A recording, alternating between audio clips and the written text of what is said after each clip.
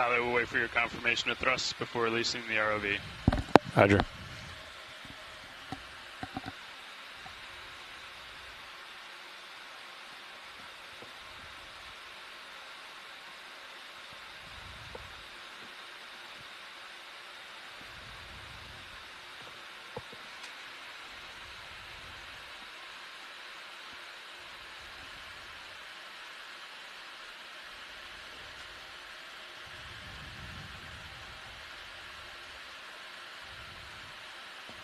Pilot's control. Pull the pin. Stand by for line, pilot. Roger. Let's come ahead. Copy. You're well clearing.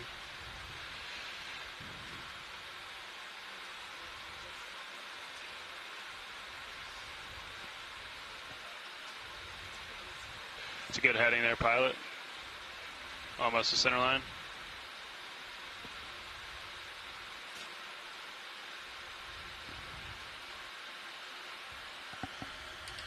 There you go. Yeah, so you got auto head in. Yeah. Great. Tether's almost tight. Looking good. I'm off stick. Okay.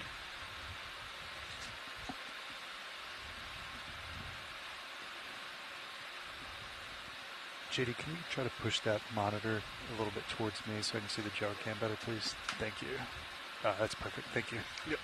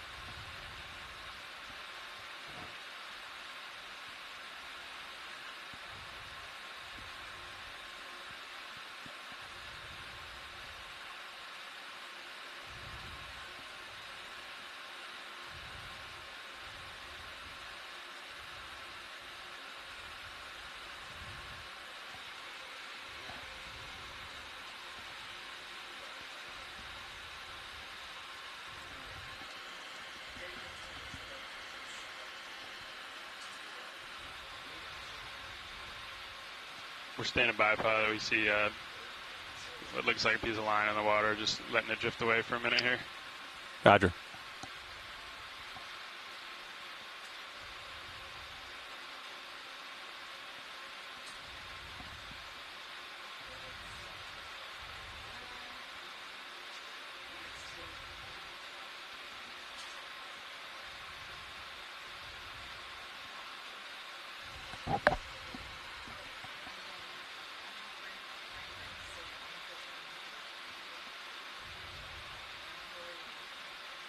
Okay, deck. Our speeds look good. Let's launch Sirius.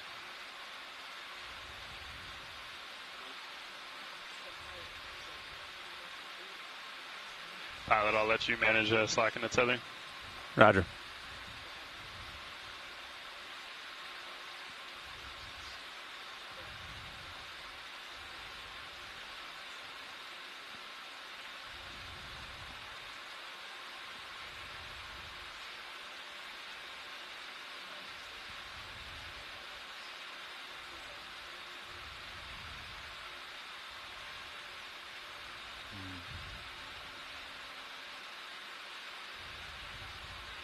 Looking good, pilot. Roger.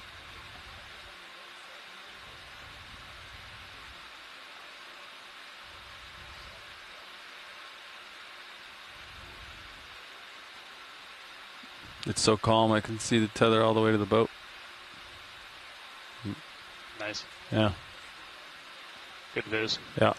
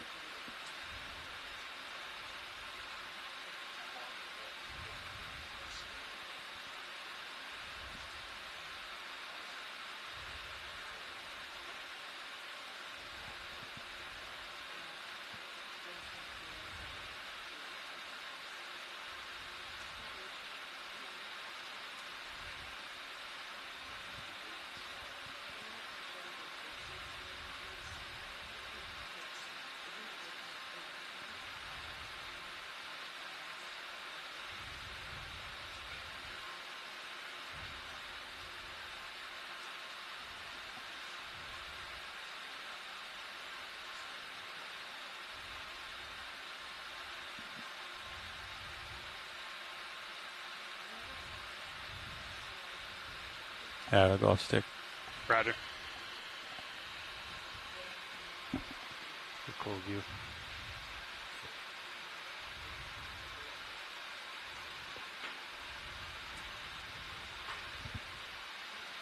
Pilot 0 the wraps, winch 0 the counter, please. Done. 0. Be good. Copy winch, copy pilot.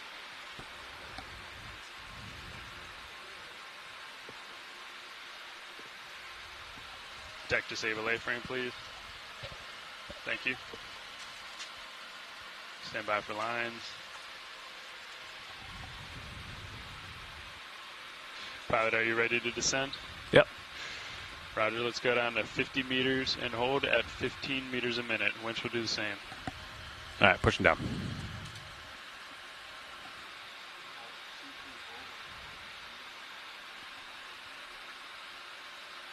Nice clean hull.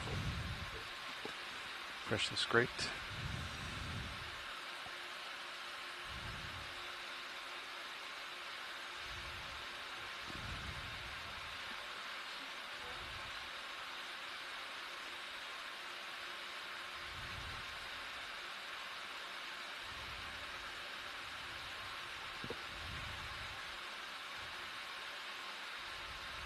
Ready for monitors?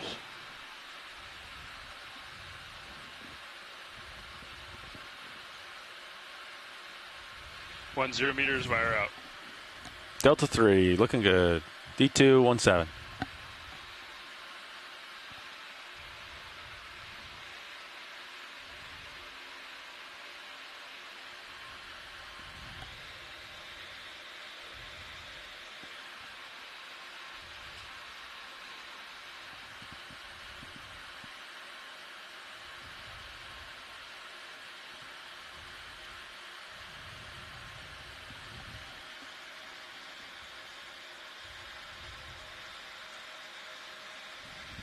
Two 0 meters, wire out. D2, 24.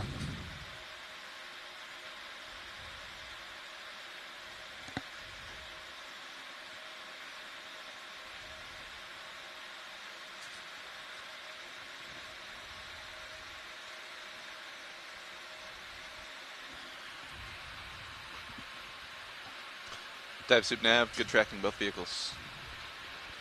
Good tracking, roger nav.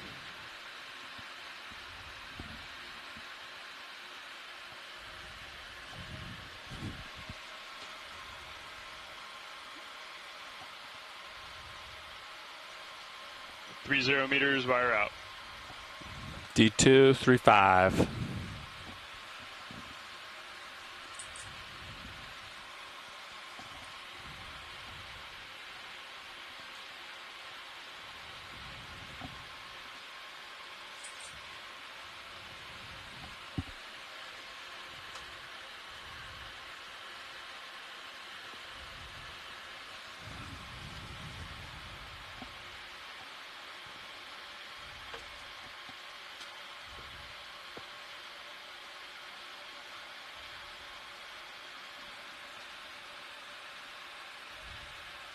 Four 0 meters, wire out. D2, 43, 43. 43.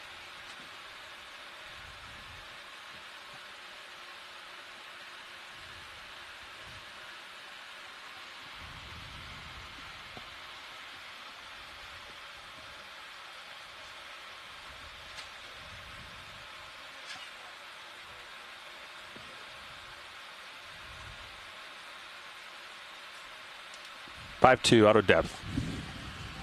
Roger, D2 holding.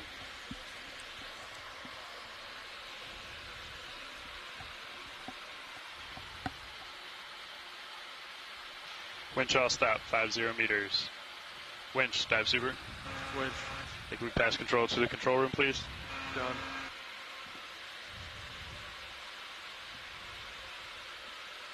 Control room confirms winch control.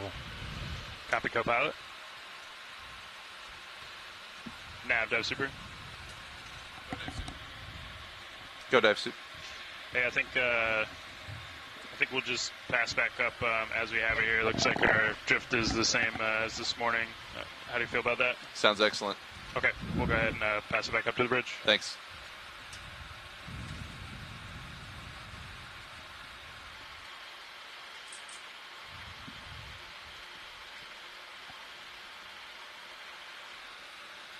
There's a phantom in this joy box. I want to confirm if it's in yours as well. If I do one click on this suction, just do one click, right? If I do another, jumps 2. Like immediately it goes to 1200. Going inhale is not as bad. Rotating to exhale. Okay. Yeah, mine's different than yours. Do you want to descend or wait until? It's up to you. I think we can descend. I'm just watching the ROV depth here on SCS. It's showing 94 meters depth. I think that'll hopefully improve as we descend. Right. But yeah, if you guys are clear, go for it. Dive Soup, are you okay with us descending? Yeah, just give us 1 second. Okay. We're passing control now. Sorry. Stand by. No, you're good. Yeah, so it's just on the exhale. It's just like phantom moves. Boom. Like one click, it automatically goes to 1200. I don't remember doing it yesterday. Nav Dev Super. Go ahead, Dive Soup. Hey, we have pass control back up to the bridge, so you guys are free to dive. I'd like to pass comms back to you so we can make our way to waypoint 1. Sounds great. Nav has comms. Roger, Nav has comms. Nice Nice launch. work, control room. You as well. Nice job, Dive Soup. All right. Should we go down? Go ahead, Winch. Yeah, Yeah. everything looks fine down here. You got your Z ready? Sounds great. All right. Thanks, Winch. Coming down easy. I'm going off comms. Thank you, sir. Sounds good.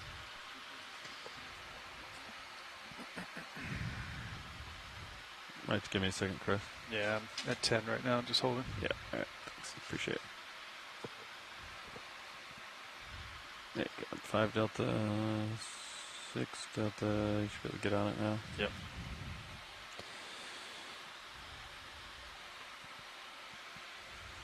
There we go.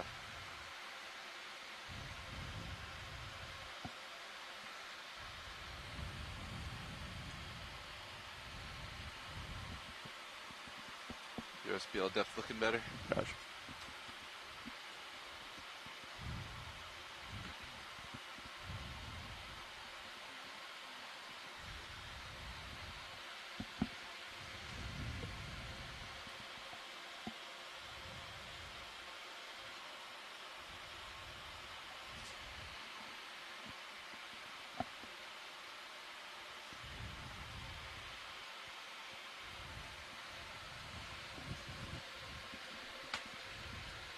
All aboard. Blue Water Express.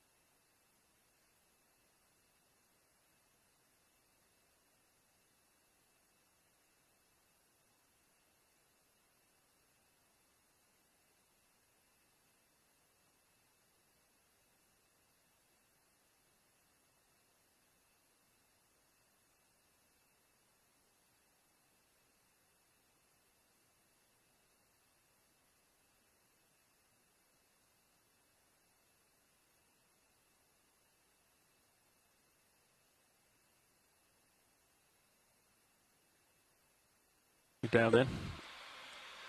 All right. I think so.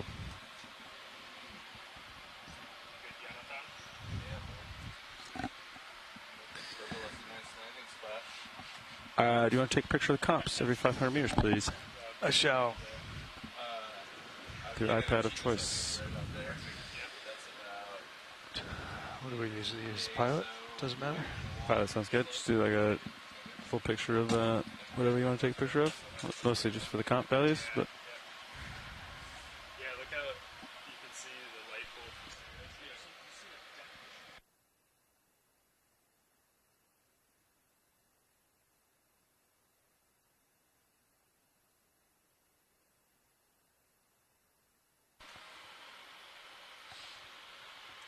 Sweet, you guys good in here? Yes, sir.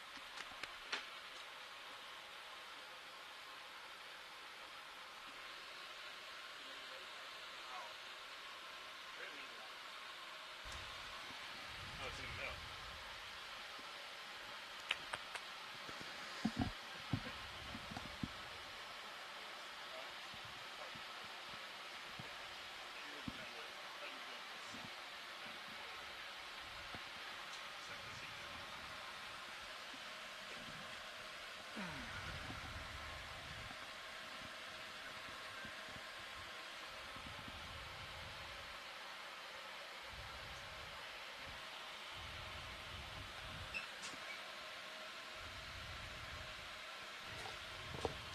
Pilots probably heard me talking with Dive Super, but this is our given waypoint 1 right here.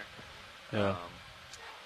The idea was to land maybe 100 meters or so away from the slope wall, but that waypoint's about 200, so we're going to cheat maybe 100 meters or so towards it for our landing spot.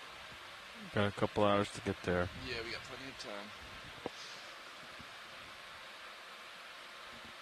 Oof.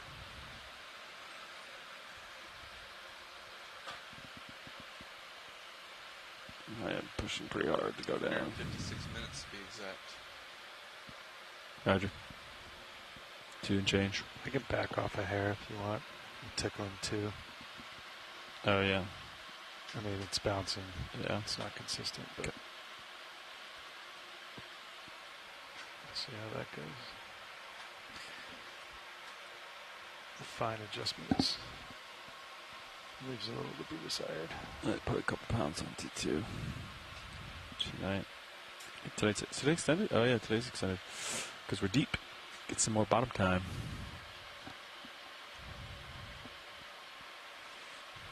All right, I backed off just a hair, Levi. Yeah. So that should help you.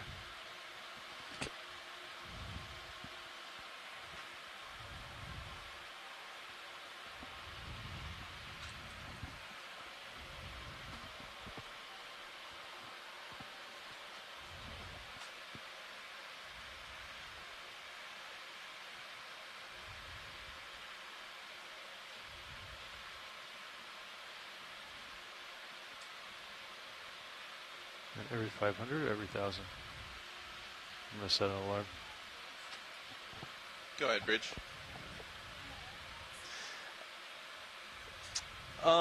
We're actually progressing really nicely towards the waypoint, so we can either go into autopause and then make a ship move, or just continue this for a little bit and let it ride.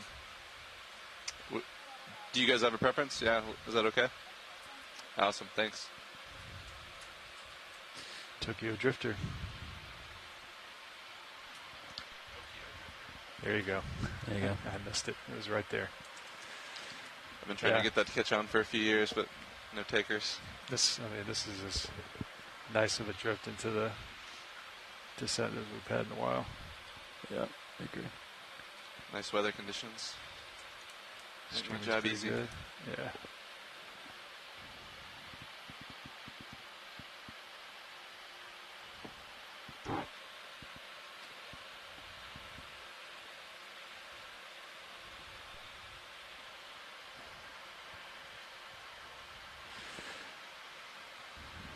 I'm going to set an alarm for every 500 so I don't forget. Copy. You got a lot of 500s. I know. That's why I want to set an alarm. I can just rinse, repeat. So So you have every 30 minutes? every 30 for 500? That's No, it's going to be like 15 minutes. 15 minutes? It's going to be more than 15. Or we could do every 1,000. That's what I mean, it's whatever you guys want. I'll just set an alarm for it. What do you want? Every 500 or every 1,000? I don't know. 1,000? 500. I'll just do 500. Set it for 16 minutes. Keeps us on our toes. We're going pretty deep today.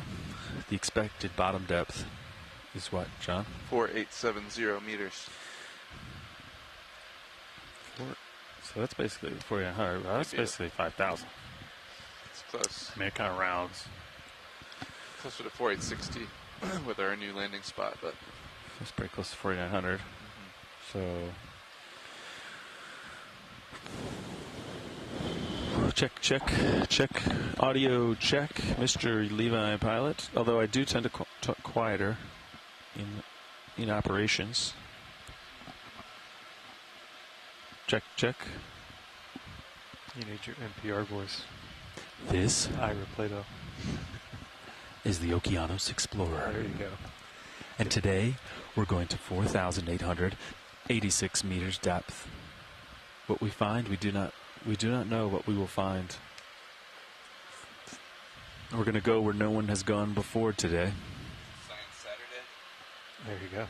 Sci Friday. Oh, it's Saturday though. So how far realistically, JD, are we going to make it on this traverse once we get bottom? Yeah. That's pretty vertical, right? Yeah, we're just going due north. Once we land, I think they want to really, the interest is really where the fracture zone kind of and the slope begins, where those two kind of come together. So I don't know, they may want to spend some time on that feature. But once we've explored it and are content, then yeah, we'll just start making our way up the wall. It's about 35% slope or so. Copy. Kind of similar to yesterday. But we are in the Murray fracture zone. Should be interesting. Is this a repeat of 8 years ago? Have we been in this area before? I don't know that, honestly. We have mapped this particular spot. We haven't. We're actually Dove using here. last year's data, but I don't know if we've actually dove in this location.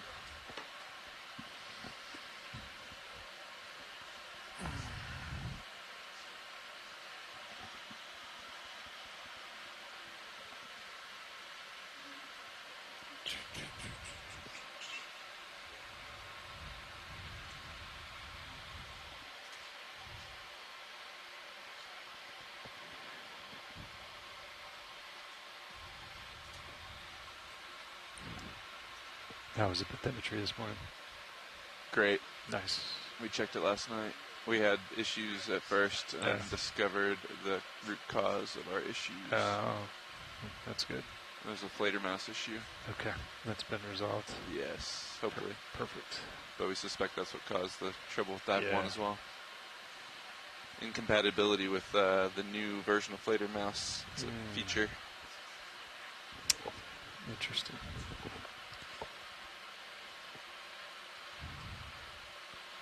Did they just update that from last cruise to this cruise? I think it's just with the new mapping crew and new data products crew. They didn't know they weren't supposed to use the new version of flater mouse. Copy. I mean, yeah, which is understandable. Why would you use the latest and greatest? But the latest didn't prove to be the greatest. No. That was always the motto. You run the shakedown, then you lock everything in, and you don't make changes unless something's broken. Yeah. Like, I think Neo was able to contact Shannon and get some guidance on that, yeah. Since Shannon ran things for us on the shakedown. she sure did. Who's in the workshop down there? Anybody? Not sure. Hello, workshop.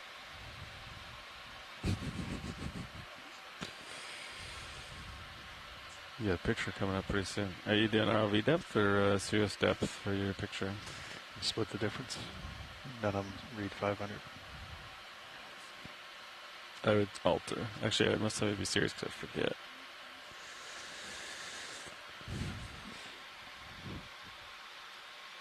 Roland, is there anyone outside? Is there a Fernando out there by any chance? We may not need a ship move. I might bring this to an easy stop right on. That's what I would do. Target. I don't think you're going to have to move it at all. Could you get me a Fernando roll? Perfect. Thank you, sir. Make Fernando take the picture. Happy?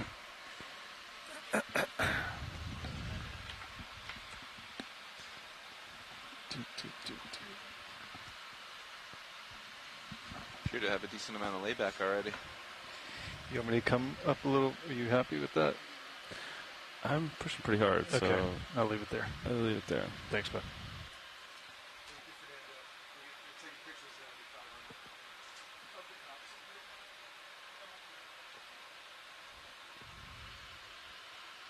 How you doing, Mr. Fernando?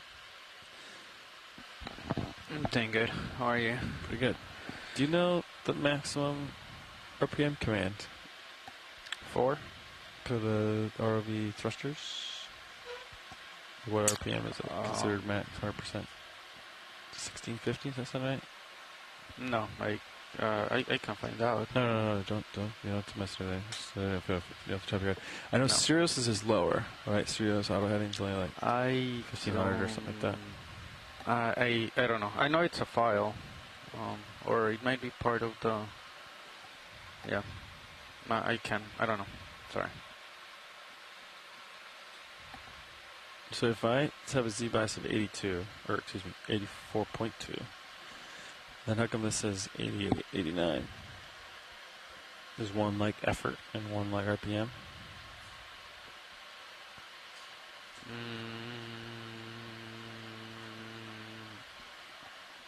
Cannot tell you. I think it's been that way for a long time. Yeah, I'm pretty sure they're just relative to different max, because these might not be like. Yeah, I'm pretty sure this is probably connected to the max RPM of the program that we're running, and this is just some feedback going into the GUI from another program. Right. Thank you, Fernando. So I was noticing earlier, Bridge, RVNF. it's only happening on this Joybox, and it's only happening on the Exhale. Yes, at this time we'd please like to request to bring the ship to an easy stop. No, it's not doing Thank you. anything. It's jumping around. That's one click. I got it.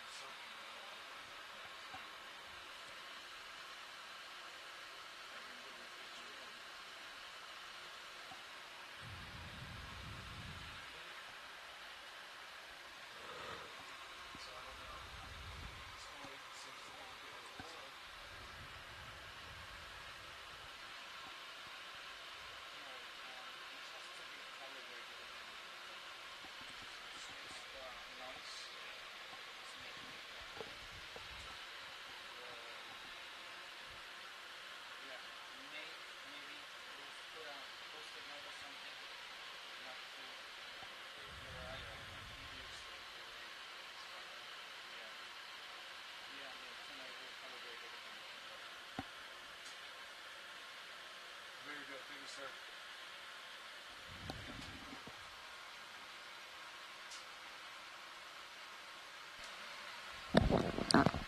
All right.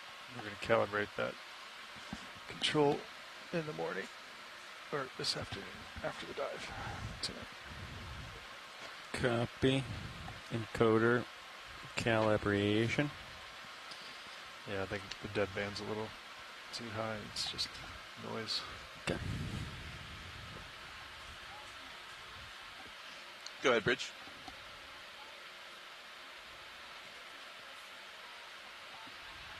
Yes, please. Thank you.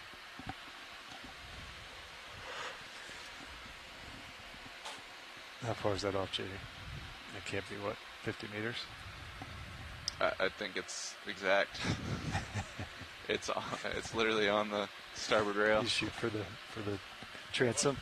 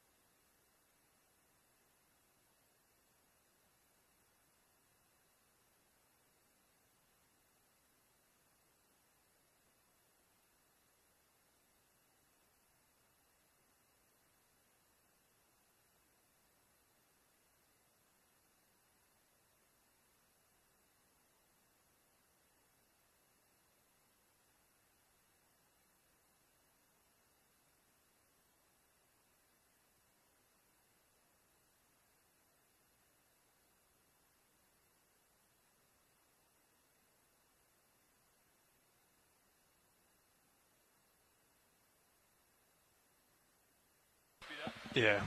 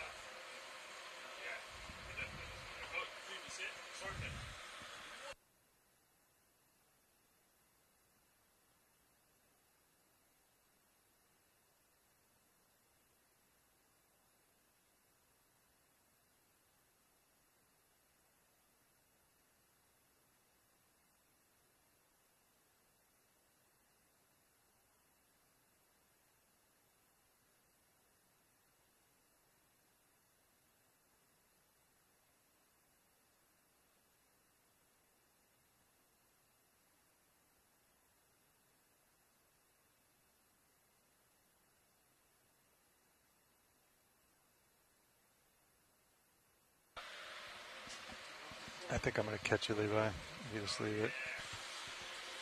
And then I'll back it up a little. All right. It's just bouncing.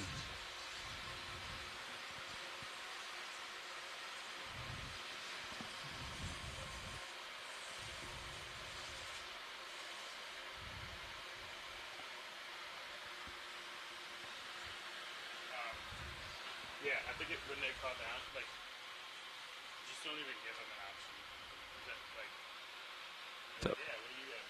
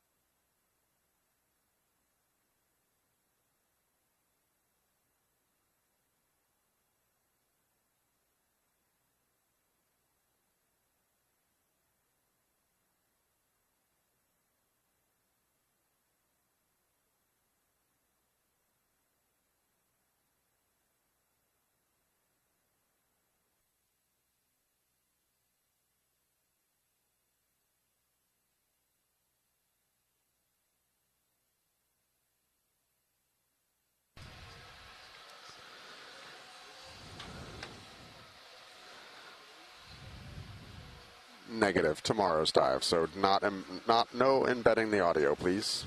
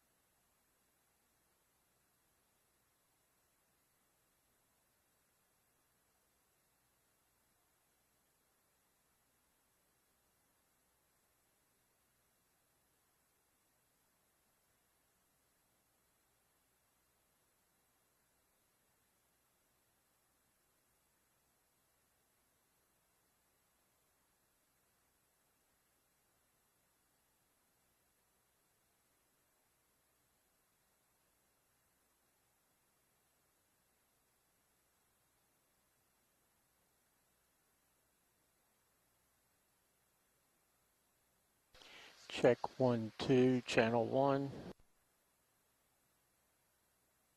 Check 1, 2, channel 2.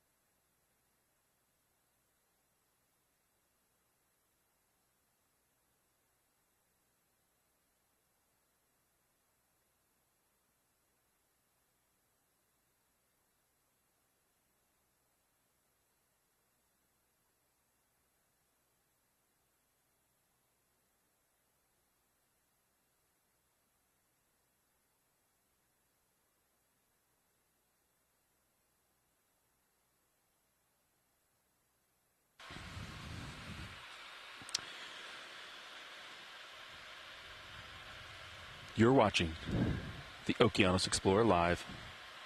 If you're hearing my voice, this is the ROV pilot's voice. Where's my voice going out on, Roland? Stream 2? All 3 streams.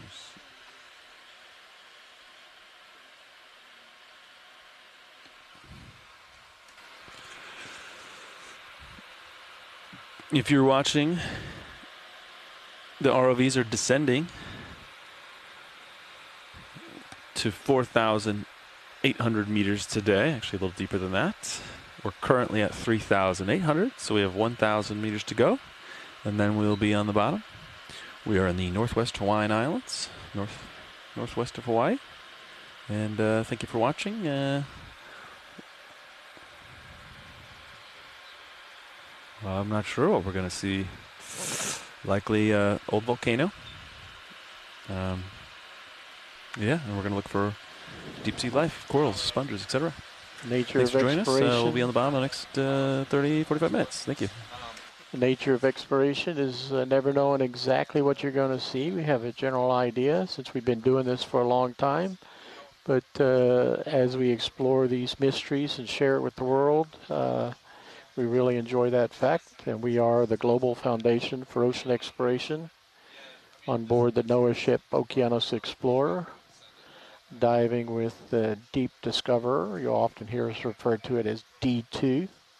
And Sirius is our second ROV that looks down on the primary ROV. So thank you guys for joining us today, and stay with us throughout the dive. This is going to be an extended dive since we are traveling so deep. It takes us a bit longer to get down there. We've now been descending for about 2 hours, 15 minutes, 2.5 hours since we've left the surface on our way down. Current depth is 3,877 meters on our way to the ocean bottom. If you're interested, you can see 3 different streams on the live feeds. Stream 1 will typically be the ROV primary camera. Stream 2 will be the Sirius primary camera looking down at the ROV itself for situational awareness.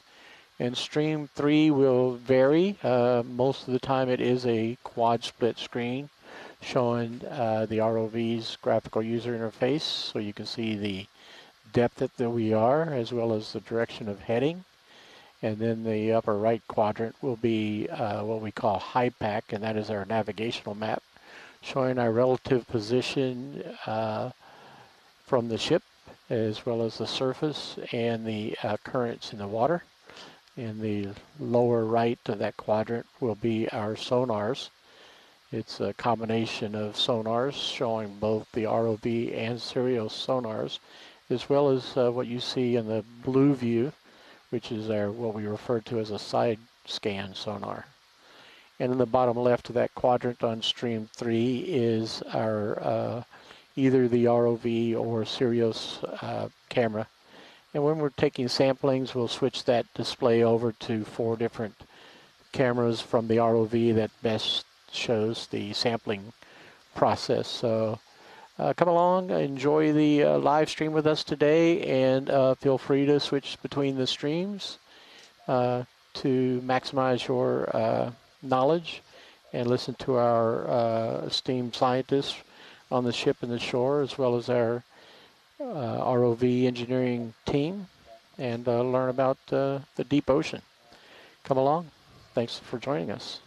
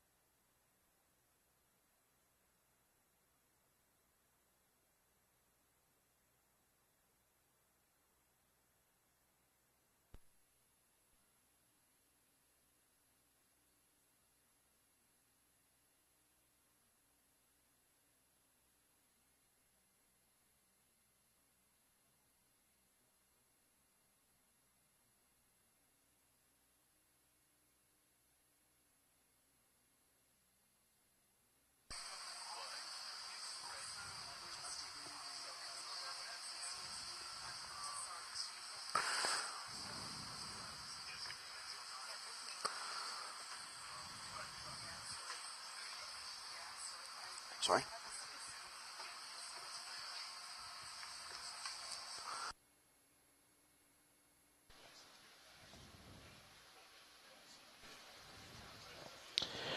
This is Okeanos video engineer Roland Bryan making a general announcement to all those on the ship and the shore. This is a general announcement to let everybody know that the audio associated with this dive will be recorded with our archived video, as well as being streamed ashore via the satellite and the internet. Keep that in mind as we proceed with the dive today, and enjoy the dive. Thank you. Thank you, Roland. Good morning, everyone from the Okeanos Explorer. We are descending towards dive 2. We're approaching 4,400 meters on the way down to about a little over 4,800 meters. So if you want to look at stream 3, we can give you a quick orientation to the dive. I guess I should introduce myself first. I'm Brian Kennedy. I'm the Chief Scientist of the Ocean Discovery League and one of the science leads on board. Aloha mai kākou. I'm Sada Kahanamoku-Meyer, an assistant researcher at the University of Hawaii at Manoa and the other science lead on board. Jason, you want to say hi? Hello, I'm Jason Meyer. I'm the mapper here. Going to show you around a little bit. So this dive site was suggested by Thomas Morrow, and this is the Murray. We're diving on the Murray fracture zone, or the kind of extreme western end of it. This fracture zone runs from almost the coast of California all the way here to the Hawaiian Islands. It's one of the larger fracture zones in the North Pacific. For the most part, this end is completely unexplored to our knowledge. So this will be some of the first imagery ever collected in this fracture zone, certainly at this depth. So if you see we're going here, you're kind of the perspective angle right now. We're looking a little bit to the northwest. And that little white line there is our targeted dive track. We're going to land here kind of in the flat and then work our way over to this steep incline with an attempt or hope of finding some exposed rocks and some evidence of the faulting. And I think, while this dive has a primarily geological focus, we will certainly also be looking at the biology and documenting the life we see down here. Thomas, is that you? Good morning, Brian. It is me. Hi. You want to give us a little more in-depth geology explanation of your background and proposal for this dive site? I'd love to. I could talk about this for hours, but I'll try and keep it brief since we're about to acquire bottom. So as you said, Brian, the Murray Fracture Zone stretches almost from California to where we're at in Hawaii. And the feature that we're looking at here is a fault scarp associated with the tectonic history of the Pacific Farallon Spreading Center, which is a mid-ocean ridge that no longer exists. It's long since disappeared. But this feature is probably somewhere on the order of 80 to 100 million years old. And where we're landing is probably right about where the fault is. But we're not going to see any exposures of it because it's got a lot of sediment sitting in that basin. Jason's got a really fantastic view of it on stream 3. You can see where all the sediment is gathering in this low region. So we're hoping that on this dive, as we approach this rock face, we might see some outcrop and we might see some of the deeper rocks that are exposed and see what kind of environment this is for the life that lives down at these depths. Cool. Random question while we're looking at all this. That cone feature depression to the north, is that an old relic volcano or potentially a mud volcano? Do you have any sense? I don't even know if like mud. Yeah, we just zoomed in on you. See in a second. Way up there. Oh yeah, that's probably volcanic. That's probably an old seamount. Yeah. Cool. There's a couple of them in this area, I think, just peppered throughout. Yeah. All right, well, thanks a lot, Thomas. So we've only got a few minutes here to the bottom. I think, given the logistics, Sada and I might step out and grab some lunch real quick before we get on bottom. But we're passing 4,500 meters now, so we're just another 10 minutes or so from acquiring the bottom. Can't wait. And I'm nice to meet you, Thomas. I'm excited to have you on the call to talk us through the geology. It's going to be really fun. Cool. All right, we'll be back with you in just a minute, Thomas. Thanks. Awesome. Thank you. Thanks.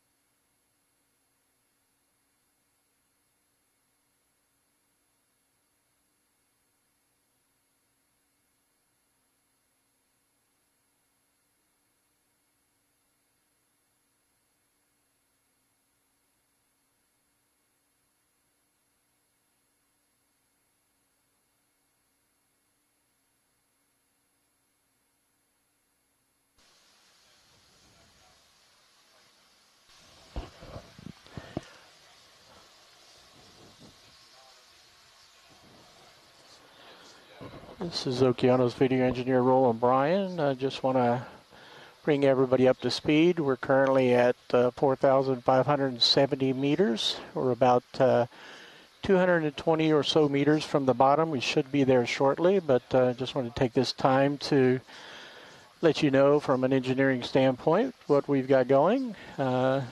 Me, as well as the rest of the ROV pilots, are from GFOE, that's the Global Foundation for Ocean Exploration, as well as the video production group, doing the editing as well as clipping out all the great imagery and capturing it on board. We are a group of engineers and production specialists with a focus in science, and we design, operate, build, and maintain all of the equipment associated with these ROV explorations. Shortly, when we get to the bottom on stream 2, you will see the primary Sirius camera looking down at the ROV, which will be on stream 1. The ROV we refer to as Deep Discoverer, lovingly referred to as D2. And that will be our primary camera, and you'll see that on stream 1, getting the medium and extreme close-ups of the various subjects as we look at the geology and the biology.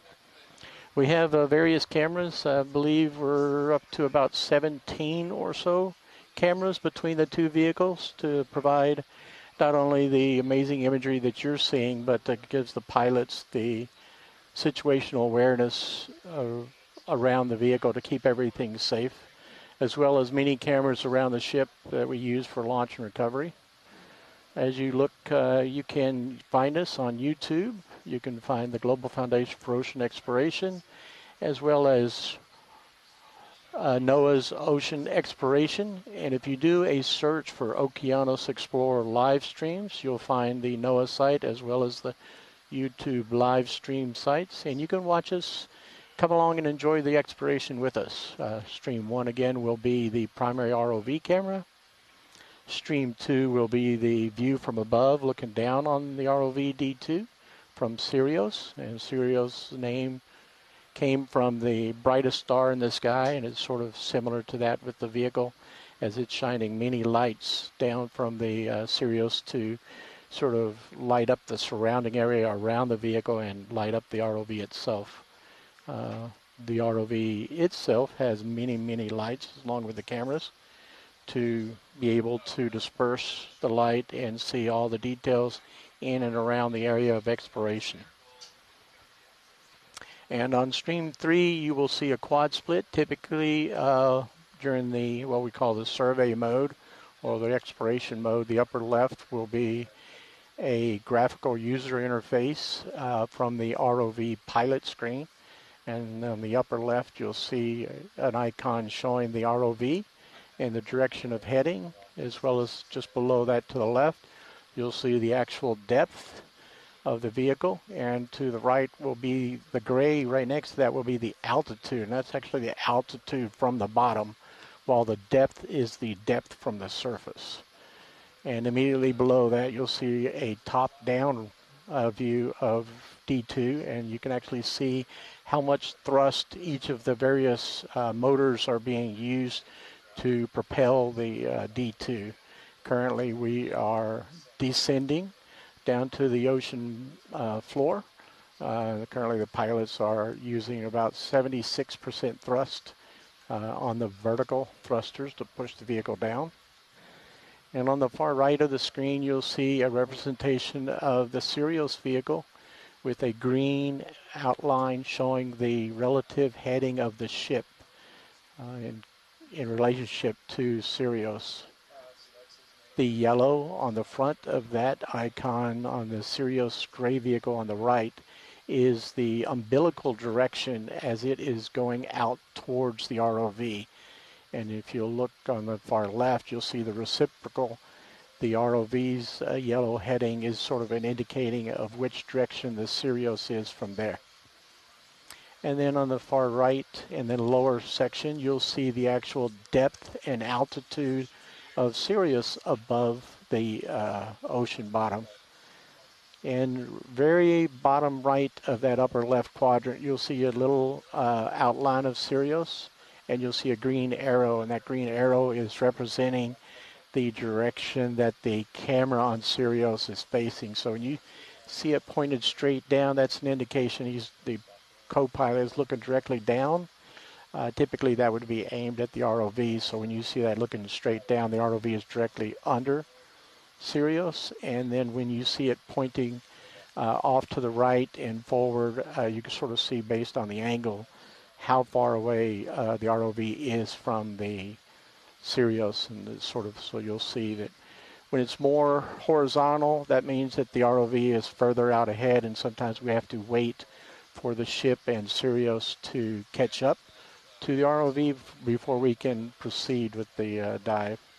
And on the upper right quadrant of that quad split, we currently have the HIPAC screen. This is one of our navigating computers to show us our relative position, depth, and location, as well as the currents through the waters. And then lower left is currently the Sirius camera, and then on the far right you'll see the sonars that we have on both ROV and Sirius. The far right, on the lower right quadrant, the top of those two is the sonar, forward-facing sonar on the ROV D2, while the circular one at the bottom right is the sonar that is on Sirius. And that allows us to look straight ahead, and while the bottom one on Sirius is looking in a 360, just to keep situational awareness of any objects in the area. So we need to know where cliff walls come down, and when we get close to the surface, you'll see that highlighted there. On the left of that lower right quadrant is what we call the blue view, and that is our side scan sonar, and that gives us a much more detailed view of what is immediately in front of the ROV. And the pilot has the ability, and the co-pilot have the ability to tilt that sonar up and down, and that allows us to get sort of a sweeping look at what's ahead so that we can sort of see more detail. And that one is actually so detailed that if we have fish or other creatures in the scene, as well as corals and obviously cliff walls, we can see that. And if you see sort of diagonally, you can very smallly see the numbers. I'm just going to make that screen full screen. So I'm going to now make stream 3 the full sonar view. So diagonally on that blue view, you can see on each side is sort of a reference in meters of how far out each of those lines are for reference. The pilots have the ability to zoom in, so as we get closer to objects, they will zoom that blue view in, and you can see closer to what things are. So we're reaching bottom now, and we can see periodically that we have the altitude locks on both the ROV and Sirius in the quad view. So I'm going to shut up now and turn it over to our scientists and our pilots. I hope you guys enjoy our dive today, and we'd love to have some feedback. Thank you.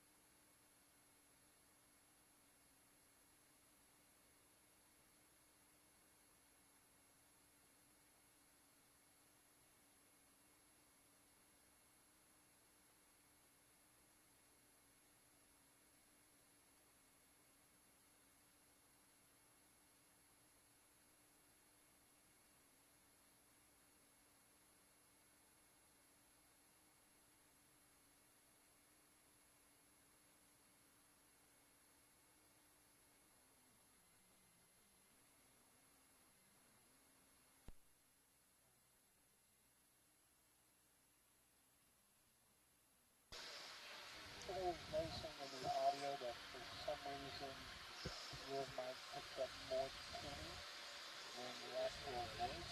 Can I have you just go a little closer to the corner of your mouth? Try to listen to a little bit up so close today. I swapped the key in the audio isolated channels that we did. We're going to see if that makes a difference. But they come to you and maybe swap your mic out if that doesn't seem very clear. Sure, sounds good. Thank you.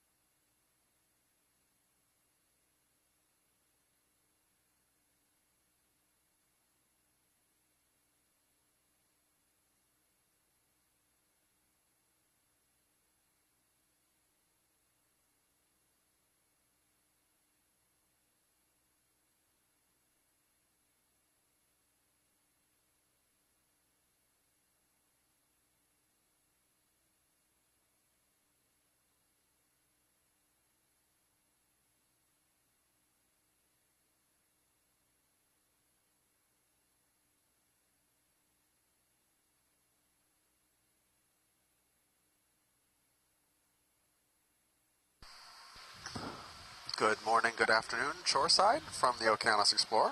This is Brian Kennedy, sitting in the watch lead chair. Aloha mai kākou. This is Sadaka Hanamoku-Meyer. I'm watch lead 2. So we are just getting to the bottom here at 4840 meters. The ROVs are just getting in position. And it'll be in about 10 or 15 minutes. We're ready to get started with our exploration. Today we're diving in the Murray Fracture Zone, which is one of the largest fracture zones in the Northern Hemisphere, stretching from just shy of the coast of California all the way out here to Papanamakuakea. This is an area and depth that is almost completely unexplored.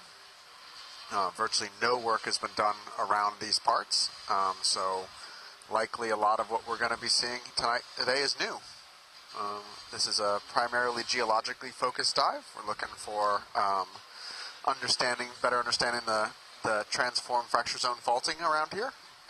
This is an old fault that's probably been inactive for a long, long time. And then along the way, we'll be checking out the biology and seeing what lives down here too. Should be fun. And from reading through some of the papers on Murray Fracture Zone, it seems like this might be the first time that we're visualizing it in this part of the world. Is that right? I believe so. Heck yeah. So we're looking for rocks and evidence of potentially weakness along the fault zone. And there's the seafloor coming into view. Seafloor. This is so cool. So on the pre-dive brief, Thomas Morrow was saying that this part of the seafloor is potentially a basin that's collecting sediment. Is that right? So maybe we'll expect to see a little bit more white, silty things than we would when we keep on moving further up the face of, I guess, the scarp. And we're how deep? We're almost 4,900 meters. Okay. 4850. Beautiful.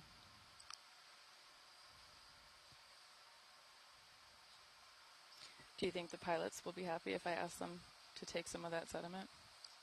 I'm sure. Anytime they get to play with their minnow-bait arm, they're generally happy. Heck yeah. I'm very curious about what's in there. We found some cool stuff in the sediments from yesterday's dive. So folks following along this expedition are going to have to bear with me because I really, really want to know what all the mud looks like from around here. And a lot of the mud hasn't ever been characterized, so it's really important for science to know what's living in these sediments and what can survive this deep with such little oxygen and light. Oxygen here is actually really high. Oh, really? What are we at? We're at 4.8. Oh, geez. Almost 4.9. All right. That's amazing. That's going to be super high oxic communities then. Should be fun.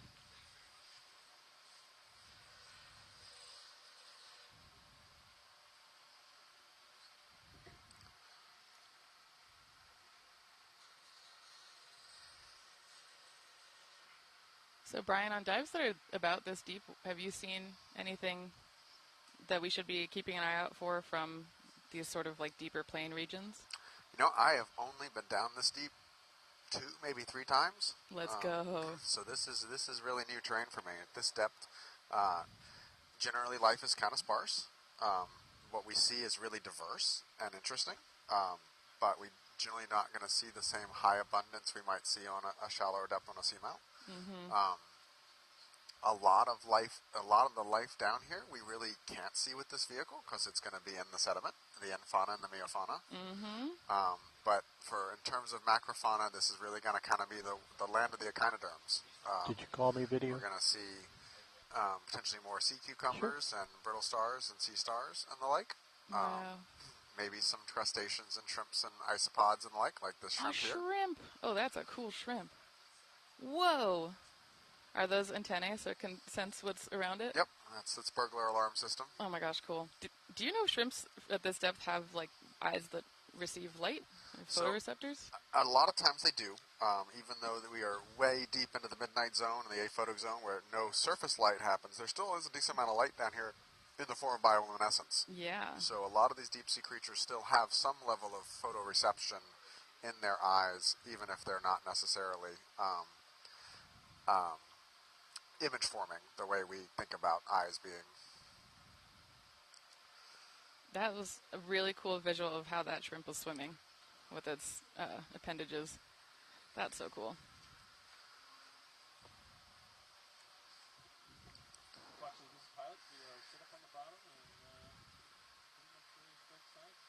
All right, we're going to do some sampling first. So let's do water sample, and then we're going to probably pick up a rock and maybe slurp some sediment as well. Yay! Copy. And if folks were watching the live stream yesterday, we were trialing the slurp gun to see if we could use it to collect sediment, and the ROV crew did an amazing job getting some really awesome sediment from the top of that seamount. Video. Now we're getting confirm some they want to do reports of our audio not coming on the conference call line. Yeah. No worries. I don't think it's any rush. Just want to make sure you've got comms on it. Thank you. Hey, Thomas, can you hear us now? Yes, I can hear you now. Great. Yay! Hi, Thomas. Hello. Yep. All right. So. All right. Very exciting. Everybody, we are ready for. Okay. So do we still need to Ready calibrate for the cameras? Niskin here? I think they did that on the way down. Good. Art. All right, we got thumbs up from Art. Okay, so awesome. we are going to fire Niskin So here sample one will shortly. be water. So we'll reset here. Fire 3, 2, 1. Good fire. Bang. Okay. All right, hydraulic secure. Pilots, if we have stability, it looks like we may. I'd like to max zoom in on Sirius on the ROV to sort of try to do a little bit better white balance on the Sirius than we had yesterday. Yeah. I wanted to zoom Sirius in sort of tight when it's stable to try to do a better white balance on it than I did yesterday. Okay. Yeah, Thomas, do you want to weigh in on rock sampling here? All right, Levi, I got you a few more meters. honestly, rock sampling at this point isn't going to be super conclusive for understanding more about the fracture So zone, they want because this. a lot of these rocks are not in place if they're out here kind of on this talus Okay. slope. Sounds good. Or on much of the slope where it's flat. But any of the things that we've got right here are probably not going to be representative of the outcrop. Yep. So, Chris, did you hear that request for tight on okay with serious? passing on this? I did, but bro. for sediment purposes, So let me know when it's okay to do Okay, that. Yep. thank you. So, pilot, if we can slurp some sediment You and just have get to some of the center up. manganese nodules as at the same time. We don't need a big rock here. We'll just take the little stuff and the sediment. Awesome. I've momentarily lost serious zoom control, so I'm reset. All right, stand by, Roland. We're just going to be sampling here.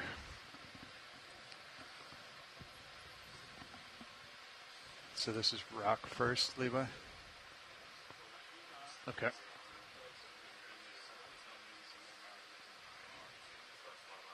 So you want it suction only? Okay. Let me get the drawer out for you.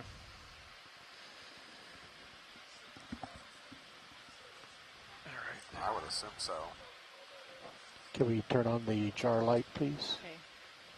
Once we're done with water, I'll check with the pilots about what filter size we'll use for the sediment. Retracting pens here.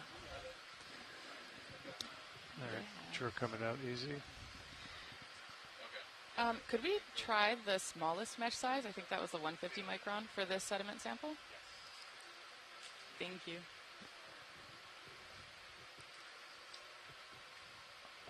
Amazing. Okay.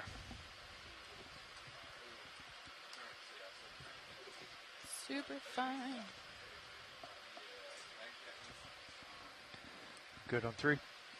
Okay, so we're trialing a new method today of using the suction sampler with a superfine filter on the inside of the canisters. And if you switch to video stream 3, is that right? I think that's the multi-view. Awesome. So we'll see how it goes. Yesterday, the pilots did an amazing job at getting sediment from a variety of size classes, even in a sediment jar that had a really coarse mesh on it. So I'm thinking maybe we'll get away with the gentle technique they've been using. Okay. Coming back easy. So we'll see.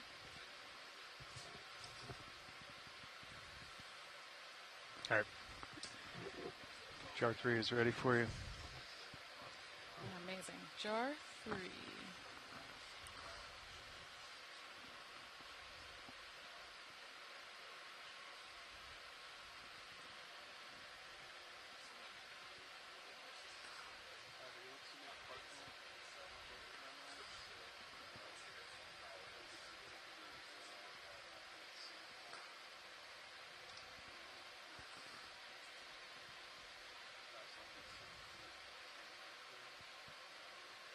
Yep. Okay. You tell me when. Oh my gosh, this is so cool.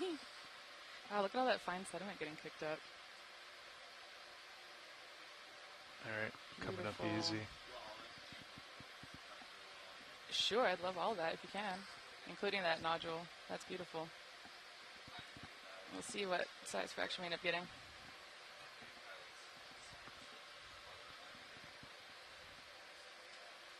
Beautiful.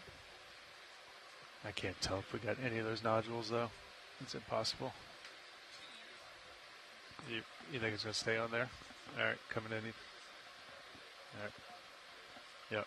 All right. That's max suction. Yep. Nodules are in. You got confirmed?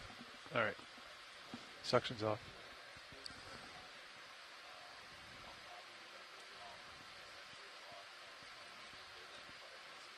Yeah.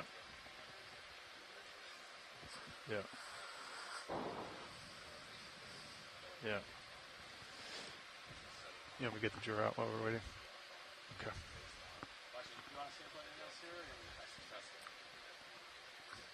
I think I'm good in terms of sediment if we can get a good visual on the bottle.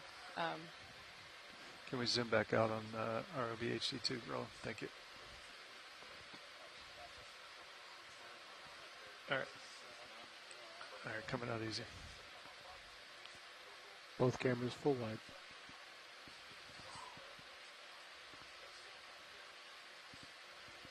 Okay. Thanks, pilots. That was beautiful.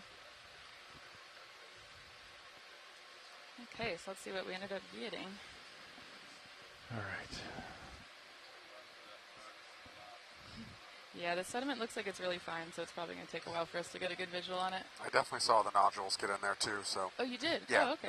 They were flying around in there. Well, in that case, then maybe we don't need to wait as long for it to settle if they made it in. It may take a long time to settle. So I think we'll be in the sediment patch for at least 50 or 100 meters. So. Yep, sounds good. Okay, in that case, I think we're good to go, pilots. Thank you so much. To the wall, gentlemen.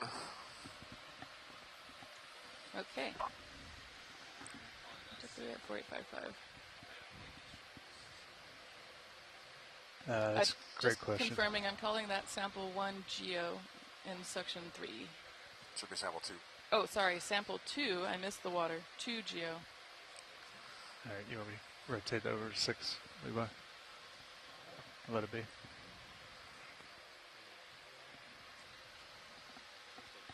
Okay. All right, I'm just going to remember that it's on.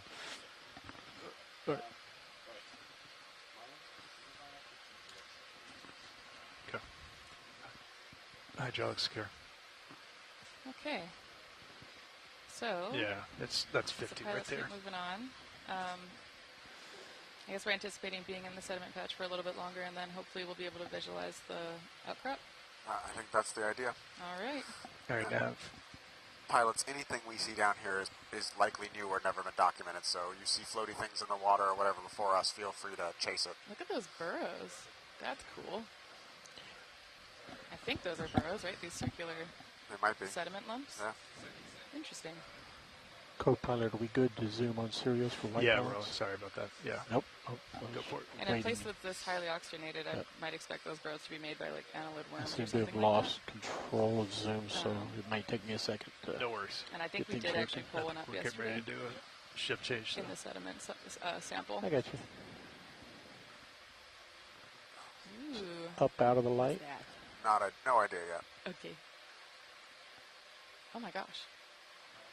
Holothurian. What is that? Is a flying holothurian. A flying holothurian? You're joking. So a holothurian is a sea slug? Sea cucumber. Sea cucumber, sorry. Yep. I'm a geologist. How is it flying? That's wild. So, some of these are neutrally buoyant, some of these are negatively buoyant. Okay. There is some anecdotal evidence that they may be able to actually change their density. They certainly can by dumping ballast. Oh my gosh. But I have to admit, this is one I'm used to seeing on the seafloor, or either actively swimming. Just floating in the water is something I'm not used to seeing. One this kind of thick-bodied, being passive, so it's possible it got scared by us earlier and jumped off the seafloor as a threat response. I think it's up in the water and is column just right waiting now. for it to kind of settle back down. That's beautiful. We got another little mysid shrimpy thing type thing cutting through there. Oh my gosh. So what are we looking at? Is So this like based on where you guys on think it is, you can add light. I think it's in flags now. I don't know my holothurian that does help. anatomy well enough to tell you want exactly more. what the formal name is for it, but that's the spot that, that's the there we go. Now we're going to see it swim. Oh my gosh. Little tilt up. That's so cool. You want more light roll? You're good. That's good now. I'm seeing a little bit of a backscatter. Okay. He's now swimming out of the light. I feel like I'm in a movie. I'm going to pull out a little So bit. Chris Ma has Getting identified closer this to the as camera. Paleopodides. Okay, a swimming sea cucumber, or a floating sea cucumber. And Chris Moss says the curved darker side good? is the top, Kill the the pause. lighter Let side him is the be. oral I'm surface. bringing the blacks down to sort of trying to compensate. Okay. It's bringing out better colors. Yeah. Yeah. Yeah.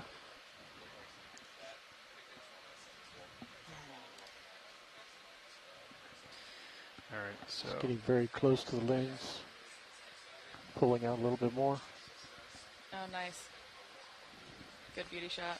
Yeah, it's cool seeing all the marine snow just raining down. Go ahead. Okay. All right, before I get too distracted by the flying holothurian, I'm going to log our samples so We'll push we don't back lose track in of with where we zoom. are.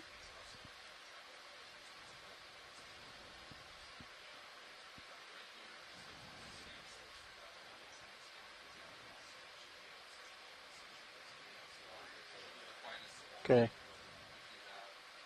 All right, Okay. I'm ready.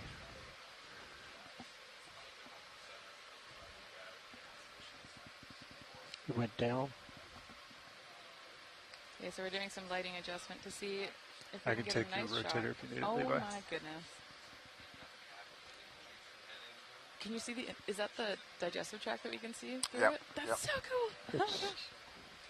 Yep. The intensity of the light needs to be brought This down. looks like something out of an opera. Yep. Oh my gosh.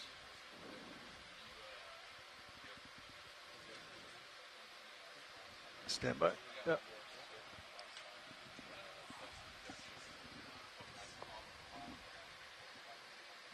Drifting out of the light pool. So while we're focusing on this Holothurian, do you think you can tell us a little bit about the types of imagery that Bring we your take shoulder on over a little bit, Levi. this ROV? Unless you just want to chase him. What do you mean by types of imagery? I don't know, just this is the fanciest camera I've Oh. ever worked with and the nicest light setup I've ever worked with. Yeah, so, you know, many of these things, even if they are known to science going back a long time, they are largely known from dredges, box Let's cores, push into the mouth, and if you can- trawls. And so Losing color. ROVs are really the first technology that allows us to get life history traits and behaviors and stuff like that. So a mixture of documenting some new species for the first time, but also often getting, you know, if not the first time things have been seen in their natural habitat, but a lot of times the first time they've ever been imaged in high definition, certainly. Give us any kind of a Thinking pirouette. about the hydroid we saw yesterday, I looked up a couple papers where similar members of probably the same genus, if not the same species, have been found, and the pictures are pretty rough of what they are Can we and bring they're that light documented. closer? So, Yeah, and that's partially just Copy. because they got Coming a little up. bit mangled coming up to the surface. that and you know, It's getting and what super close to your lens. You know, one of the earlier papers, the first documented case I can find of All one right. being seen Delta's alive good, in its Levi. natural habitat was the 1980s. Whoa. And so it was a very Stick with them grainy as long kind as of, you want. I'm not even sure if it was in color, image of the organism from one I of the got you. Jamstack You got plenty of submersibles. tether. And so these kind You of can do high full definition, 3 high 180 quality images if you want. really are a window into Tether the looks life down good. here that we don't have any other way. Want to zoom That's out a little bit amazing. to fill the screen? Yeah, it's, I mean, I don't know. Just in It focus. feels very special to be able to see what's happening so far down on All right, the I seafloor might just be tugging you on your and hair now. be taking some of the best pictures that we've ever been able to so far of these things.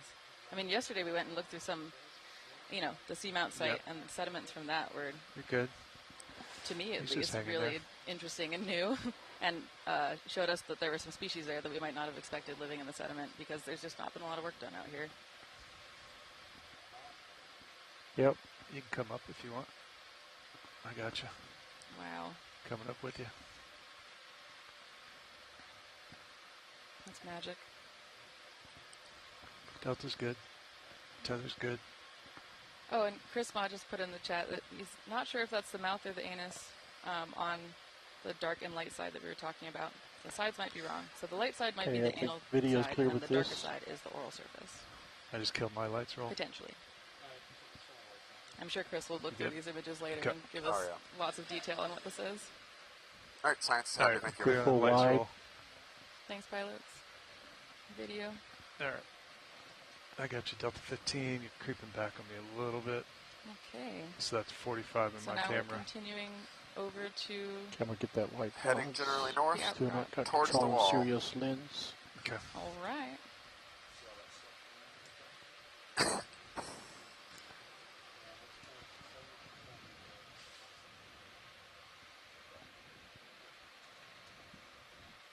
Yeah. Coming down with you. Yep.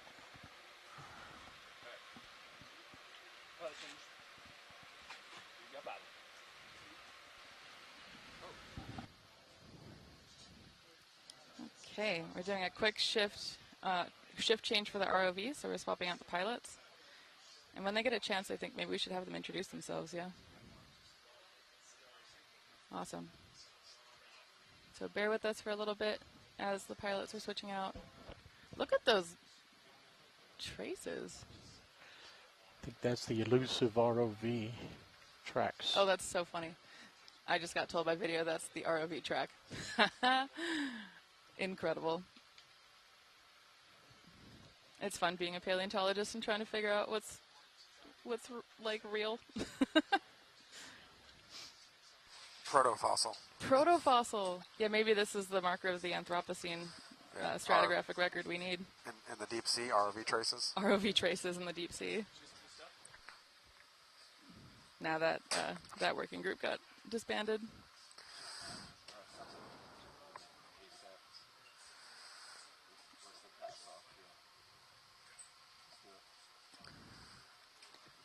So Thomas, if you're still here while we're waiting, I was wondering if you could tell us a little bit about what you're hoping to see on the outcrop, like what kinds of features we're looking for. Because I know we talked about earlier potentially seeing if we can find some mantle rocks.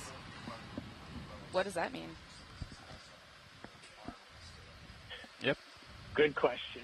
I think the likelihood of seeing mantle rocks is really, really minuscule.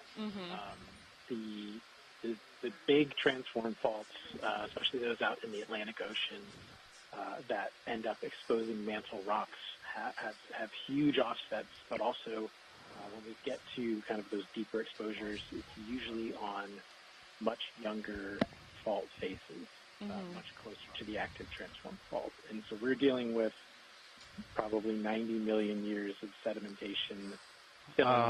Are we moving, Navigator? And covering up the things that are at the bottom.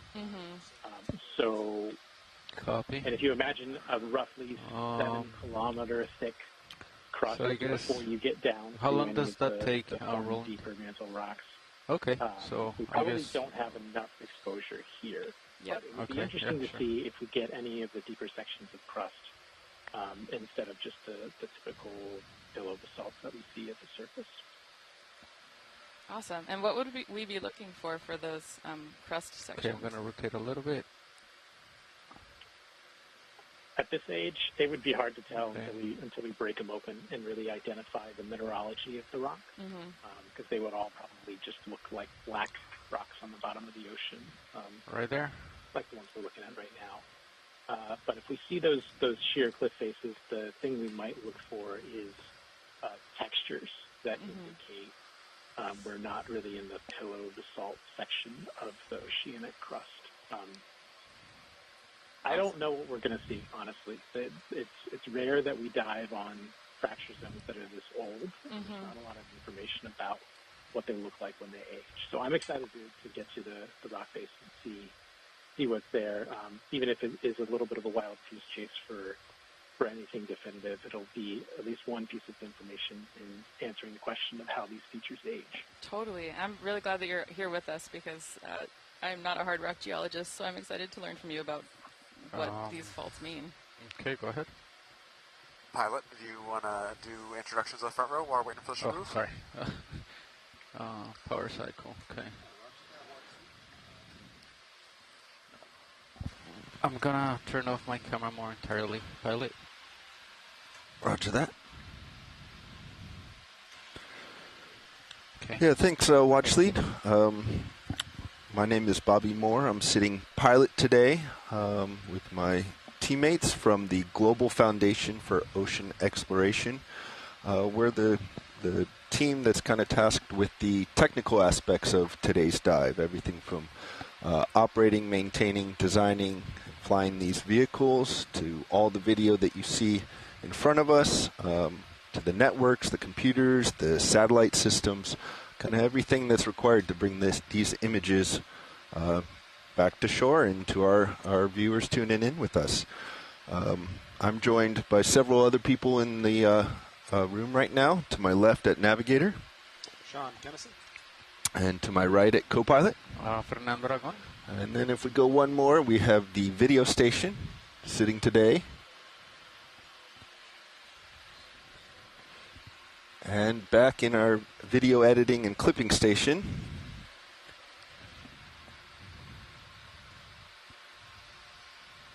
we have Olivia that's trying to find the correct microphone.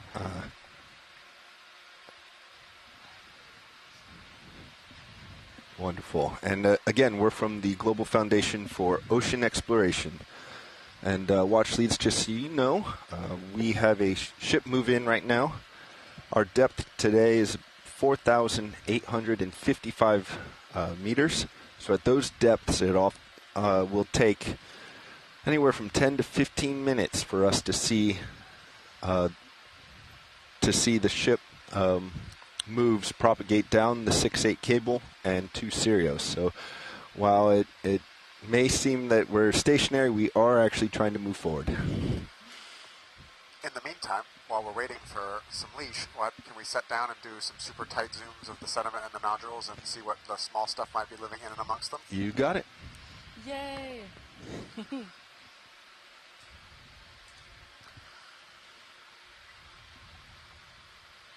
Copy.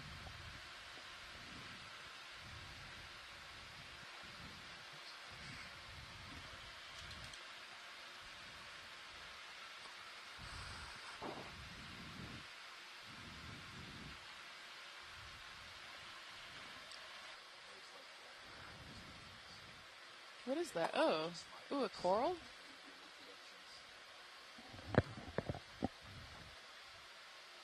Yeah, the little white coral in the near field will be a high priority.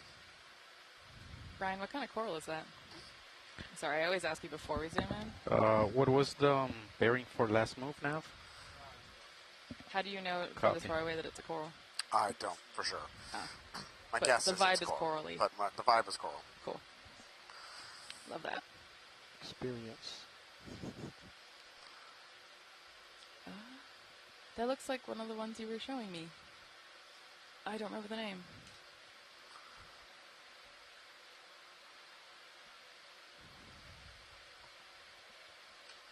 Wow.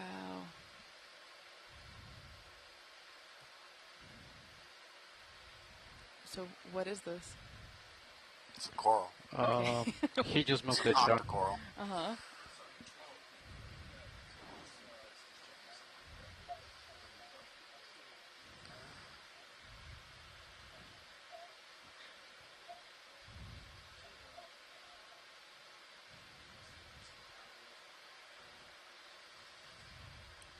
Wow, this is beautiful.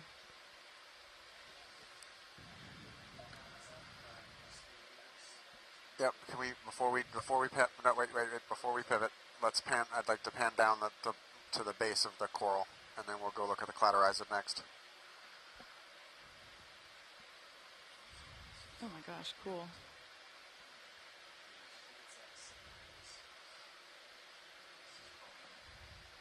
So do you have thoughts on what coral that is now? I'm feeling bamboo. Okay. But Asako says looks bamboo Yeah. also in the chat with the node. That's, I mean, not that I've seen a lot of corals, but this looks different from the bamboo corals we were seeing yesterday. yeah, it's a little different. It's a little smaller. Yeah. But yeah, that brownish discoloration is likely a node. These have big, fleshy, thick polyps. So this would be pretty consistent with what I'd expect to be a bamboo. I heard them talking about it this morning, but I hadn't noticed. All right, now can we look at the sponge on the stalk just to the left? It's in. Yep, that thin stalk right there.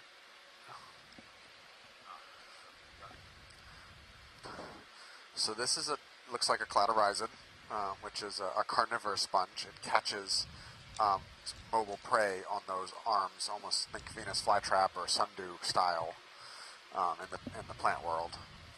I've only seen these in museums. This is so cool. How big is that? Only a couple centimeters. Ah! That's so cool.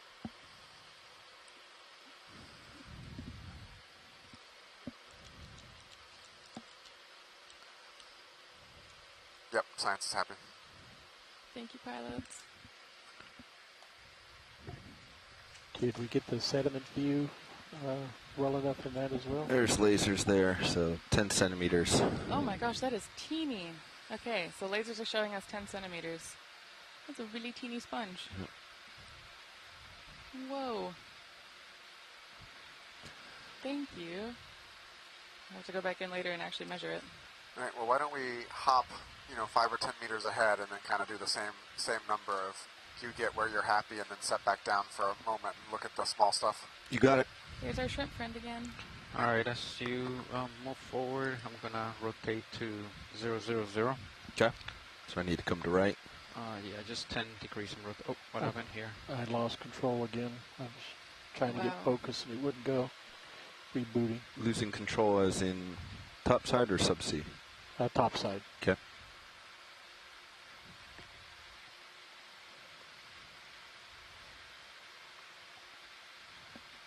Okay, I'm going to come down here.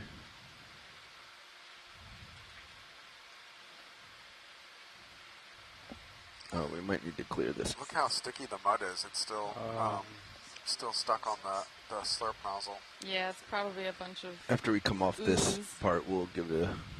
Yeah, but it's just interesting scientifically that like the stuff we were seeing at the top of the calcareous ooze we were collecting yesterday was, you know, fell off pretty easily. And down here it's a much more muddy, sticky texture. Yeah, and part of me wonders if it's because we might be below the carbonate compensation depth. I think in the Pacific it's like 4,000, 4,500 meters. So Regain serious we might expect to have a lot less carbonate here and maybe more Okay, I'm definitely moving. silica, things that are more resistant to Let's go ahead. dissolution. Video. Yep. 50%. That makes sense. I mean, 50 degrees. I mean, when we hard come to off tell here, until we look at it. Copilot, let's suction or blow on canister 6, see if we can clear this out a little bit. Really fine grain. Yeah. Not at the moment, though. It's really even hard to see, even with the excellent zoom and lighting on this vehicle. But all that kind of mucousy-looking stuff I can come down. on the rocks. I just got some of this dust coming out of animals, my bacteria suction. We're going to clear that out. Yep. In a little bit, but. Have we characterized the bacteria that grows on these nodules? A couple people have, yeah. The Marlowe lab at Boston University has done some work on that. Several other people, Andrew Sweetman in Scotland is doing some similar work. If it's clear now, I think we should just keep moving. Wow, this is awesome. Depending on your comfort level. So even though we're not seeing a lot of individual organisms, or they're hard to see, there's signs of life all over here. Oh yeah, the deep sea is teeming with life. It's just tiny and we need microscopes to look at it. So a little hard for video from an ROV, but later on in the lab, we'll be able to see it. It's kind of one of those interesting paradoxes of kind of a big out. questions about ecology is... I think we'll be fine with the 30. You know, we generally think about food-limited environments. Yeah, I think we're clear here. Yeah, we can keep going, Bobby. Thank you. Thanks, pilots. All right, Fernando, let's clear out this hose so it doesn't keep getting my view. But some of these areas are exceedingly biodiverse in the microscopic kind of environment, a lot of sediment in there. rivaling coral reefs and tropical rainforests in some places. It's just that the visible biomass is limited. Yeah, and and a lot of it's subsurface and very, very small. Copy. All right, that should be clear. That's going to be better. All right. Coming back onto... And this is also where a lot of the carbon that comes down from the upper ocean gets deposited. Absolutely. You know, it is likely that the deep sea is one of the, if not the largest carbon sink in the world.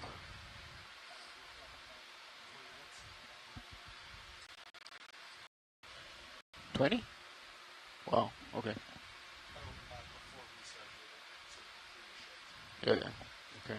Okay. Oh, we keep seeing these maybe burrow things? Okay. Lebenspuren, is that the name for it? I think that's the name for it. All right.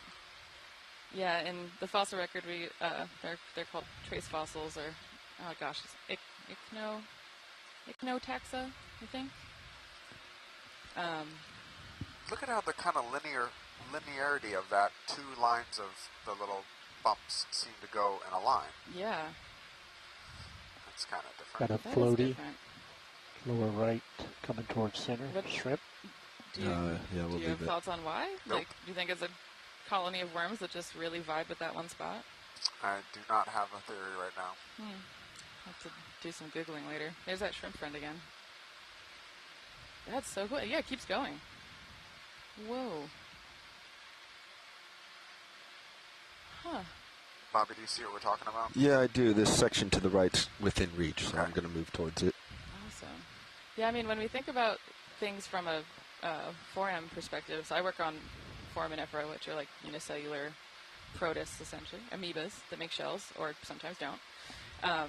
they often have preferred microhabitats within the sediment. So the sediment's not always uniformly like the same level of oxygen or the same amount of food that's available. There's heterogeneity in what types of sediment are there and what types of environments that these things can live in. And so part of me is wondering if whatever's making these traces is tracking kind of a circle, curlicue or something maybe there. It's, I don't know. The interesting thing is that Wow, that circle is wild. how there's just no connecting. Like if this was a connected thing, I wouldn't be. Is there something so sticking out of this one? Right. Let's snap while we float. Oh, there's something sticking out. Can't tell. Maybe. The Haven't pilots have detected the best what eyes you're of anyone describing. in this control room. Just that black thing that's towards the middle of this one. Let's see. I thought it was a little stalk, but I think I'm wrong. Yeah, looks like a hole, or just a shadow. Huh. Something's there. I don't know. That It looks is like a it could shadow. maybe be a piece of something organic, but I'm not sure.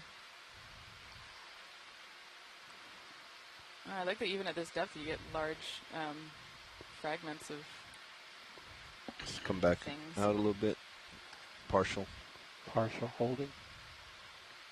I'm tilted way Pilots, down. if you have a chance to look at that funny circle at the edge of this like Let's come trace, on. that would be great. But when we zoomed back out, there's like a big... Yeah, to the right? Yeah, to the right, exactly. A big circle-looking thing.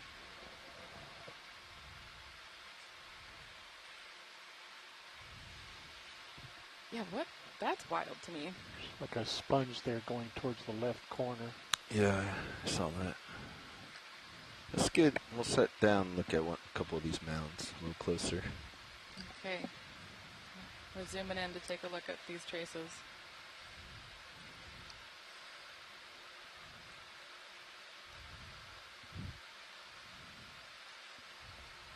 So a lot of times in the fossil record when we look at sites that we might think are analogous to this, some of the few things that preserve are the traces of the animals that used to live there and not their bodies themselves. That's because a lot of the times the animals that make things like this are soft-bodied and they don't fossilize super well. So doing trace fossil work or ichno-fossil work in paleo world is a big thing.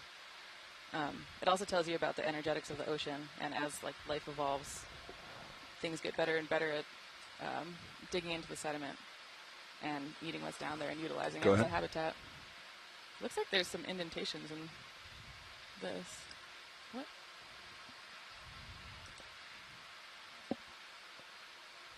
Whoa.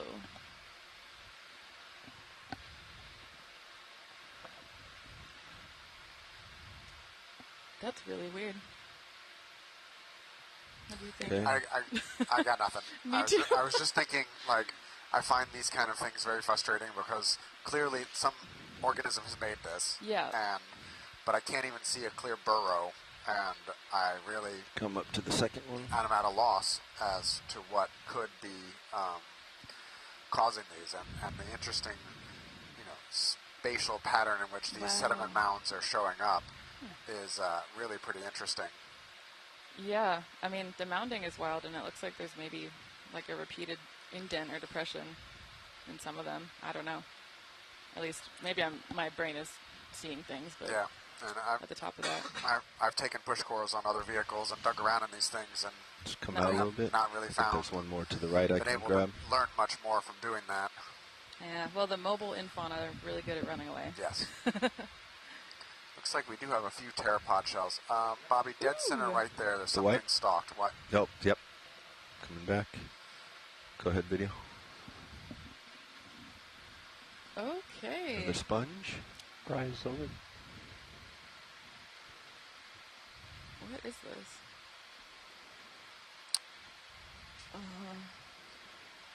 It looks like it's got something filtering Is that full? off of it. That is maybe max. on the right side of If it. you Is get that closer to it. filtering Yeah, let's come out.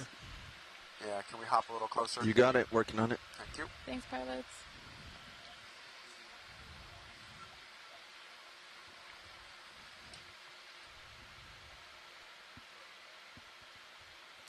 You still have time, pilot. My rotator is at 60 degrees. Okay, let's start going. Rolling.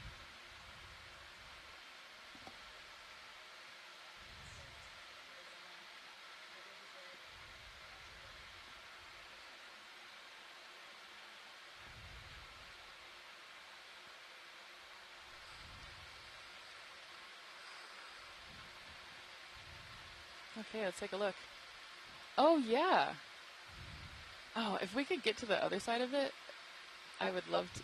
I doubt we'll be able to. So, I think, how much time you got left, Pilot? We can take a sample if that's what you're thinking. Yeah, it is. Okay. Yeah. 50%. Okay. Yeah, I mean, I'm Is the excited ship to look at it in stopped? lab, but I do think someone called it in the room. I think it might be a Verizon.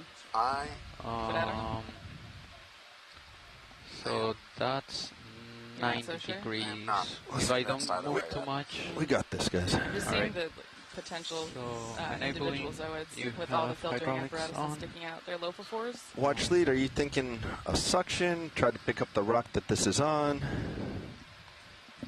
I am not sure, because I'm not 100% sure I even know what phylum this belongs to Okay. at this moment. Let's come out a little bit, video. So, Let's get lasers on it. What might be more gentle? I'm leaning towards suction, but just barely. I'm open We'll to... get lasers on it before we sample, Bobby. Bobby, you're the one who's got to do it, Yep. so I'll defer to your best judgment. Video's clear. Oh, is she teeny? Okay. Yeah, Chris Moss says Bryzone and Asako says Bryzone. Yeah. I believe it. I think we're going to have I think to it's one of suction. the arboreal kinds. And video engineer Roland Bryan also votes by Bryzoan. All right. Yep. Fernando, Yeah, ready? so there's some that Copy. Going up. have these really interesting morphologies where instead of encrusting onto things, which is what we typically, or at least what I typically think of when we think about Bryzoans, That's some good. of them look like trees. Copy. Yeah, it's very cool. So they're colonial animals, kind of like corals. And if we're right that this is a bryozoan, they have these things called zooids that Ready? live in the exoskeleton. And currently, yes, each we're zooid is specialized 6. to do a specific thing. So it looks like this one has a lot of filters. Copy. Okay. But sometimes bryozoans have really cool zooids that are specialized just Let's for go doing in a little bit, reproduction. video. Let's find it again. So we'll see what we can find. You can snap. Yep. You want some on HD2 also? What jar are we lined up on? What jar are we going to? Or headed to 2? Okay. Jar 2. All right. Okay, we're trying to suction the bryozoan. Do you want zoom on HD2 also? No thanks. All right. Yep. Let's go ahead. Inhale. All right, let's see how this goes. That's 500. There she goes. 600. Come out, video. That's 800. Yeah. All right. Going in the tube, straightening out. Let me know when you It see may have something. fragmented a little on collection, but I think if we can see it in there, Stop. be happy. Okay.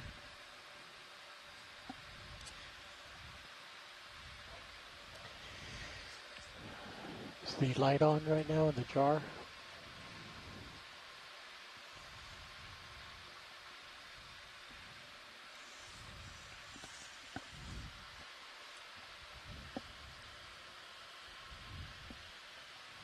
You got your point, Sean. Okay.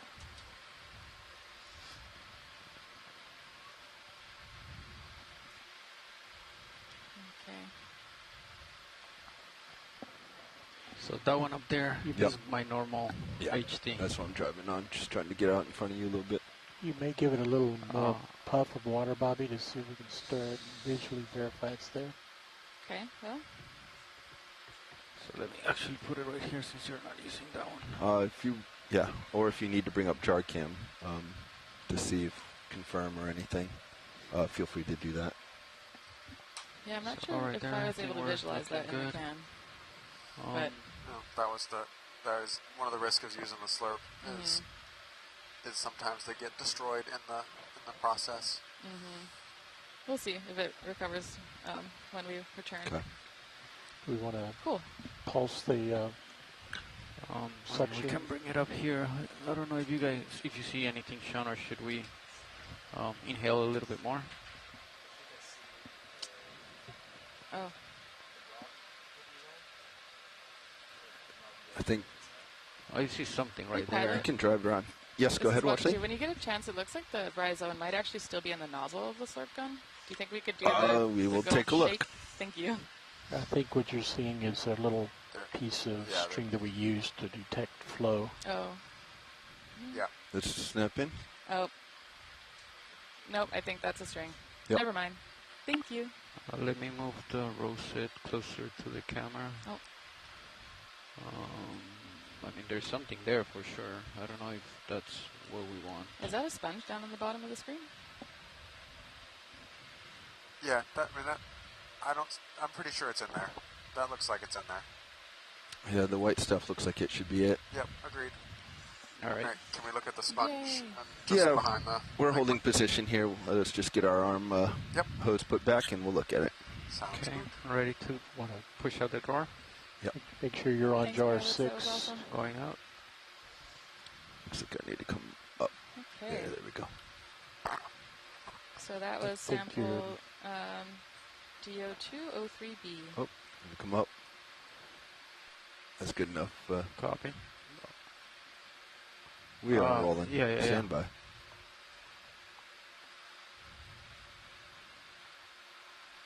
All right. Pulling in. Okay.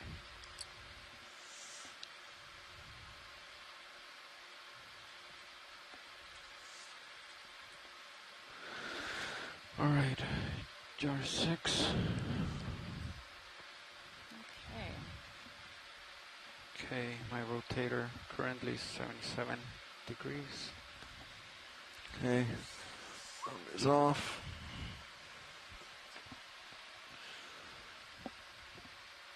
Yeah. Okay, let's go check out the sponge real quick. Okay, gonna rotate down to keep you in view. Okay. Looking at a sponge.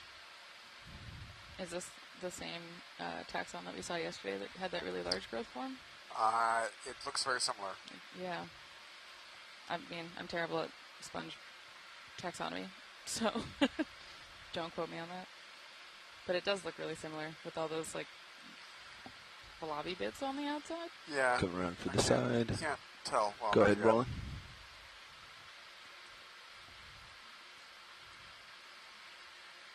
Oh my gosh, it's so cute. Yeah, so this is actually different because Okay. it doesn't have the center. It doesn't have the center Right. thing with these. This is a different growth form, but this is a type of hexactinellid. Awesome.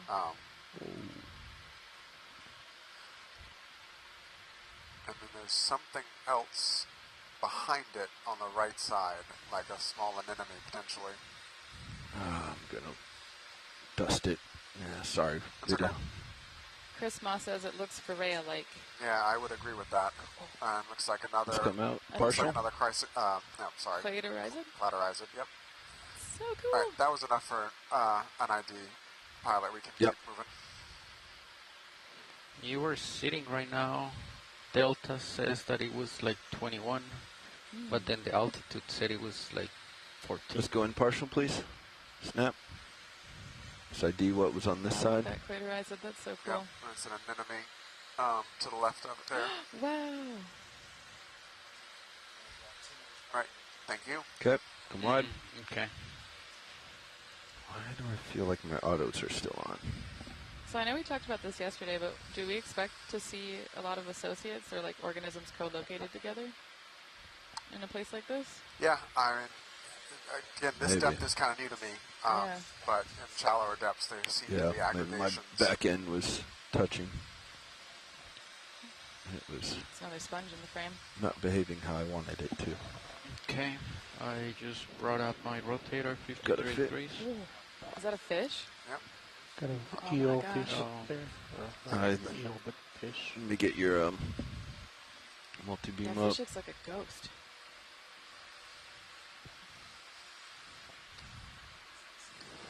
Okay. Okay, yeah. Going for fish. Go for This fish. guy Go for fish. fairly Yeah. What is this guy? mild Sorry, mannered when this we get up fish. close. What a nice fish. Is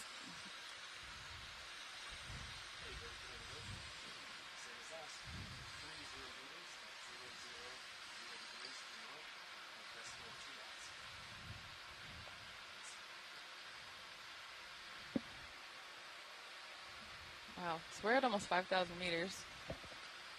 This fish is just chilling in a really hostile environment.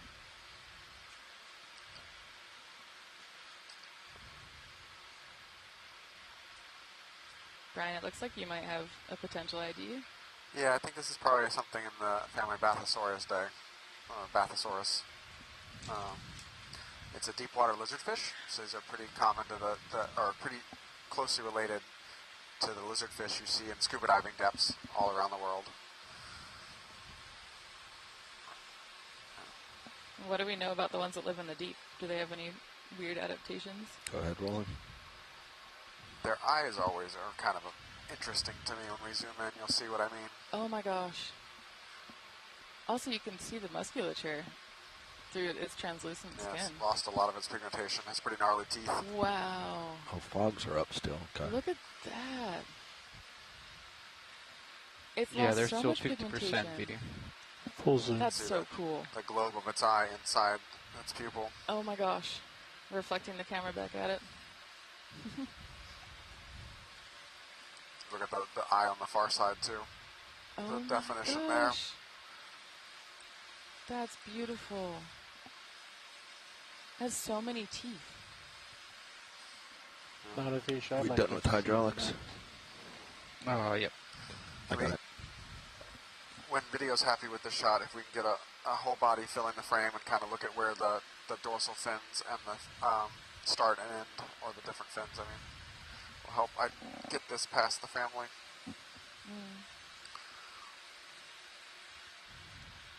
So it looks like from the ID that you got that they're a predator and they eat basically anything, including Nice, other Roland. lizardfish. Yep. Holding here. They're a Full pretty body. voracious Yep. generalist. Zoom into both of those fins on the dorsal. Generalist. Put the lasers right on the body. I'm impressed it let us get this close to it. A lot of times when you approach Okay, these lasers and coming land, down. the little pressure wave causes them to shoot away. These are ambush predators, lunge feeders. They're going to wait for something to get right in front of them and then just jump on it. Wow. They're Okay. not very fast when they swim. Let's go to the front dorsal. What is the rate at which something Lasers slips by clear. that it wants to eat? I That feel like it can't be very those kind of high. questions about trophic dynamics and energy rates and energy feeding rates and stuff is really, we just don't have the data. Yeah. Go up to the straight up to the. The temperature right dorsal now fin. here is Let's one see and a if we half can come degrees around. Celsius. It's fairly high oxygen at 4.9 milligrams per top. liter, Stream button. and a generic almost 35 PSU. That's the fin we wanted there. But yeah, how long something can sit in this cold of an environment without eating, I don't know off the top of my head, but I'm guessing it's probably fairly long. Yeah, that's right. Its metabolism is probably super slow. It looks like it's being pushed a little bit. Yeah, probably going to see a swim here in a second. Oh my goodness. Nice shot. We can now see all the dorsal rays. Oh, that's great. beautiful. Right, science is happy. Thank you. All right. Oh my gosh. This, Let me make sure the thrower is all the That's way so in. cool. I'm pretty sure, but yeah. does kind of feel like it's sticking out more than usual. All right, video. Moving on. Okay. Unless you want one more shot video. That's good. Okay. So we're continuing our way to What we were where seeing we this think morning. the outcrop is. Floaty Oh, and I white don't thing think we just under mentioned our lasers. closest point Floaty of white land thing. over here. So we're currently Stalk, diving but on I the Murray think the Fracture stalk Zone in is Papahānaumokuākea. We're at half a The meter bright long. white circle. 4,850 meters or so. And our closest point of land is actually Snap. Gardner Pinnacles or Onunui and Onuiki at 165 nautical miles away. Huh? Oh, there's another Larger. crater islet. Yeah. They're so funny looking. It's like an umbrella. Whoa, look at that stalk. So the stalk so it can get up off of the seafloor and catch stuff that floats by and eat it? That would be my assumption. That's so cool. Moving along. Yep. That's so cool.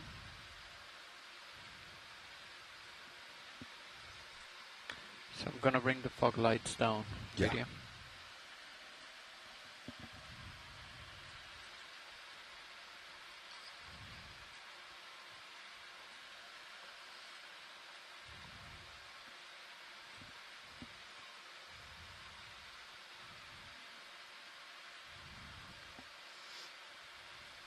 Okay. We're still seeing some of those traces in the right corner. That's interesting. And earlier, Chrisma shared in the chat that there was an expedition out in the Atlantic in 2022 that saw some weird traces as well. They look like they're a different shape, different morphology, but I think it just goes to show we really don't know a lot about what lives in the sediment and what is making these burrows. Yeah, that's fine. I guess did they make the annotation on the book when they hit bottom? All right. Yeah. I'm the recovery now, so it's fine. Thank you.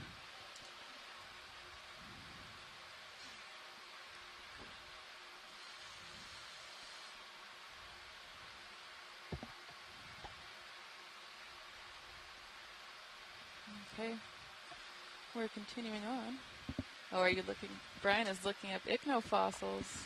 Well, there's another kind of famous one called a paleodictyon that's been known back in, I think, the Permian or something, way back pre-Cambrian. The big rock top left rolling? That, or is that something else? See in the deep sea. I see a small rock. Yeah, no. Is it true we don't know what makes the flare? Trace, right? But this, I think I remember learning this light-colored thing. More recent hypotheses where they're beginning to narrow it down, but yeah. Let's snap from here. Sponge laying It on is its side. Yeah, okay. Oh. Is that just a giant Not a cemented... sponge. I'm not quite sure Or about maybe it. it's a sponge? No, I don't think so. There's a coral on it. Yeah, it looks like it might just be cemented sediment. We can go get a closer look. I wanted to see what this bright white was. Snap here. You're off to the left of my camera. What's that? It's a sponge. What kind of sponge? Don't know. Does it have a stalk? No. Okay. It looks like something out of Mario Party. Like a mushroom. Or the heads of those pipes that eat you. Yeah, it's some type of glass sponge. I don't have to sit down and... Do we need a closer look? No, I think that'll be enough. I just don't know it off the top of my head. Roger.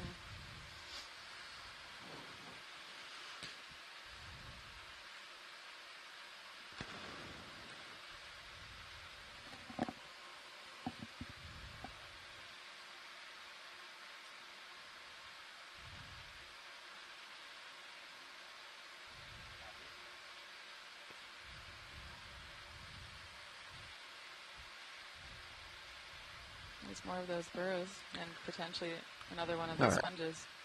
I have a little time here. Let's see if we can get a good image of this sponge since I dusted the last one.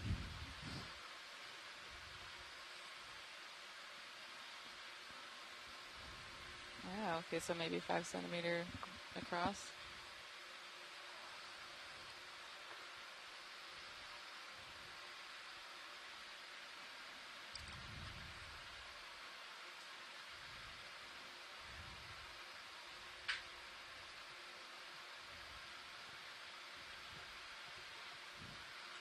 Okay, we're zooming in on the sponge.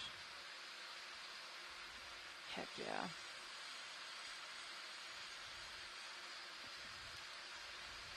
Brian's next to me trying to find a sponge ID.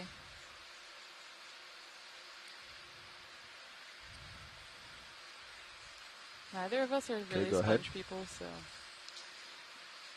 hopefully we can get it down to something more than just sponge. That's beautiful.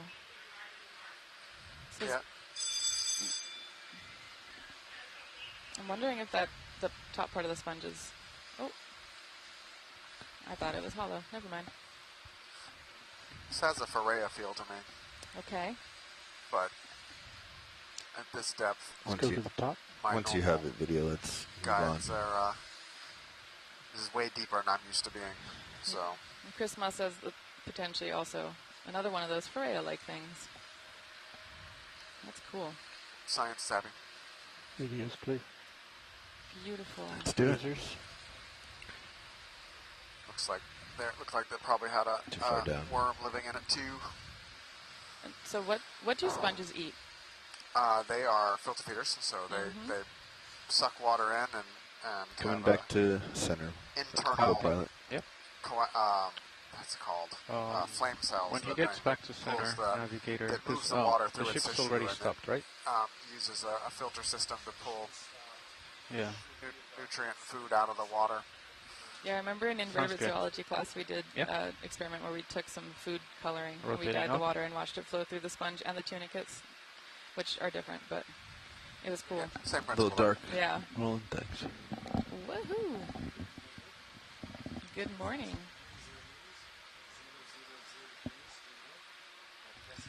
It looks like the talus pile might be getting a little bit Because thicker. they're over here. using HD2 Maybe? I don't up in know. the. I don't know if this is, I would call this What was talus, that? or if I would You call guys this still a- using nodules? HD2 for the blue view It's out kind in of the a distance? mixture. We are. You got the different sizes, which makes it a interesting kind of, Yeah. an interesting. I'm not sure. This is Yeah, I'm wondering.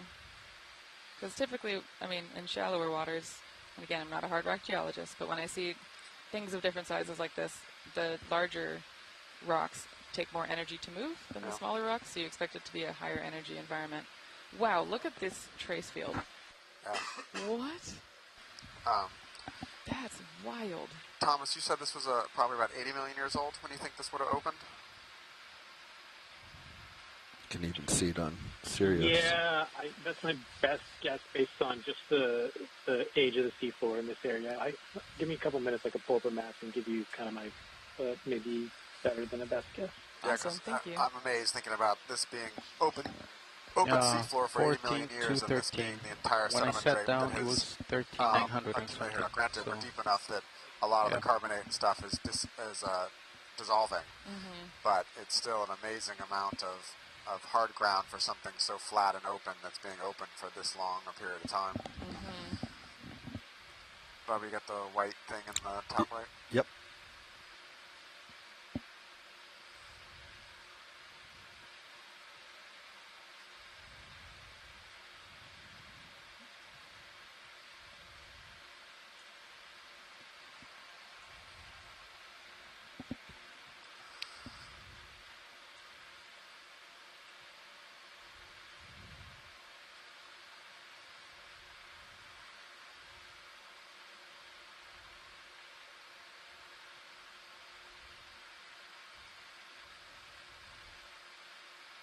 I'm just pulling up a map to verify, but if I remember correctly, I don't think we have any core records from this region.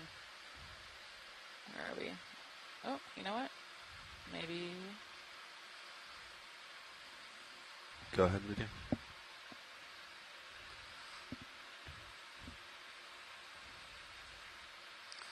This looks like some type of stock rosalid Wow. sponge.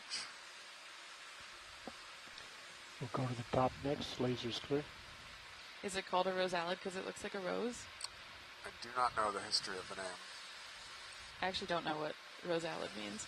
Maybe I'll look it up. But it looks like a flower to me. It's a family of sponges. Whoa. And how come it has those spikes or those spicules sticking out Just where the proving aperture every is? day how many things I don't know about the deep sea. I know. I'm sorry. No, it's okay. I'm treating you like Google.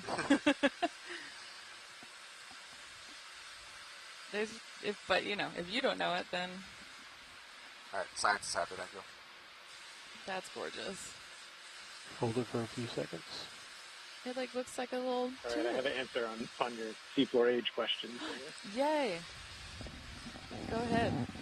You're looking at about 95 million years Okay. Awesome. of sediment accumulation. Clear video? Wow, that's pretty good. Yeah, and do you have thoughts on why there's so much hard ground then? Do you think the fracture zone is kind of schlepping rocks off continuously? And if we were to take a core, would it be like sediment interbedded with these harder materials? Yeah, I think looking at the contour map on stream 3, we're getting closer Some to that soft, sticky phase. sediment. So you're probably just dealing with things that have come off of that prominent piece of seafloor that's sticking up to the north of us and kind of gathered here. So it's probably just this giant talus pile, but with the soft sediment filling in all the pieces. We get this nice Yeah. solid surface over time. That's so cool. That's why also when I core, I typically try not to core next to sheer faces because you expect to get a lot of rubble in it that might not be what we're looking for. But in this case, I think this is a cool sign that we're close to the outcrop. Or at least getting closer, yep. Getting closer. So more than 90 million years of sediment accumulation. That's so cool. But we also have to remember that a lot of the calcareous stuff is dissolving down here. Do you want to explain what the carbonate compensation depth is? Yeah, so it's this level, or a depth in the ocean where the calcite essentially just starts to dissolve. And so typically when we get really deep, we don't expect sediments to have a lot of carbonate material in them, or a calcitic or aragonite material, which is what a lot of the things that live on the surface make their shells out of when they have shells. And so... Hey, Nav, do we yeah, have, when we get down here, we mostly get bottom sediments that time are on our clayey next or shift? more silica-rich. No, there's not. And we find very few of Right, those 'cause carbonate we're sediments. only And so if I were to guess what kinds of forms we might find in that do sediment some slope that we swaps then. took, I would guess that we'd get a lot of organic walled things and agglutenated foraminifera, because they have a shell structure that won't dissolve as easily below the CCD. But they basically just take grains that already exist and glue them together with organic material. Sure is.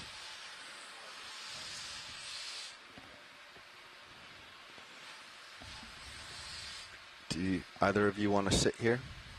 You guys want to switch out? Yeah, always if you're...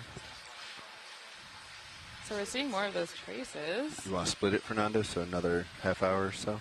Sure. Yeah. That's not what I wanted to look at. Okay. Oh, and I forgot to ask this earlier on. Would this be considered part of the abyssal plain? Or it's, I guess, a basin in an abyssal region? I mean, you're getting into the really hyper-specific definition. I mean, we're definitely in abyssal depths here. Mm-hmm. And given that we're in the fracture zone itself. Sheer wall or there's an offset. Yeah, unclear whether it's truly a plain. I'm good with another move, though.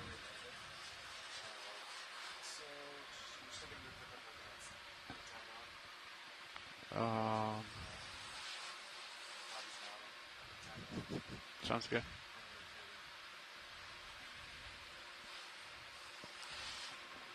Okay. Pilot, I know it makes for a little bit harder flying and the risk of stubbing our toe, but can we get a little lower to the seafloor, just given how small everything is down here? Yep.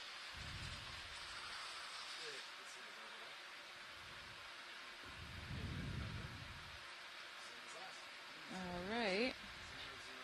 See more of those burrows. You said oxygen is what, 4.8? Large Pretty stock. Good snap. Ooh. Another stalk. What's that? What's that? What's that? What's that? That is Tudoscarium. What? Which is a giant radiolarian. No, are you kidding me? No, I'm serious. That's crazy. So that's Oh my God. Come out just that's a little bit benthic so I can get that's closer. a pelagic organism that's stuck on that stalk. And it's giant. When I see radiolarians in my samples, they're so small. So radiolaria are creatures that make shells out of silica. And so, you know, explains why it's down here kind of just thriving. But that's huge. Usually they're huge. like, I don't even know, order 50 microns wide, 100 microns wide? What?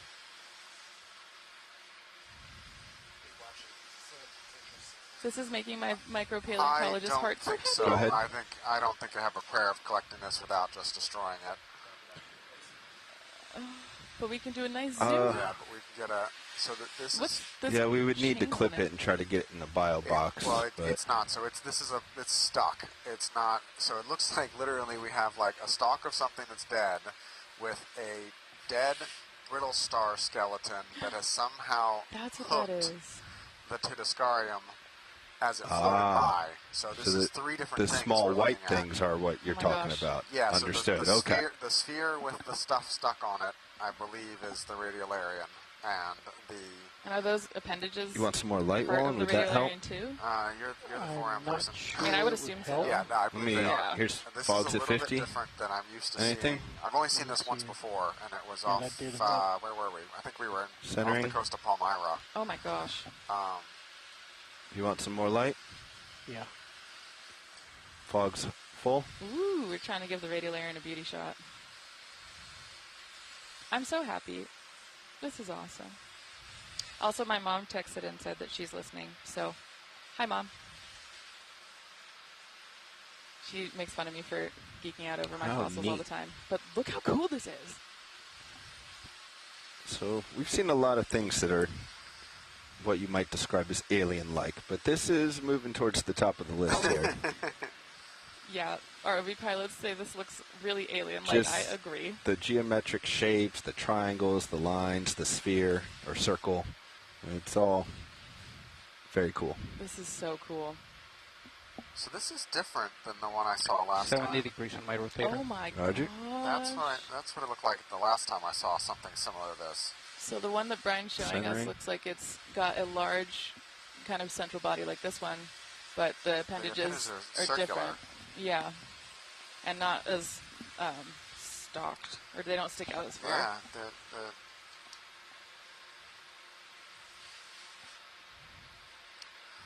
yeah, that's a very different shape of the appendages than I've only seen this one other time, but that's pretty different. That's so cool. Tracking.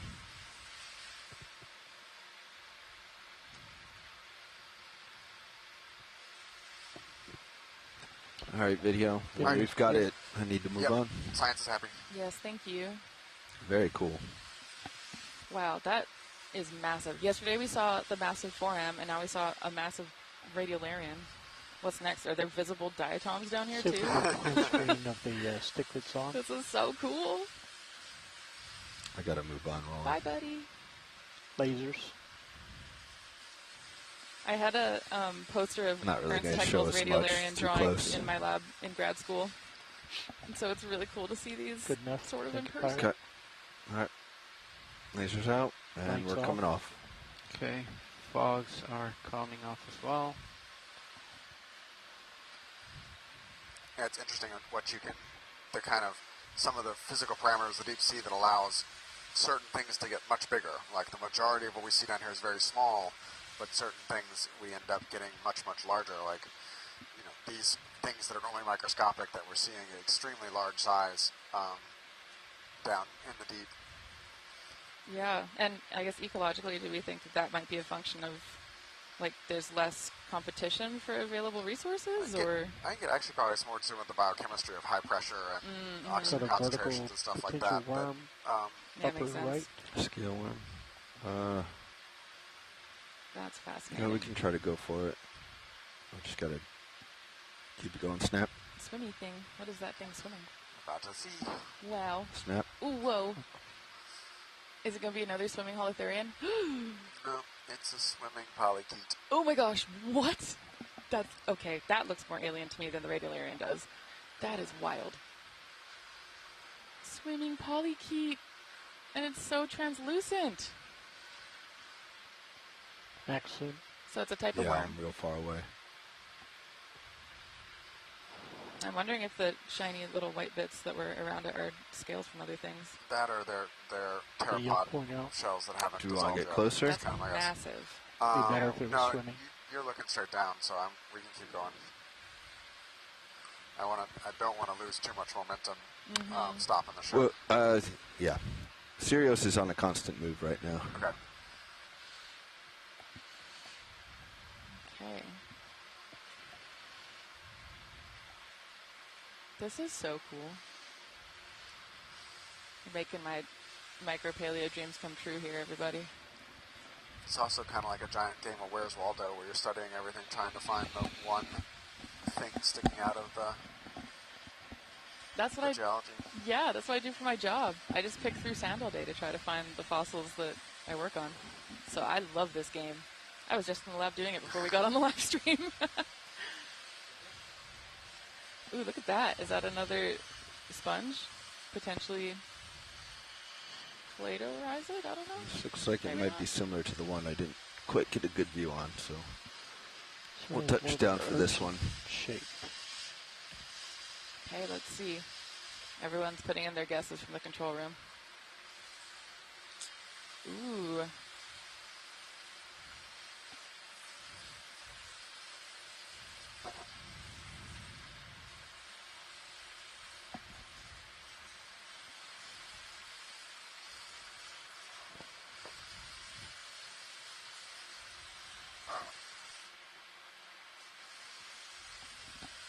Go ahead.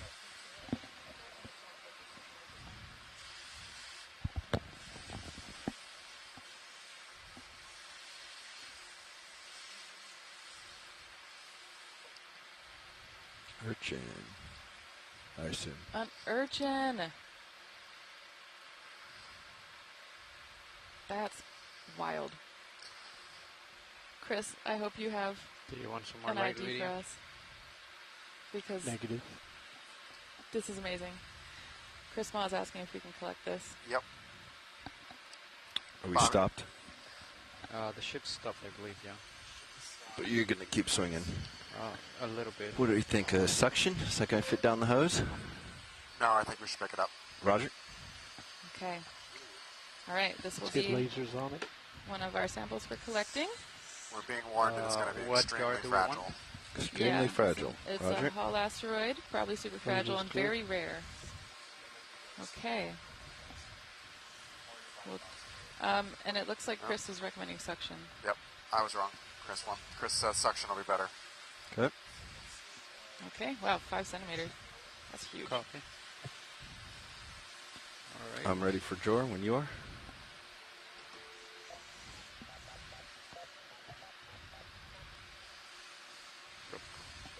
Drop box. There you go. Sorry. Pushing out. All right. It's all the way out.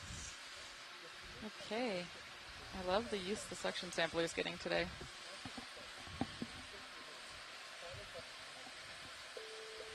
Okeanos Explorer primary feed. 4.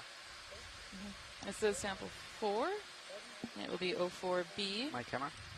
And we'll figure out what container it's going into. All right, it's going into Conference suction has been container 4. reconnected.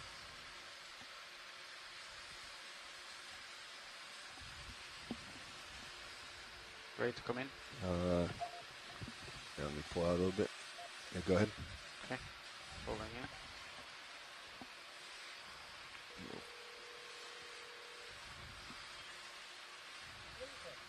Okay, all the way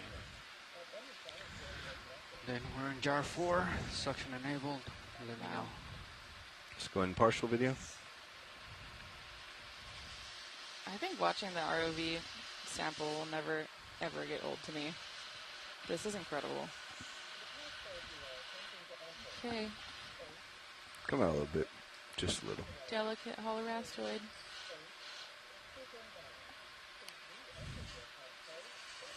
Is that going to make the turn into the jar? It should. Okay. Yep. All right, Fernando. All right. That's 300.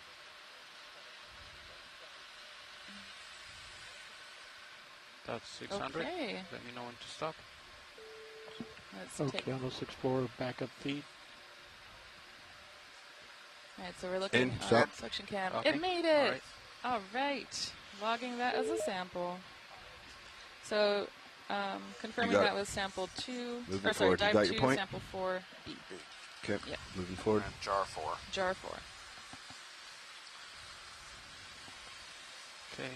Yeah, I'm That's pushing the forward. camera.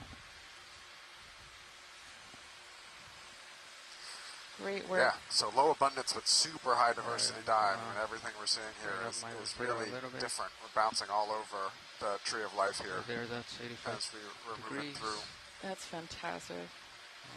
Okay. Gonna hold here. Yeah, I think you're good. Yep.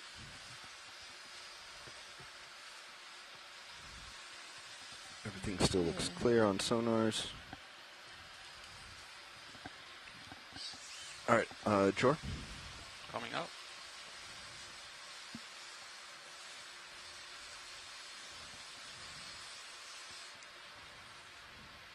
Okay, coming out. That was really cool. So once these samples are processed on board, some of them go to the Smithsonian's repository, yeah? And Yep, so the primary repository for our biological samples here is the Smithsonian Museum of Natural History. And then some samples that can be duplicated easily are also staying in the Pacific at the Bishop Museum. And then they'll also be subsampled for molecular analysis to look and to compare with and entered into GenBank.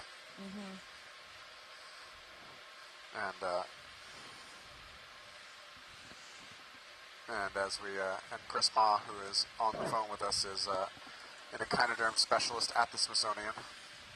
So when you get all caps wows we need to collect from him, you know it's an interesting sample. Pushing forward, getting out of the dust. Hey, Bobby, off to your right. Looks like we might have another fish in the Sirius. Oh, yep. Right there. Eyes on. Okay. As we're trying to find the fish, Canister Val 6. Finlayson says the larger nodules are becoming Do we more want frequent. to Lasers. blow out? Oh, is that another Bathysaurus? Looks like another after this Bathysaurus. fish. Yeah. Bathysaurus. And we can just snap zoom on this. It's probably the same thing we saw already. Try and find my lasers. There they are. Okay. Oh, ooh, that is a big fish. Yep. Let's go partial. Oh my gosh, cool. I just still am shook by how translucent they are.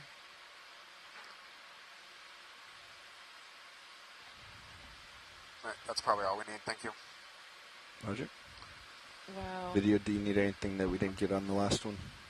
Nice side profile like you got there would be really nice. Profile, okay. Go for it real quick. And we can get a Sirius going. That's or I cool. can push out first, I guess. That's the lateral line that we're seeing on the side of the fish, yeah? Yep. So that's like sensors, essentially. And you can see how some of the fin rays on Let the me know when you're clear, video. have Get kind that of top center become, dorsal. Oh, they're like antennae, like almost. They've evolved to be a little bit of an early warning Try system. to count the Oh my gosh, spines. cool. And then the rear dorsal. Oh, that's I so don't think I'm beautiful. moving that much. Rotate to the right. I'm floating, Roland. Yeah. That dorsal there. Oh boy. Okay. Wow, That even would the help. scales look so delicate. Nice flying, Bobbin. Yeah. All right. And we're moving on. Wow. Thanks, pilots. That's amazing. All right, co-pilot, yeah, you can clear if you want. Copy. It's another one of those cemented carbonate, or not carbonate, cemented rocks that looks like Oh, I different don't think from we have anything the there. basalt and the nodule. Snap here. Purple. Snap. Because we're about to lose it. Ooh, what is that? Debris. It's trash. All right, Oh, leave wow. At 4,850 meters deep. Yeah, even close to 5,000 meters in the ocean, we're finding trash. it. Another line. Look at this one. This one's even better Whoa. defined. I am. These traces Rotating are up. wild. The linear pattern of this is weird. Mischief managed. That's what this is reminding me of. Captain just came down to say that the traces are wild. I agree. We're all in here going like, what? For the Harry Potter people, it looks like the footprints going around. It does look like footprints. Many different stalk Yeah, sponge this there. is amazing. Approaching. Maybe it's just the older version. There are piles of. I mean, what in the Ooh, world stock sponge. is causing the piles of sediments in 2x2 rows I in a know. linear fashion? Like, do you think it's a bunch of individuals that all live together, or like a feeding trace of something? I'm really at a loss. Same. I wish we So knew nice people that pirouette studied subject. traces, because From a part It's pretty low. whoa, that sponge is so cool.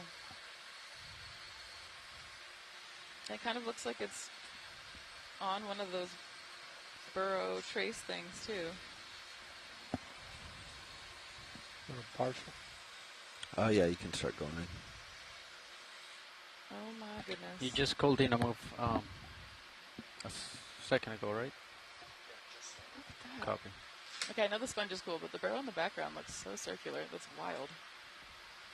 Pirouette around if you got it in you. I can try while we're coming to the left there. Oh, I see. What does that look down there?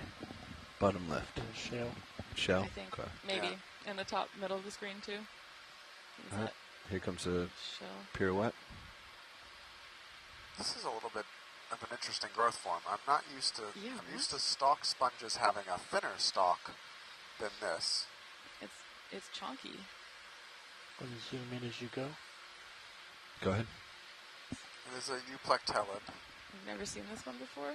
Whoa. Yes, we have our sponge man has entered the chat room. Oh, thank goodness. Thank you, Chris. Picture on this disc, and I'll zoom in. Sponges, Hyalostylus species in the family Euplectellidae. And you continue to twirl. Oh my gosh, look at that! That's so cool. Bumped my toe. Sorry, Roland.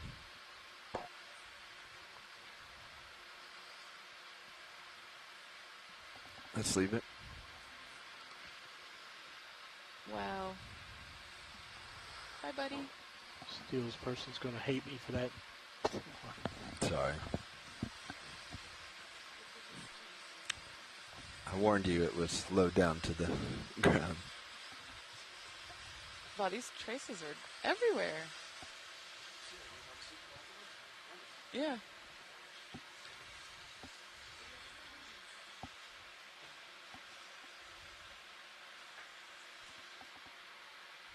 Wow. There's more of those 2 by rows.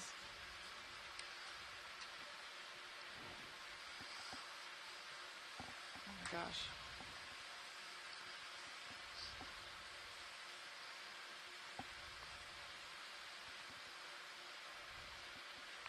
Coming down.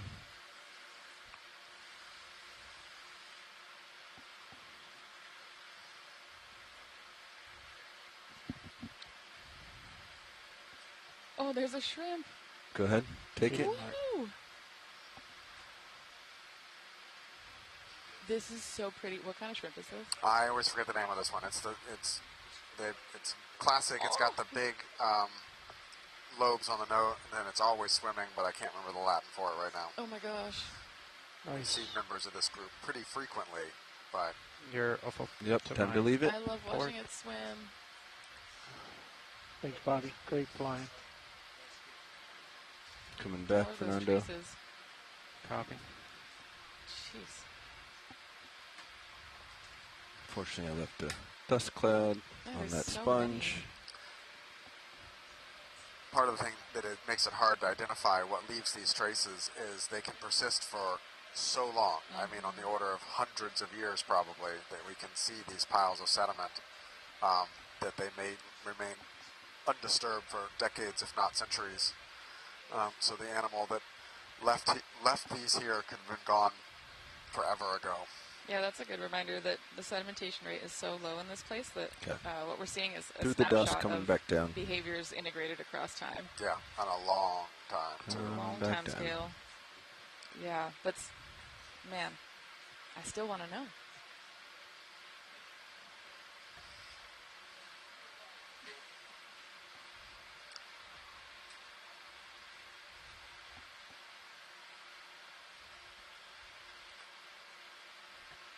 Am I zoomed in on this camera at all? No? Okay. No, sir. Verifying. Wow. Copy. Thank I'm you. going to do some Googling.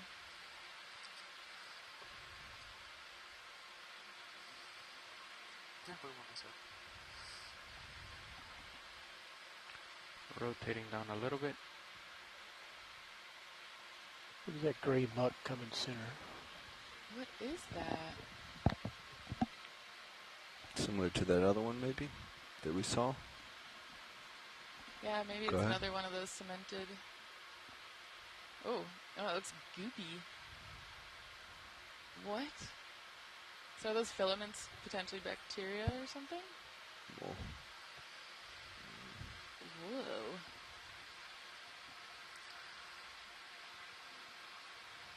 Yeah, I don't know.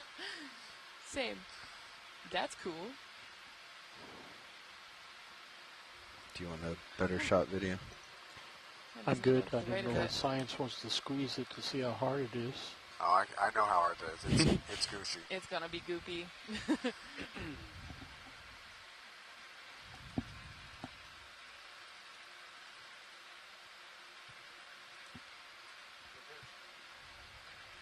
Okay.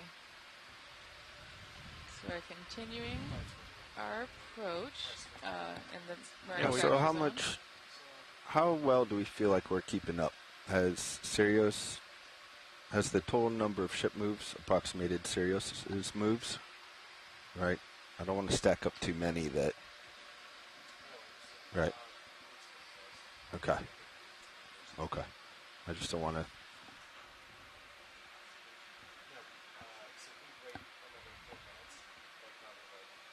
Okay. Okay. I haven't been watching closely enough, so I just wanted to make sure we didn't have potentially 60 meters of falling in case something pops out at us.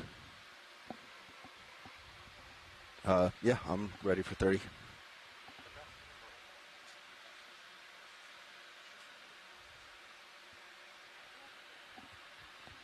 And I think in another 13 minutes here, Fernando will switch. Sounds good. Sounds good.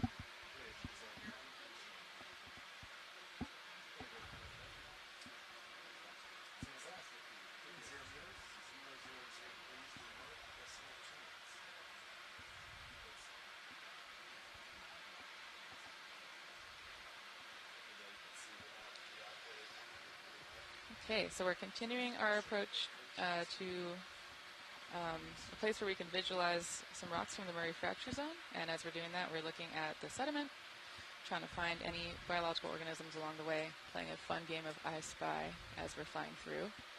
And for folks who are just calling in, we are up in Papahanaumokuakea, diving on the Murray Fracture Zone. Right now we're about 4,800 meters of depth. And our closest point of land is Onunui and Onuiki, or Gardner Pinnacles, Tension, and that's about max 165 tension hasn't nautical changed miles at away. all.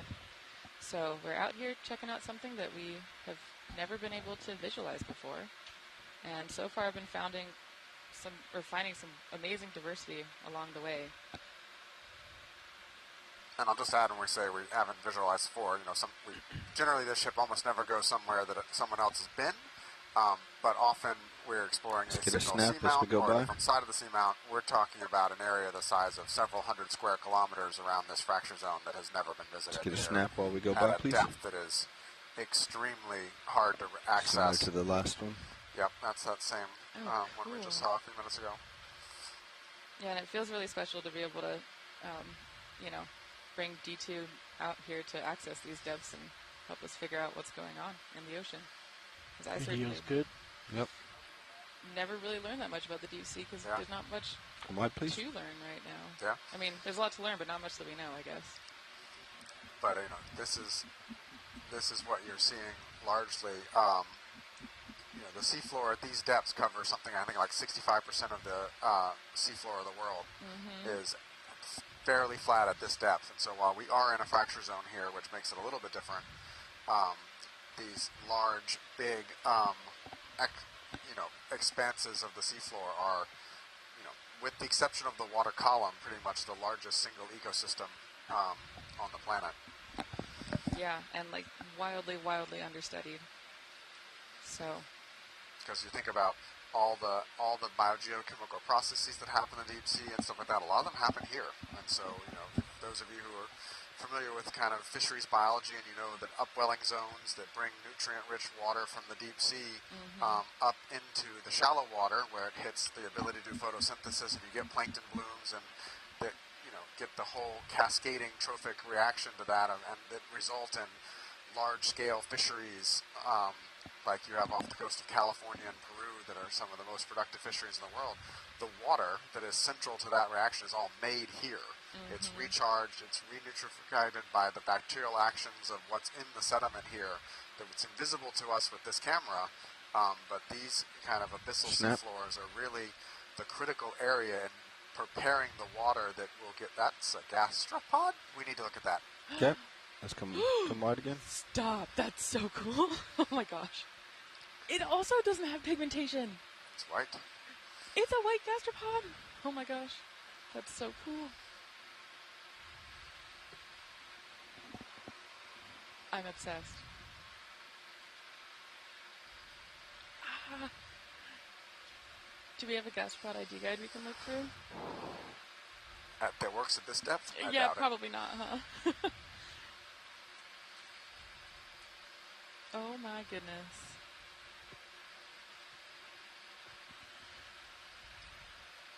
Boxes.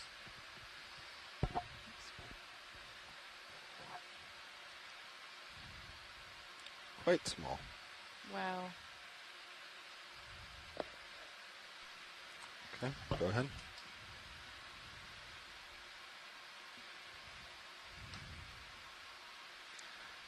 Oh my gosh, look at that. You can see his little foot. Stand by, I'm not quite.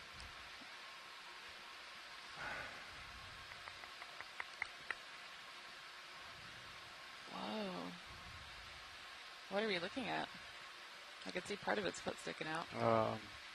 Fog lights Yeah, are on. it's foot on the top, Okay. and it's Sorry about that bounce. Go ahead. Can't Stable. remember the proper name for it. I but know, I'm that's, looking that up right now. Pick up the fogs at 50%. It's like a siphon? No. Yeah, I mean, that's basically what it is. But I Yeah. don't know what the Malice specific name is for it. Well, let's see. Ah, a siphon. It is a siphon. Still got it. Okay.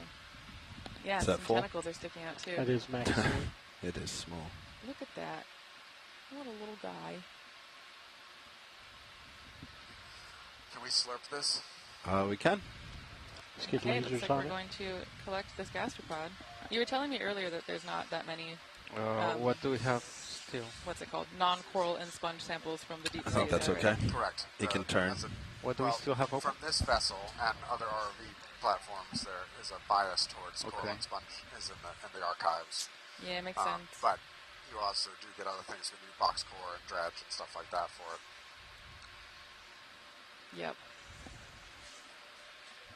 Okay, and we're going into canister 1.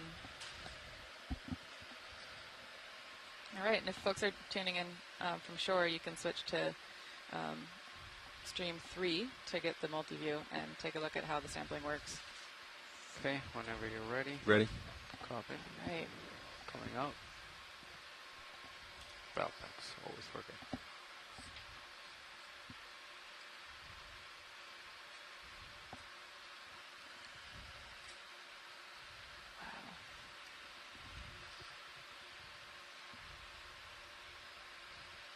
So do you think part of the reason this gastropod isn't pigmented is because it's just not super useful to keep around anymore? So over a long period of time, it lost that ability, or it lost pigmentation? I mean, generally on evolutionary timescales, if you're not being selected for something, you I'm off revert to the left side, yeah. the energetically least expensive state, and which often is white.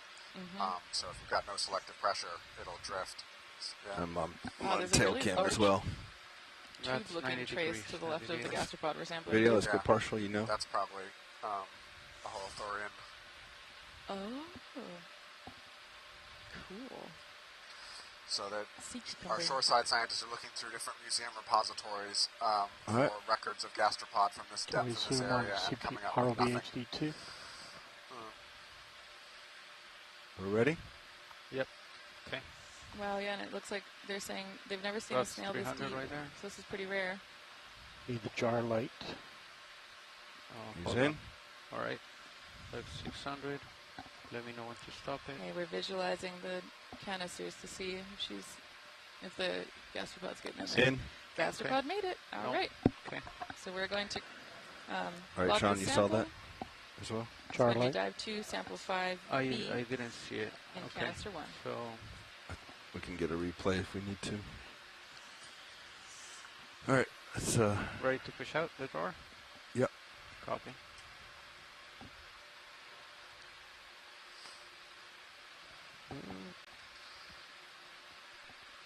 Down to just back to left. Okay. Coming in.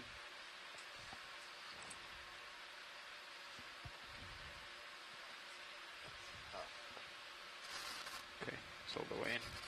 Yeah.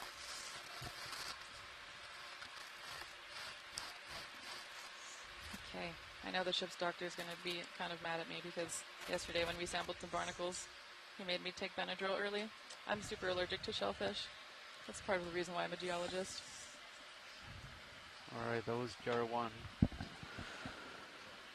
Okay. So you think that tube trace on the left is a holothurian? My rotator is at 90 degrees. Yes, a copper Yep, light. coming back.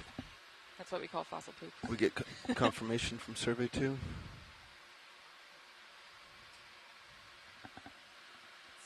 Yeah, I can see it there next, behind the 1. Copy. All right, thanks, survey 2. All right. There's another stock sponge, potentially. So I should be coming in. There we go. Yeah, there you are. Okay, coming in. Okay, so we're flying over Starboard. the seafloor, making our way to the outcrop.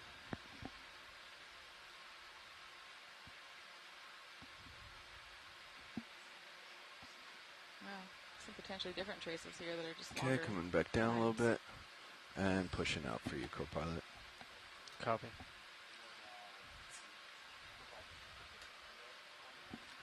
Yeah. That was cool. It's kind of awesome to be able to collect specimens that we know are going to be Nice job, team. highly useful for science. All right, rotating up. That was 4 minutes.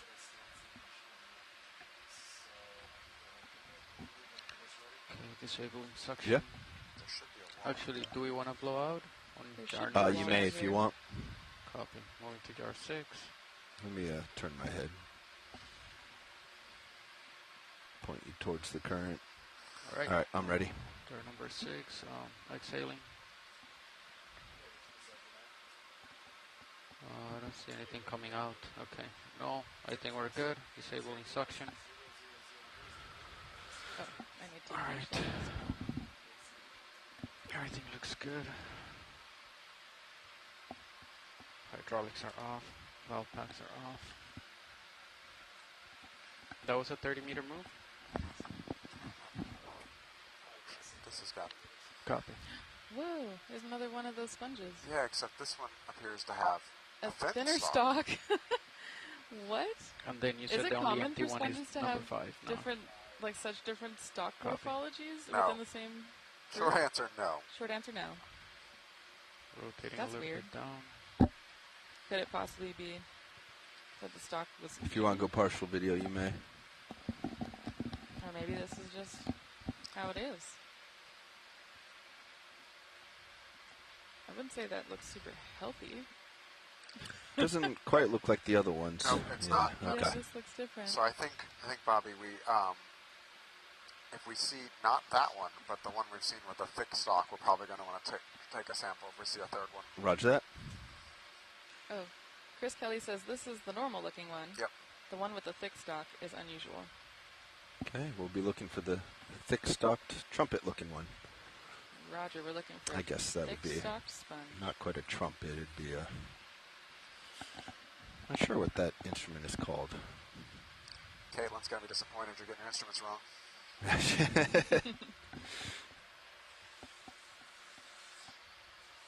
Oh, and Chris says it's a Hyalonema, Hyalonema. Yeah. All right. Fernando, you want to switch in?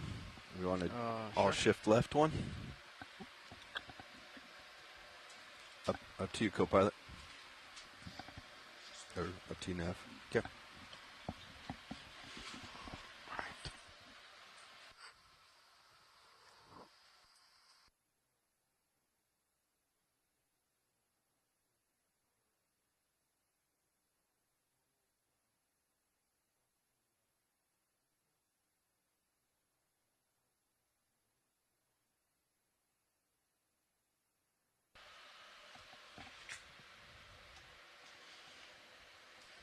Find us that sponge, Fernando. Oh, actually, can you hear me? Oh, right. Switching spots. Yes, I can hear you. All right. Did I hear something about a sponge? It's not visible now. but we're on the lookout for another one of the. We've seen two of the sponges that kind of look like a flower, but we're looking for the one with the thick base. We'll keep an eye out for it. I don't think we're going to miss it. All right, sounds good. Yeah, let me know if you see anything. Nav, watch lead. Do you have a sense of when we should be picking up the steeper terrain? So we're starting to see a little bit more sloping. We're not seeing the circle. We should be seeing a little bit more yet. It's possible to see a little bit more offset. Within our sonar, we're not really steep terrain. 80 meters or so. Do you mind zooming out on high pack for just a second? Yes. So for reference right now, we should be about a 40-degree slope. We're obviously not seeing that. Okay. Brian, could you repeat that for the shoreside folks? They could hear it, or they should have been able to. Oh, I couldn't hear it. No. There's only temperature I guess I would watch it. But yeah, so we're expecting to find some much steeper terrain, probably some small sheer vertical walls here coming up, which is what the geologists really would like to see.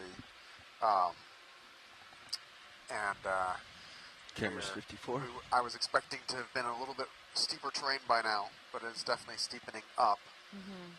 Unfortunately, it's coming up gradually instead of the kind of abrupt wall we were, I think, expecting, where we would come across flat and then hit a wall. Pushing out. Which would give us a higher likelihood of seeing the kind of rocks that Thomas and Val want to see.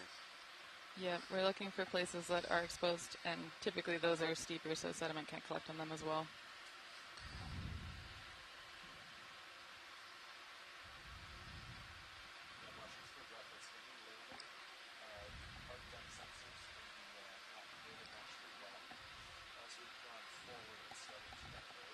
Okay.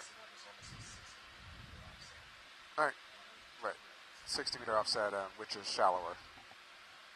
So we're deeper, we're 60 meters deeper than we should be according to Well, that actually means that we probably will see a wall. Because, be skewed to that. yep, exactly. Yep. Yeah, so we're looking at, I actually don't remember if this is 50 meter or 100 meter bathymetry, good size, but at this depth, there's just inherent error in these, and so generally you get a Z or a depth accuracy of about 1% of water depth. So when you're at, sitting here at nearly 5,000 meters, a super good multi-beam still going to have a 50 meter question mark on depth. And then that's, averaged over a spatial area of a 50 by 50 meter or more grid.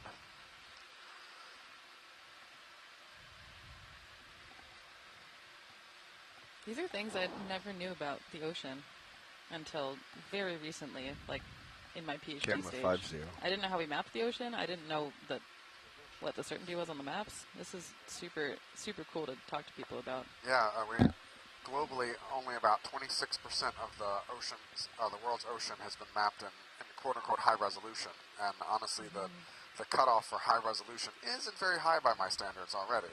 So looking forward, there's nothing on and that's like a big the blue view a or big sonar. part of the mission for the ship, right? Is we map If over you the want night to so that we wait can a add couple to the minutes so we high-resolution can data. call the next absolutely. move. I think last year, I believe, Okeanos alone mapped about 10% of Papanamakuakea across last field season. That's very cool. Yeah, and we're relying on a lot of those maps for exploring these features while we're on this cruise. First part of exploration is always making a map. Yeah, our mapping watch is incredible.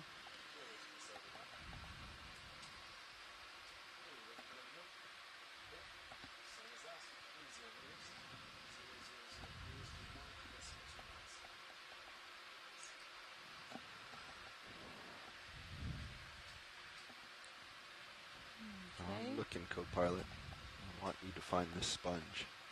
So for folks calling in, we are in the northern portion of Papahanaumokuakea, diving a site right next to the Murray Fracture Zone. That's close to 5,000 meters in depth. No sponges And we're on pretty site. far from land. We're What about is this video? 165 nautical miles Like from a Ononui pteropod shell. Onuliki, which is Gardner Pinnacles. You want to see it? Oh, sure. Winch tension still Nope, 14,213. another snail. Another gastropod. This looks very similar to It the does. one we Very just similar collected. to the one. Yeah, that's so let's cool come up. though. There's that we've seen two on this dive. Maybe a sponger A little echinoderm flying by on dark the left. on the screen.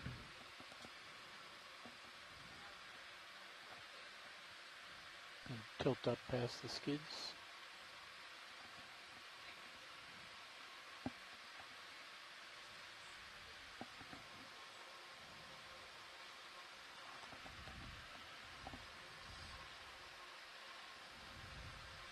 Okay, we're continuing up. Looks like, I mean, to my untrained eye, maybe the talus pile's getting thicker. Yeah, no, we're definitely seeing more rock here as we get closer to where we should be encountering the edge of the fault. And we're still getting those traces. Yeah, that's still just crazy. Yeah, what? Oh, yeah. Video's seeing another one potentially of those cemented blobs? Mucus Centers. blobs? Zoom in a with little bit. sediment on them? Is this something you want to take a closer look at, or? Yeah, if we've got a moment. Yeah. We're Copy. in a good position. All right, Got let's plenty zoom of out. time. Let's zoom out. Okay, we're zooming in to take a closer look. Huh.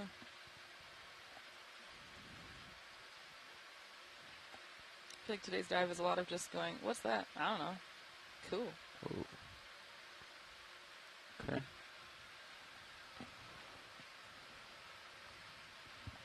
It's coming video. Okay. Oh, hold right there.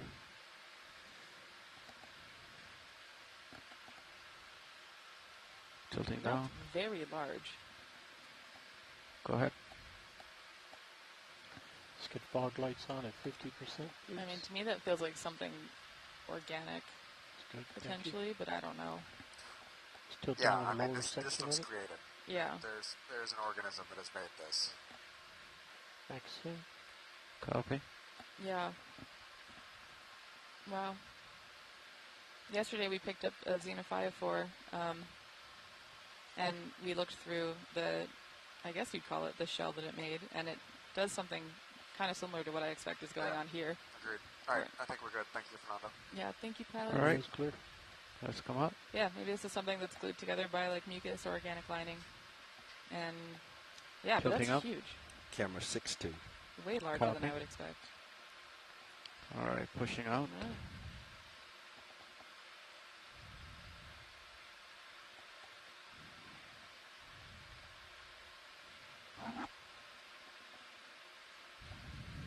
Oh. Fog's off. Val Finlayson is saying, in fact, it might not be organic. It might be pumice.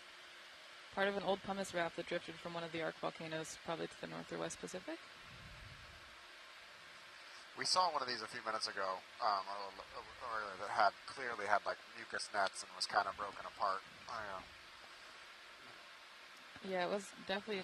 I the don't see vibe was anything. biological. Yeah. But But you know, when you ask I biologists don't know. what we're seeing, we're going to see biology. I'm sure. yeah, and I'm the biology version of a geologist because I do paleontology. So I'm constantly looking for life.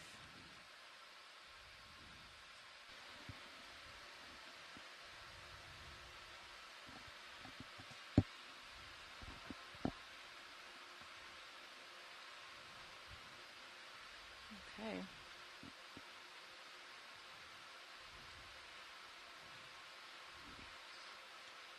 So as we're continuing up, looks like the talus is getting thicker. Still, maybe we're seeing a change. Maybe in slope. something way Is out that there, right? Sean. Yeah, it's definitely steepening At the up a 1 little o'clock position. But I'm surprised we're not seeing anything wall-like in the sonar yet. See there? Yeah, there we go. Yep. Looks like 70 meters out. We're seeing some feature. It's another one of those question mark rocks. Let me try to paint it again. Yeah, there we go. Yeah, right where your mouse is. If we're largely waiting for tether, can we sit down and touch this gently with the arm and see if it's hard or soft? Are we moving right now? We are moving. Okay. Yeah, we can sit down. I have tether, so the ship's still moving though. Yep, sounds good. We don't need to stop. So, If we get run over, just leave. So you pretty much just want to see how Basically want to see hard if it soft is. or hard. All right, copy. We're going to do a flyby squish. Science poke. Science poke. All right. Science poke. Hydraulics up. Copy. This is awesome. Arm coming live. You're going to lose your target, The Sean. debate back here is this pumice that is rafted here from an eruption somewhere else, or is this some kind of bioturbated creation? Organic material, maybe with some sort of And if it cement. if it squishes, it's Which one? biological. If it no squish, it is pumice. Yep. I love experiments Yeah. like that where it's just squish or no squish. How come it grip lock? All right. Yeah. Okay, I'm riveted.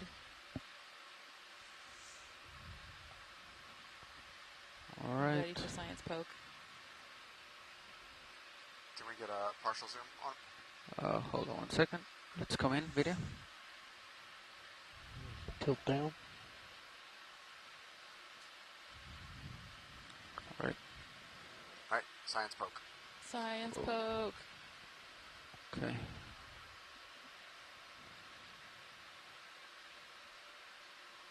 Rock. Oh my Yeah. gosh, it is! We were wrong. It's pumice! That's so cool. Right. That was diagnostic. Thank you. Thank you so much. Let's come out video.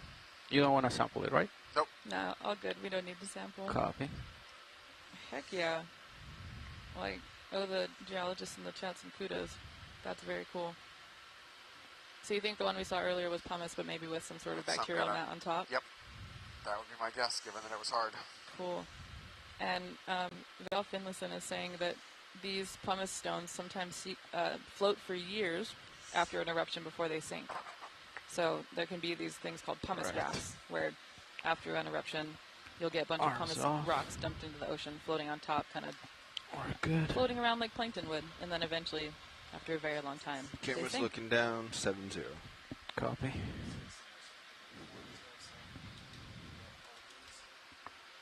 Lifting off.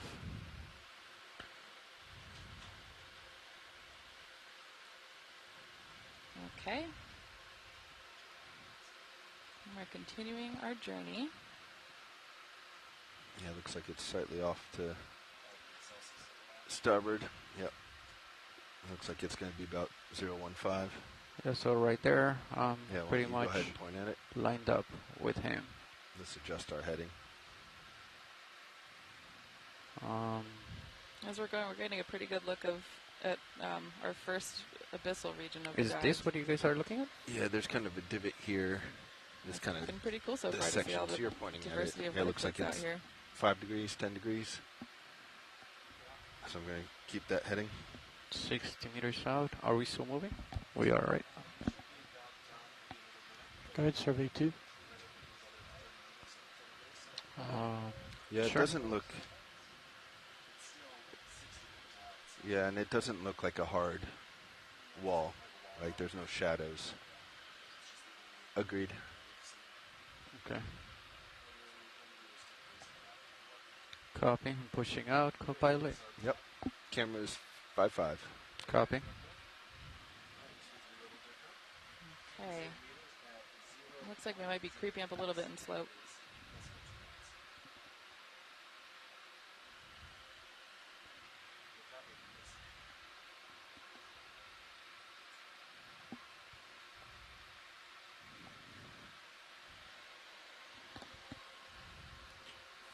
New tension 14,415. Now that we have that search image for the pumice, I'm seeing it all over. That's pretty cool.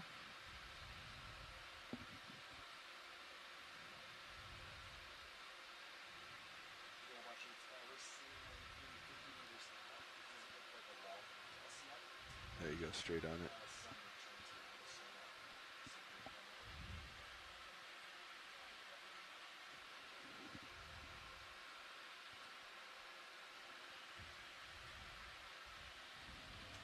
Okay.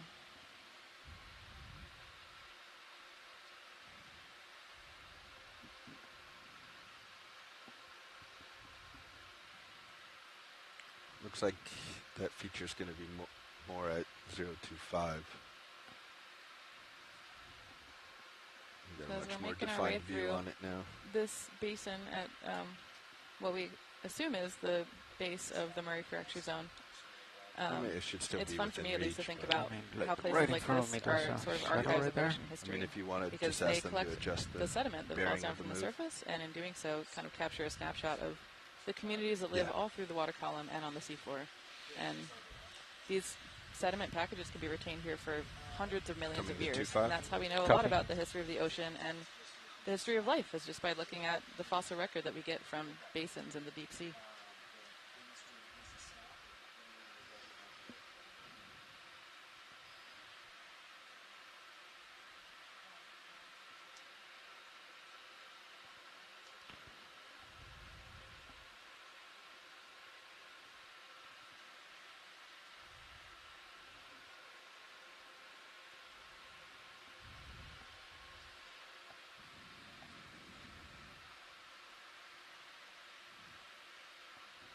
I love that even as the slope gets steeper here, we're still seeing those traces here and there. And what's the oxygen? We're at 4.7 still.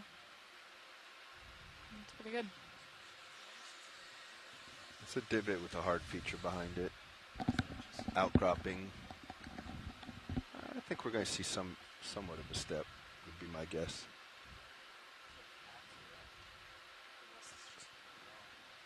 My gut's telling me it's a local feature, like an outcropping or a boulder that has come down.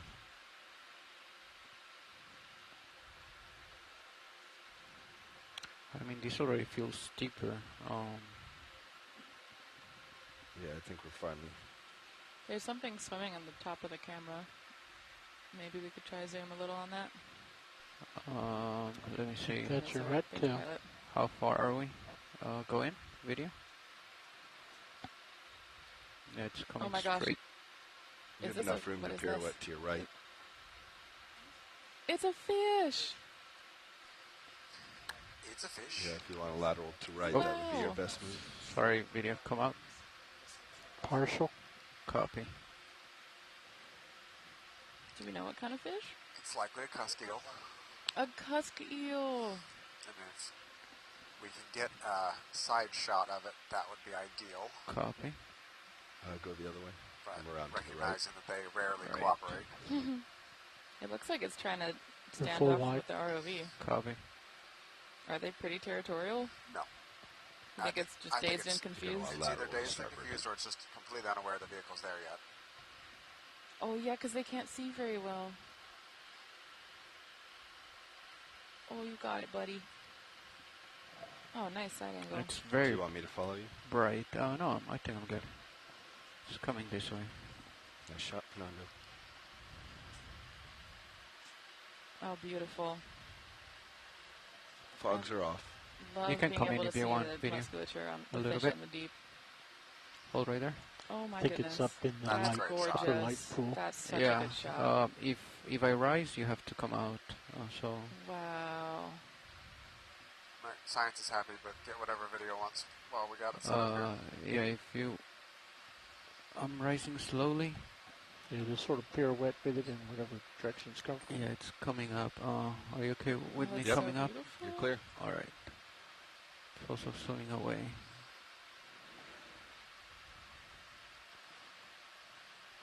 Can let it go. All right. Yeah. I feel Pretty like far I'm off on the bottom. planet Earth. You're off to starboard. You are full wide. lateral It's to different port. edge. That's true. Copy. Coming back now. down. Can you brighten up my screen? Gorgeous. Thank you. See yourself off to starboard. Yep.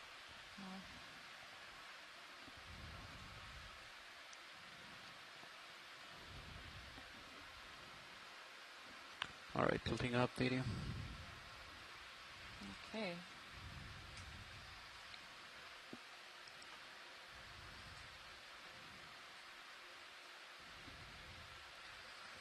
All right, coming into center.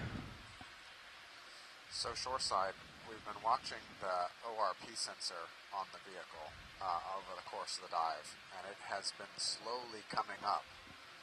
So 30 meters away, it's still a little bit far to see what it is. Not entirely sure what to make Looks of like that. you got That's something just us coming on disturbing your the left sediment here. White or object. not, but it has steadily been increasing. May just be a as sediment we've pile. got to since we've Kind of moved along center the screen dive. on mine. Oh, isn't that floating? Oh, it can. No, on And for the folks the who are ground. Just Oh, listening maybe a that might sand not know pile. what ORP is. It's What an is Let's oxidation see, let's reduction check it potential out. sensor. It's a sensor that generally measures the Yeah, it amount looks of like it's a sand redox pile chemistry there. available in the Left water column. of your screen. Ooh, so yeah, there's maybe some reduction happening in the seds here. Got a white Or who object coming knows? to the center. What is that in the middle All of right, the screen? you can zoom in a little bit. A holothurian! A sea cucumber! Stop, it's so wild. Oh my gosh.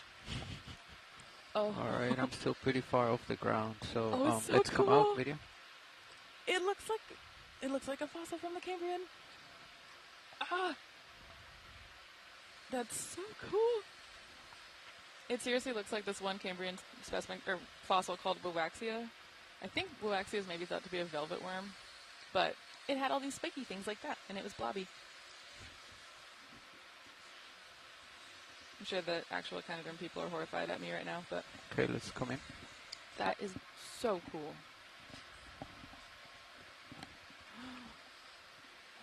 Oh my god, look at its feet. What? It has yellow socks. Yeah. Oh, it's a sea pig. Okay. Chris Moss says it's a sea pig.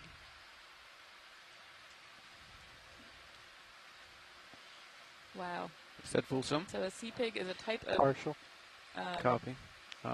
deep sea cucumber. Let me know if you want me to do sea anything. Cucumber, yeah. It's still down. Cool. Tilt down. That's so cool. Yeah, and you can see its entire digestive tract here. Right there. So it looks like it's, look at the 2 feet, it looks like its mouth is here on the right, Now, and then it has rotate kind of left. a double looped digestive tract running Might into not be its very body. smooth. That's fascinating.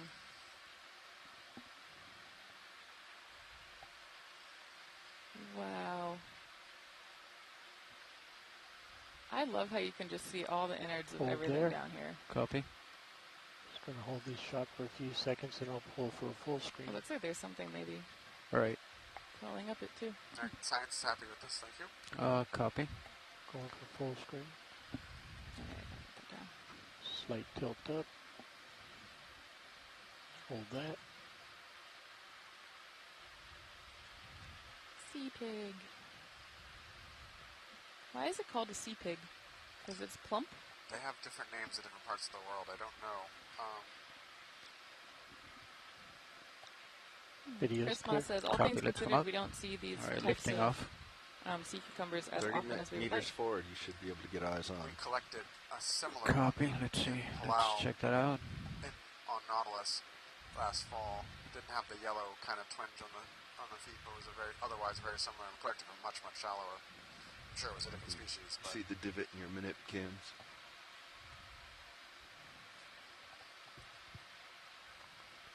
You have really good eyes, Bobby. I don't see anything. Well, it's just that black edge up there.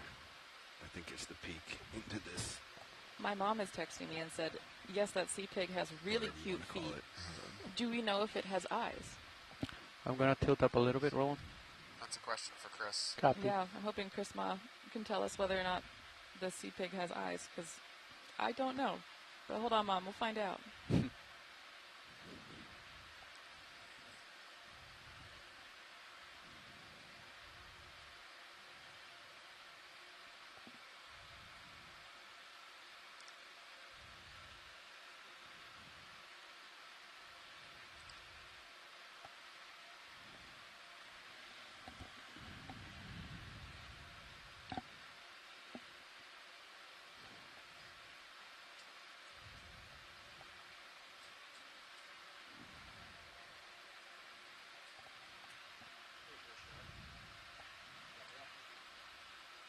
There's something right there. Yeah, that's what we're looking at. Oh, is that Same it? thing. Hello. Oh, Hey, okay. Chris. Hi. Hey, so this is Chris Ma. I guess I'm sea pigs are just something that are near and dear to my heart, and so I feel compelled to come in and offer answers to questions. Yes, the name is, again, something... Oh, yeah, sorry, I didn't mean to interrupt that, but it looks like there's a lull between corals. Essentially, the sea pig name is something that the public came up with because of pictures that were circulated from trawls, and they focused largely on Scotoplanes. There are actually a couple of genera in that family, the Alpididae, and all of them are characterized by these modified tentacles that look like legs. And deep-sea people, or the fandom of deep-sea stuff, is obsessed with this kind of weird marriage of cute and ugly. And so sea pigs have that sort of thing, because they look like, because the thing is when they're on deck, they're extremely turgid because the water pressure in them is stressing them out, and so they kind of become very squishy, and essentially they're much more porcine, when they're brought up in a trawl. And so the photos make them look very, very pig-like. And so people just started calling them sea pigs. That's very cute. And I don't know. Yeah, and that's the thing that became even more crazy, is that they started circulating the pictures on, of all things, a Facebook game. And so there was all of a sudden like all of this interest in sea pigs, and there's really very little known about them other than the fact that they feed on sediment on the seafloor, and they can digest a whole bunch of organic material from sediment. And then I started noticing a lot of traffic on my blog when I was writing it about sea pigs. Just the photo that I showed once.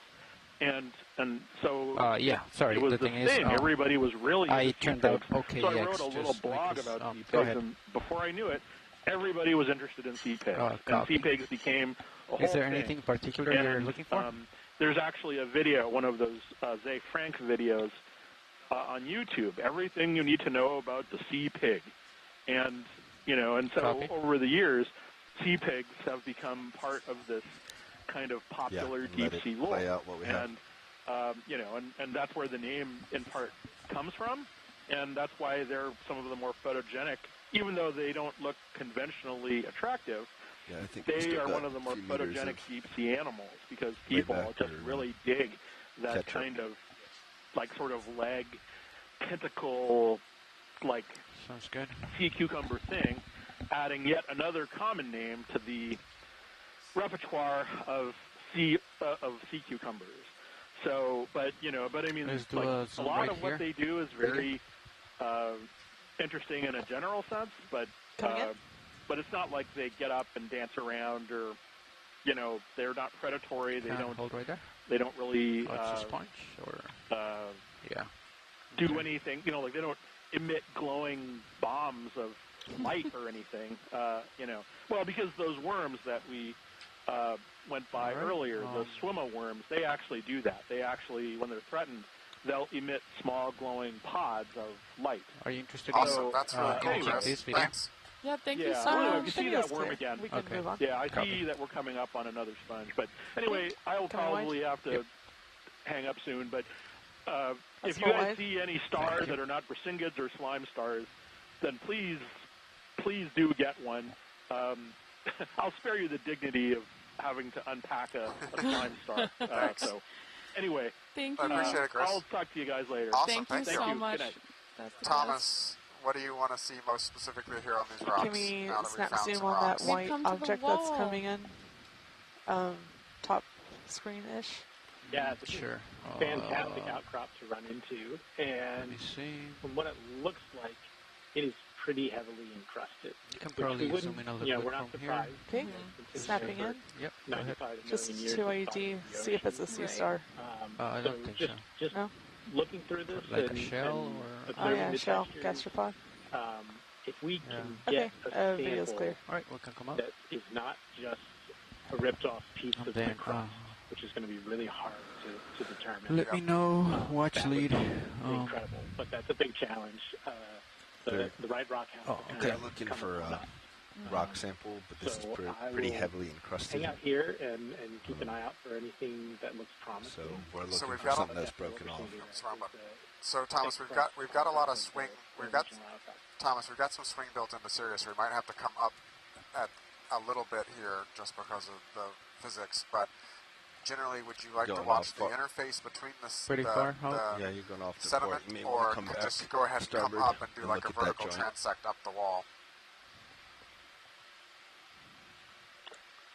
If we want to spend a little bit of time at that interface, that's okay. I mean, it looks like the guys are already moving up. But yeah, I think the more outcrop we can see, the better. Okay. And would it be helpful to try to get scale every once in a while by just putting the lasers on the outcrop? Yes, please. Awesome. Sounds good. All right, pilot, I don't know how much you heard, but if we have the time, we'll like to maintain kind of the base of this and do a little lateral move, maybe not a ship move, but kind of go tether extent on either side at the base before we start our vertical transect up it. Yeah, so I went all the way to my port side, and then I'm coming back. I'll move all the way as far as I can to my starboard side, and then we'll come up. Perfect. My lasers are also on. Looking for any loose rocks, but I don't really see anything. Perfect, thank you. Yep. The view from Sirius was really cool, looking down on D2 on stream 3. Just being able to visualize more of that. So cool.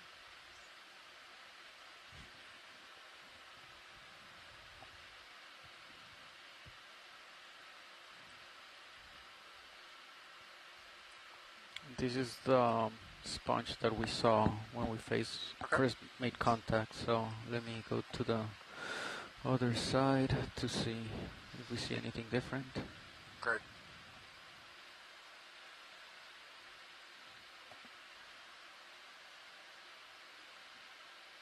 Wow.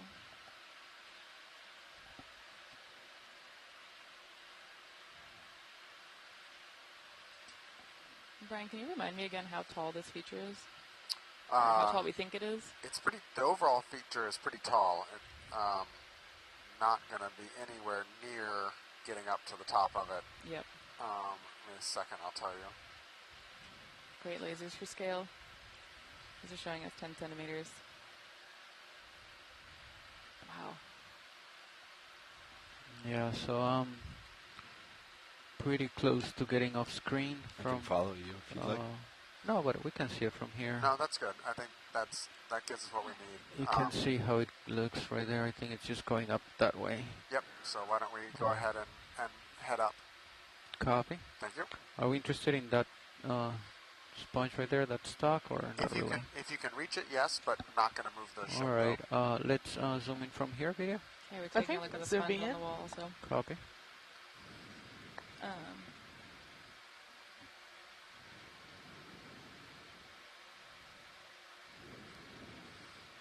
All right.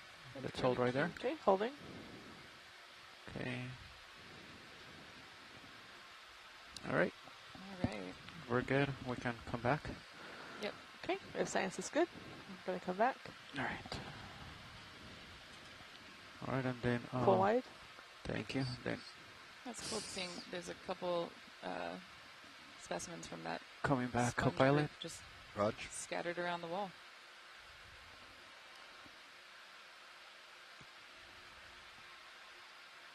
Yeah, so this rock wall face that we're approaching is almost 1,000 meters tall. Wow. Over the course of several kilometers. Right. It's a massive feature that, I mean, even on Google Maps, which doesn't have the most up-to-date bathymetry, you can see it. We're seeing a lot of these swimming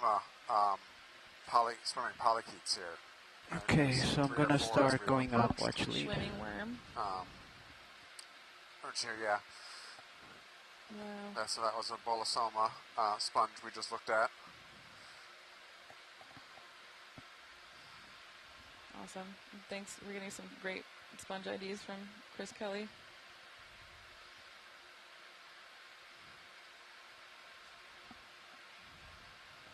And Val and Thomas are both on the line and keeping an eye out for good rocks. Do any of these rocks in the sand channels in here look loose? They all look pretty well welded to me. Yeah, I don't see anything that's loose. Yeah, Chris is pointing out in the chat something I was seeing too. Every once in a while, there's a kind of an angular one, and the crust when it grows, it kind of grows in this smooth, knotty kind of texture that we're seeing all over the place. But when we see an angular piece, that is a suggestion that what we're looking at is something that broke off. Might be sitting either loose, ready for us to grab. It might be more the actual outcrop than it is the crust that's on top of it. We'll take a quick look at the sponge. Sure. Well, let's do partial zoom video. Okay, partial zoom. Awesome. So we're on the lookout for angular rocks. There's a rock to our left, Pilot, as well. That's kind of angular looking. That's so cool to see Copy. the crust. I know it's not exactly what we're looking for Holding on this here.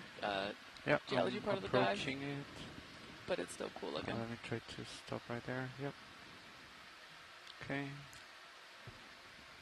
If everybody's good, we can come out. Yep. Thanks. Okay. And then, what rock did you? Yeah, so it's at the. I don't see one in this particular field of view. Okay. Yeah.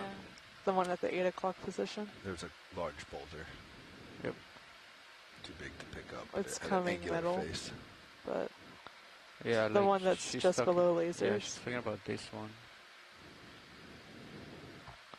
It doesn't seem like it. Let's keep going. Okay. All right. Yeah, maybe we'll have more luck further up. And that's a really nice angular feature, but that's massive.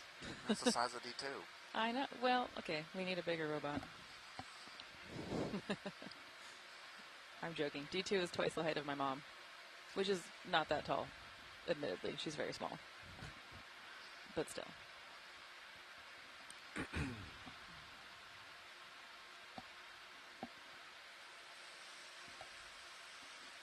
Okay.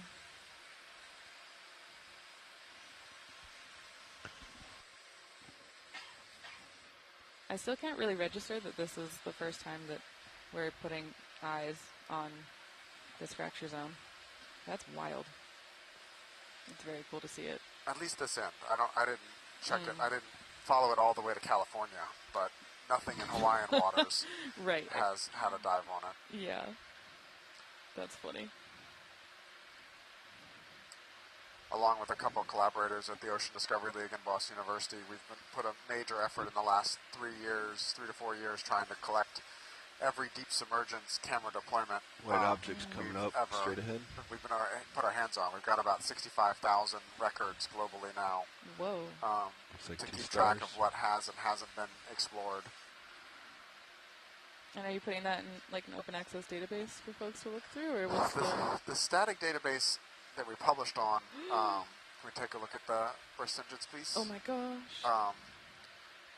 The static databases have been published with the articles, and we've been updating it. We haven't quite figured out how to keep a living version of it yet, but it's on the wish list. Yeah, I mean, it seems like every dive you do produces so much information. It's amazing that you're able to curate it all. Well, all we're curating is date, depth, and location, more or less. So these are Burstengine sea stars. Okay, let me land right here. They're filter-feeding asteroids. Sitting there with their little arms up. Okay. Let's go in. Zooming in.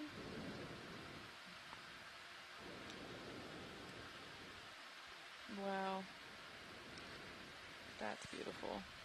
Go hold here. I like that it still has some while I pigmentation on it. adjust. It's like a little flash of color in a sea of white and dark. Right, science is happy, thank you. And then there was a small feather star off on the left, too. We don't need to look at it, but... okay. All right. Just for the record. Coming just out. for the record. We're good? Yep, Okay. we're good. Okay. All right. Lifting up. 10 meters, Sean? What do you think?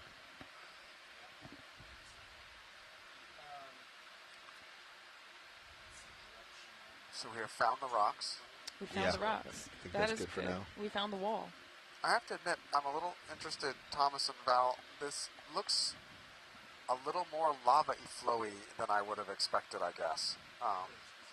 I would have, if this was tectonic uplift from a transform fault, I don't know what I expected, but I didn't expect to see a bunch of like kind of low-scale pillow basalting. Can you come in? Is this partially because it's coming in? The crust is weakened here? What is this right here? Are you looking at the warming looking thing? Yeah.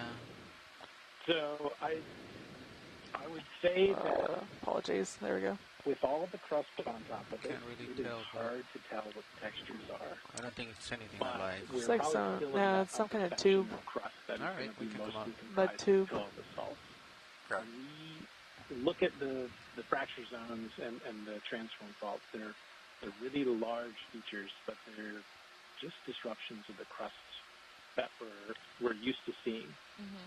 And the kind of the fault features that we think of when we think of terrestrial faults like San Andreas aren't as readily apparent on the sea floor, mostly because everything is made of lava. That's awesome. Thank you.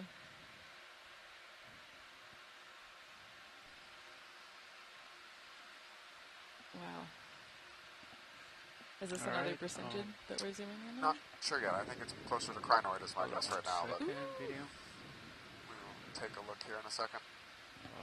There you go. Let's come in. Okay, coming in.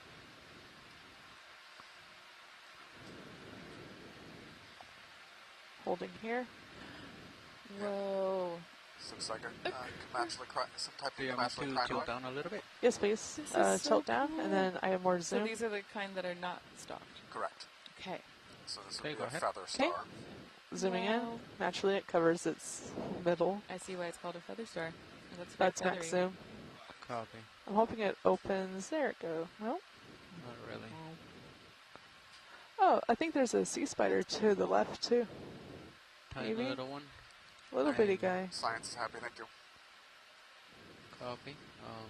Do you want anything else, video? Oh. Oh, yeah, sorry. Yeah, it's not cooperating, so. Yeah, it's not cooperating. Okay, coming out. All right. Okay, so we're still on the hunt for loose angular rocks for geology. Okay. It's take full it down. wide. Thank you. But so far this dive has been a lot more diverse than I maybe expected in terms of the macro fauna. Yeah. Pretty Another big stock rock sponge right there. here. Can you grab that one, Fernando? Are you interested? That was sarcasm. I meant the rock. Oh, the giant rock. I thought okay.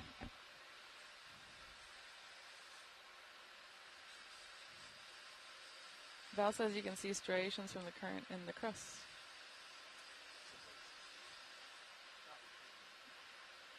Might have a little luck for a rock sample just to the left here once we get around this big one.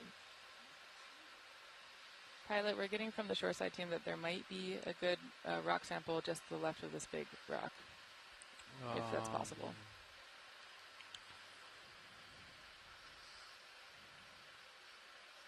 No, I'm not seeing anything, Thomas. Did anybody see it? Because Maybe. I didn't see anything. Like Maybe in, that. well, in there. Oh, yeah. What, about mid-screen on the left, there's a little rub pile just above your left toe that might, and I do mean might, have a prayer of being loose. But I'm Relationship not to optimistic. the lasers. Oh. Coming up just left. Lasers on it now. Okay, so let me try to get down. Are we still moving? It was only 10 meters. You're fine. Copy.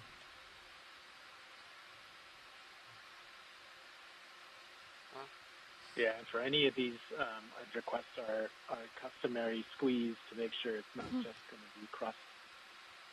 Sounds good. We can do another science poke. Science poke. Science poke.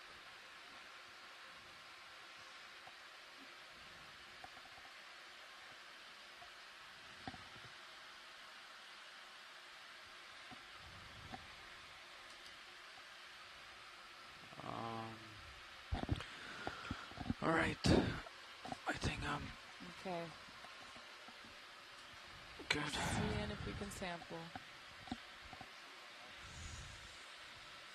So if you switch to stream 3 on the shore side, you can see the that we multiple have cameras hydraulics, that are live showing us different on angles of the screen live. sampling Oh. process Oh. from D2.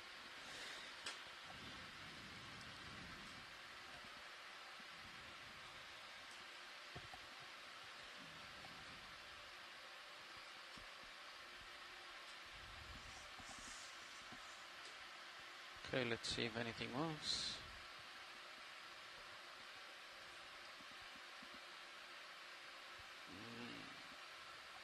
Nothing really. Yeah, those look pretty stuck. Okay. We shall continue on. Let's see right here.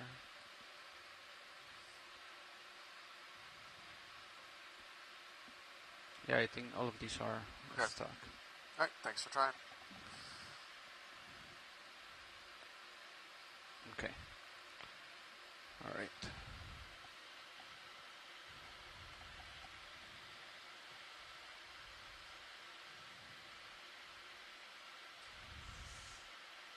Good execution of poke, though.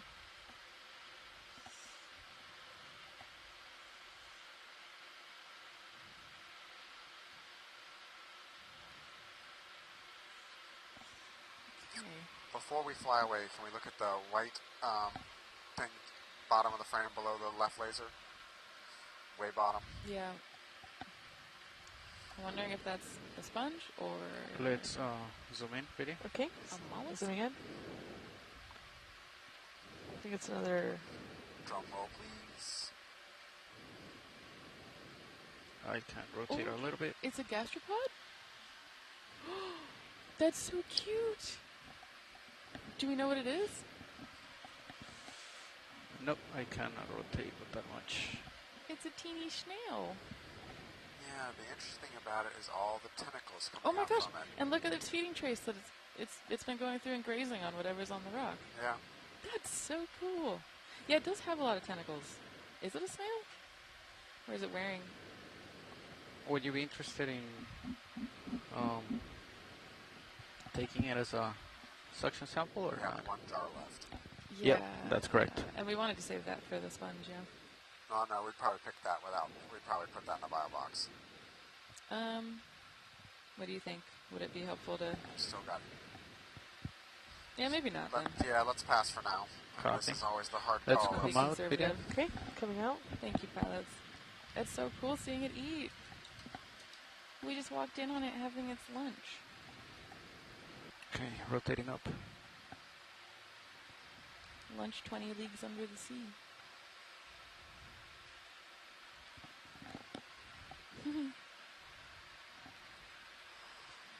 My father-in-law just texted to say that he really likes the teeny snail. I agree. 10 more meters, Sean. 15 maybe. Okay, we're still on the lookout for an angular rock. Let's do it. 10 at 20.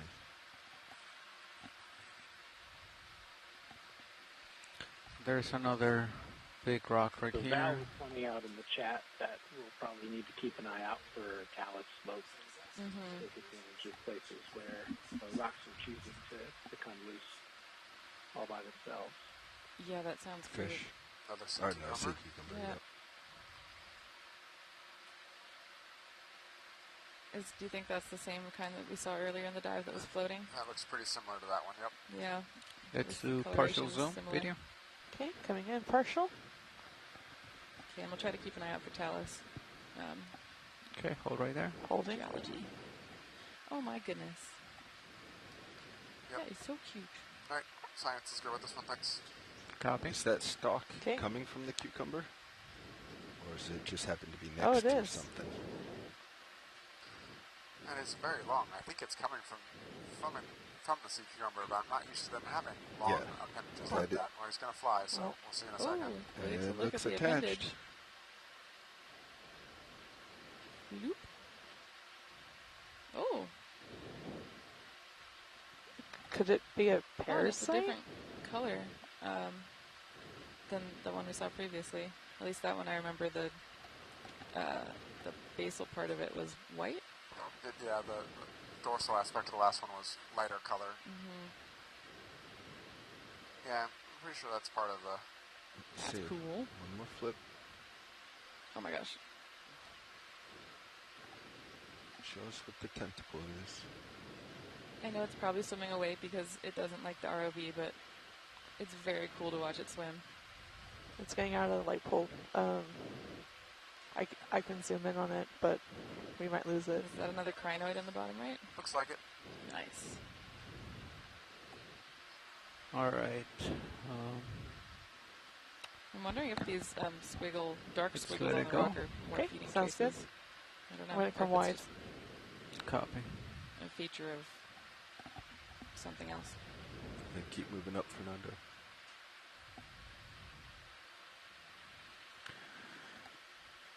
Okay, so we're still going to keep an eye out for loose rocks, talus maybe. See if we can sample something to help us figure out what's going on here geologically.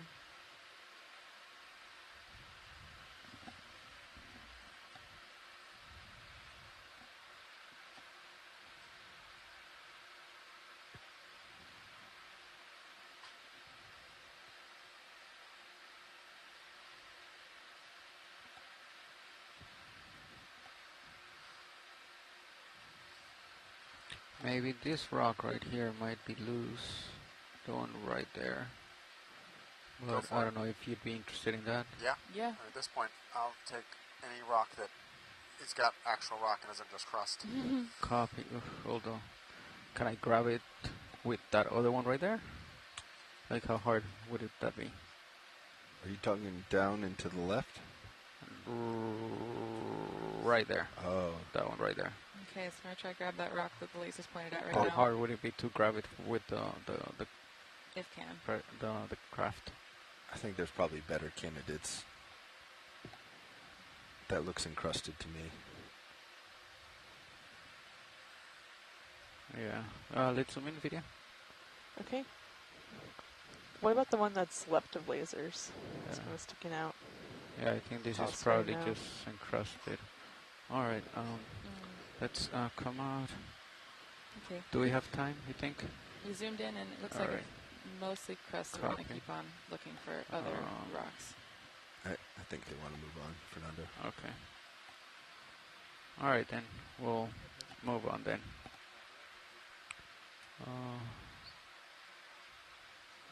Rotating up. Getting a little steeper here. Just watch your swing arms. You're looking good, though.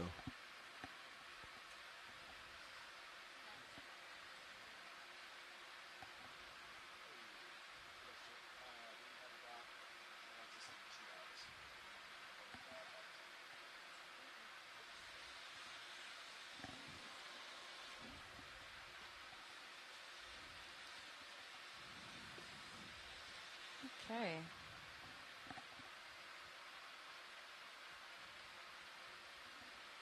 I think we managed to miss Val's comment about a rock that might be okay, but hopefully we'll find another candidate as we keep on moving up this wall. To your left looks So looks for like folks some that are broken just crust.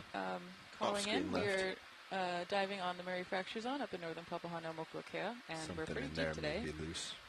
Almost 5,000 meters in depth, looking at Sean, this do you want to do wall another 10? feature that's part of the fracture zone.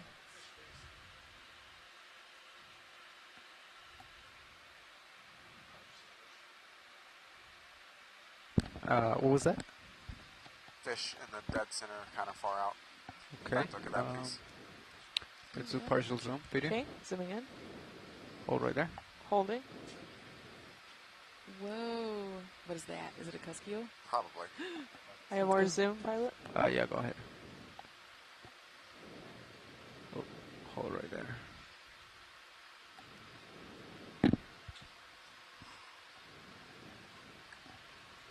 Wow, cool.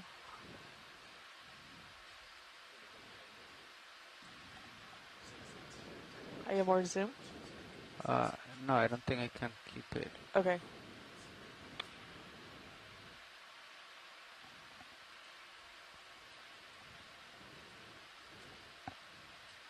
I guess let's try quick zoom and then Okay. just Top out. There we go. Gonna hold here.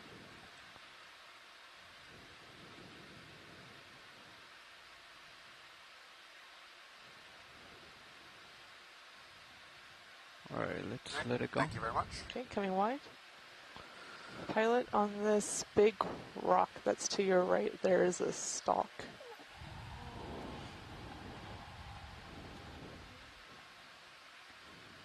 There we go. So we're continuing on.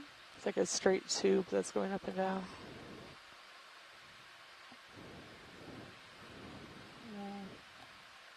It looks dead though. This is so cool. What is that? A sponge body? Yeah, I think it's a dead sponge stalk. Skeleton? It's been a kind of amazing diversity of sponges on this dive. I guess I'm not super experienced with ROV dives, so I'm sure there's places that have more, but it's pretty cool. For this depth, it's I've been a little bit surprised, yeah. Yeah. There's more of potential feeding traces on this rock? Yeah, on the that's left? probably gastropod traces. Yeah. That's cool. Moving off to the right, there might be some talus. I'm looking at the side of the rock. Off right. There's Pilot. some jagged They want to edges, look to and the right. hoping that means something has fallen down there. Down here, they think there might be some loose talus. Yeah, let's take a look.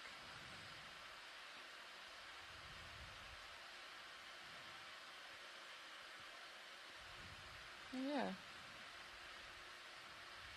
Yeah, potentially in that rubble pile at the base of this big mounded feature near the sponge.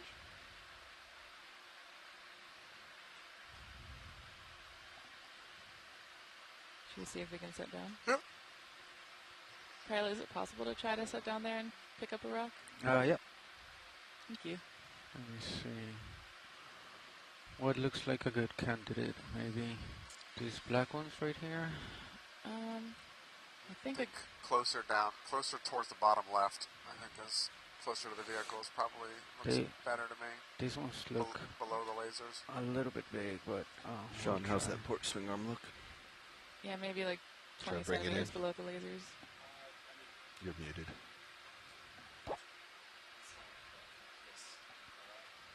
Yeah. You can bring it in. I'm right there. Okay, so if I tilt down, I'll just pop it up. pretty far, And right? To grab it Val's from here, or letting do you us know think that I'll be able to reach it? a lot will be stuck, but there's a better chance of being able to pop something off over Copy. here. So we'll see. All right. Let's see.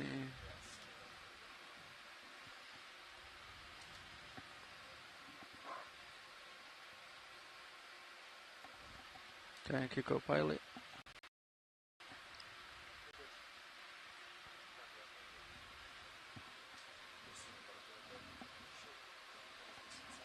Copy. Alright, I'm a little bit closer. I can rotate. Okay, I think. Alright. Let's try that.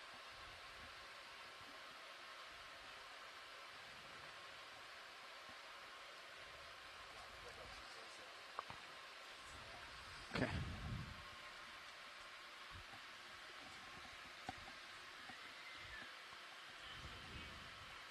Okay, so we're setting down to see what we can get. So I'm gonna try to poke one of the rocks right there by the lasers. Awesome. That looks like a Hydraulics great place. are on. Full up. How Seems come to it be jumps jumping like more that? usual. Yeah. Maybe I just we're hot on the hydraulics. Yeah. So for folks Maybe I'll streaming start in, our RPM a little lower Video Stream next 3 time. has the multicam view. Okay. So we're currently diving in the western end of the Murray fracture zone, and so we're really interested in the geology of this area. So finding a rock sample is pretty important. But So let's try this one right here. So far it's been tough to find rocks that are loose enough to pick up. It's not moving. It looks like that one is also Let's try that not one quite right loose there. enough for us. No, it's not moving. No, nothing really moves. Let's try anything on this side. Yeah, they can be really misleading because they could have fallen down here 90 million years ago and then just been sitting here accumulating a manganese crust, cementing them in place with the illusion of a loose rock. Yeah. I don't think this. The rocks are playing tricks on us. Yeah, try the last one. Not just below the right laser. You hit when you first pushed on it. I thought it moved a little.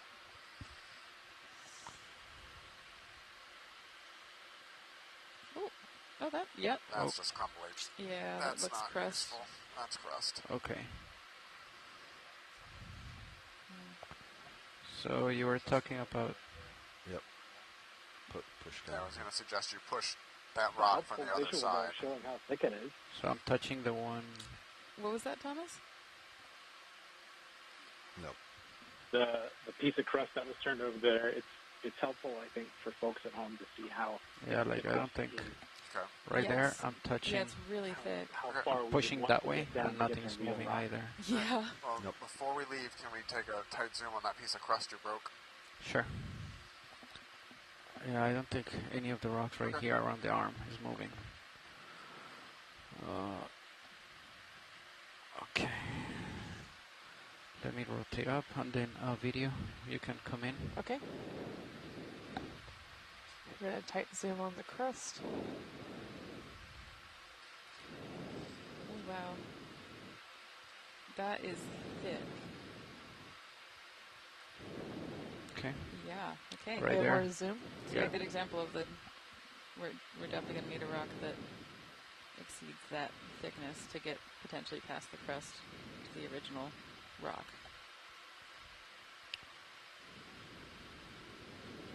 All right, thank you very much. Okay, let's come out.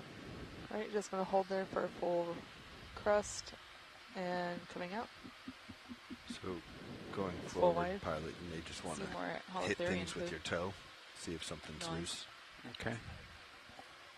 Yeah, if it's flat. This area, we had to do it with the arm, but Okay, so we're going to keep on looking for potential candidates as we keep moving up. wow.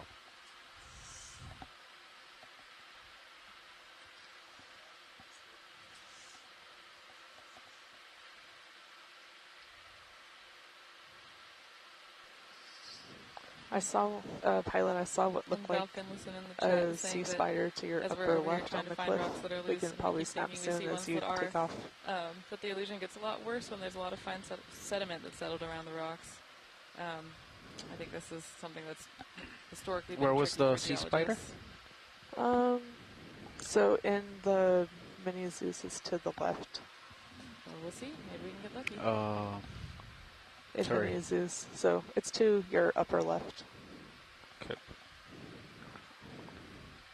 All right. Let me.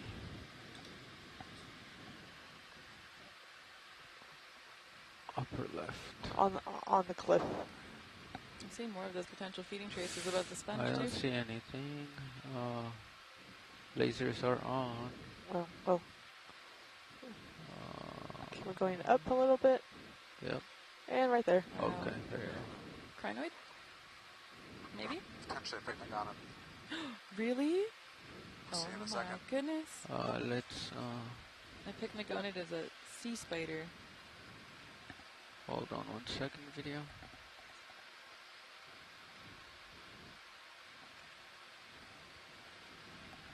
Oh yeah. Oh, that's so cool. I think video called it. It's a picnigonid? Heck yeah. All right. Let's. Oh, so cool.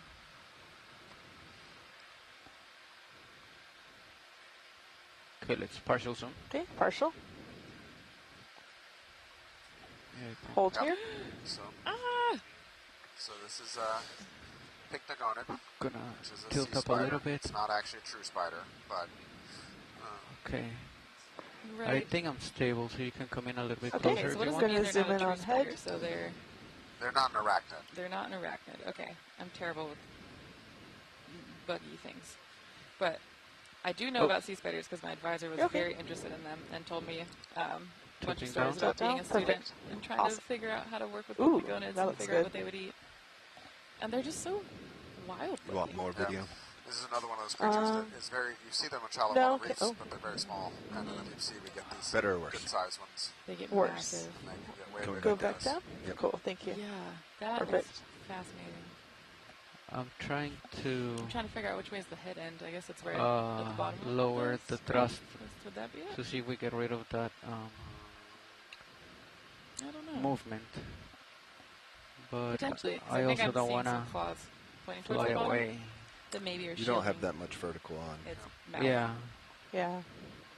So like, where's the little movement side to Very side coming cool. from? Is that what you were talking about yesterday? Video's clear? Copy. No, I don't think So, like, that's what it. These are I think relatively that's found you're kind of pushing all up over the against world, the right? toes But they, and your axials. like you said, they get bigger That's in the full deep. wide? You're making a turn. I think that's what From a you very were quick saying. Google, it looks like they have been found as deep as 7,000 meters, and we're close to 5 now. Yep.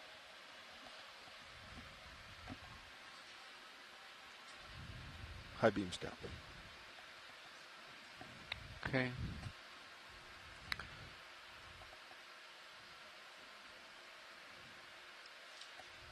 Okay, so we're continuing to make our way up this outcrop that's part of the Murray Fracture Zone,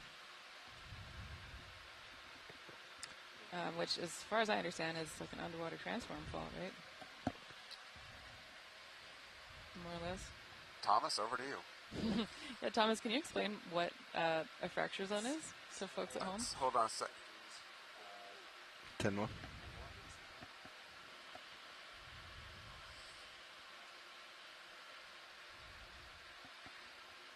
Looks like another one of these white crinoids. Oh, cool.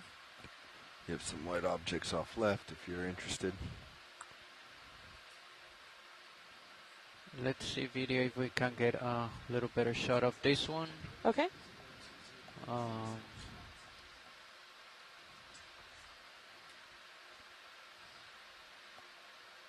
Okay, tilting up. And then you can zoom in. Okay, zooming in. Crinoid. Gonna hold here. Yeah, rotating it to get it in the center. Okay. You can zoom in a little bit more if you want. Okay, zooming in. Gonna fill the frame. Copy.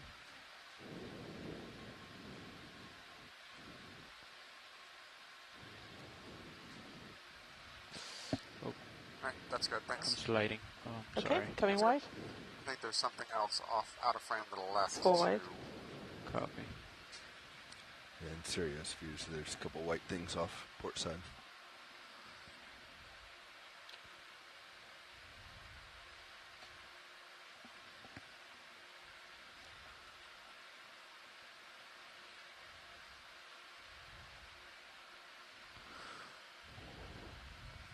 Is that floating? I think it's another one of the stalk sponges. Oh. Where's the stock? I see it now. Oh, yeah. And then actually below, before we go up there, below out of frame down, there was the second thing that I think was actually different. There's two sponges right here to my left.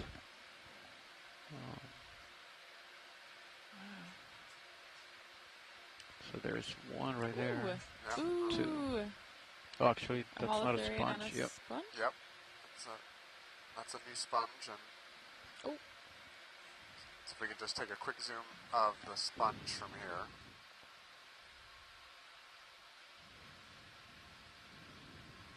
Okay, video. Let's do. Hold on 1 second, actually.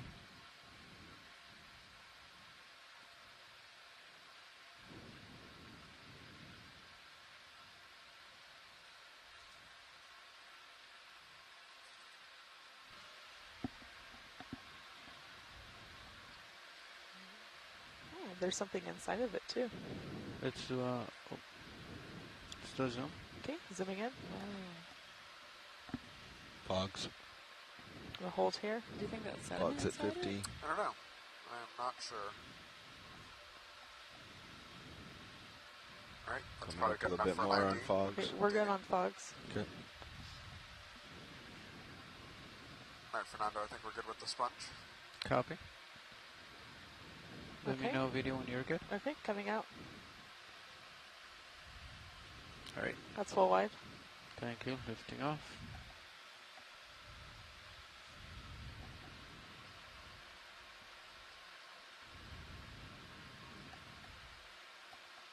There's a star right there. Yeah, let's look at that, please.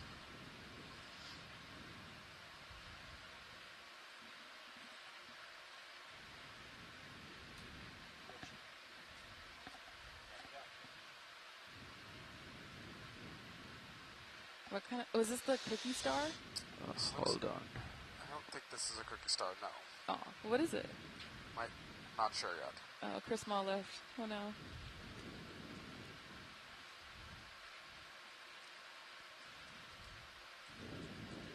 I'm pulling up my ID guide.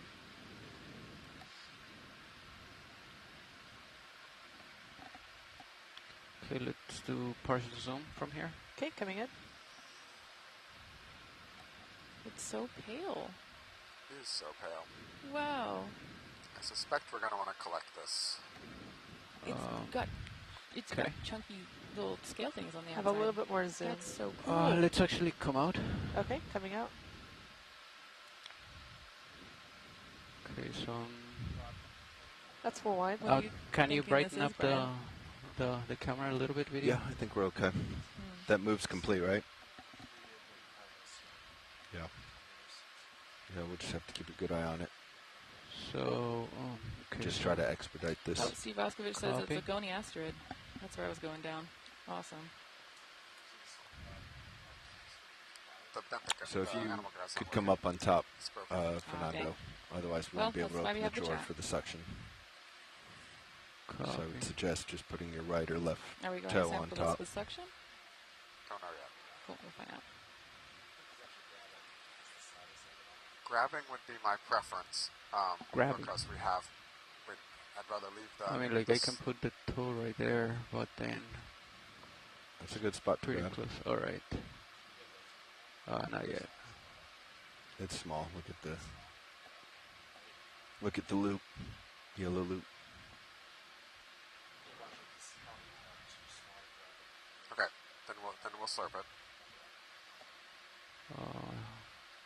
Okay, slurping a sea star. Okay, let's see if I'm good right there. No, I keep on moving a little bit. I lost my toe.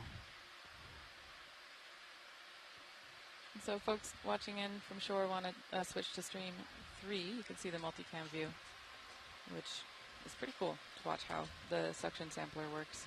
All right, let's... Okay, I think I'm stable.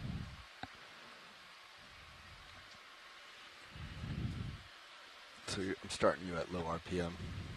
Copy. Raj. All right, engaging the arm. Yep, okay, ramping up your RPM. You're full. Nope, moving to it now.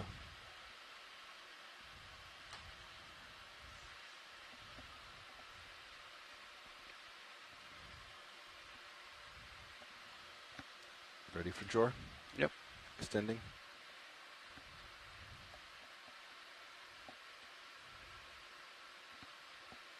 I don't know how much more I have on starboard side. You can leave it right there. All right.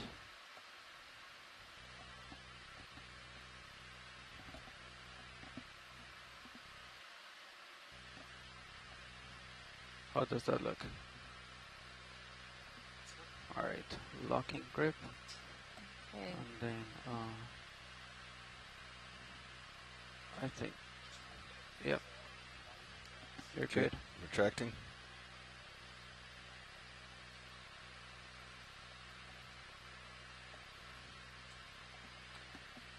All right. Oh. Careful how much you're pushing down on the hose.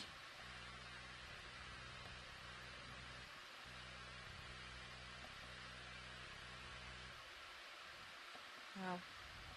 Some really precise sampling work. Yep.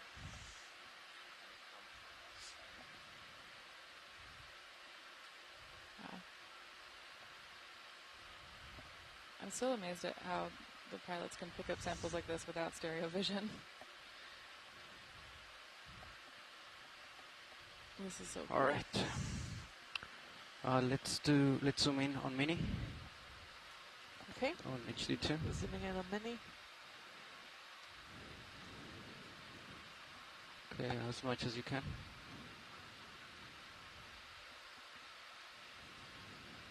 All right, I think that's good right there. Right there? Yep. Okay.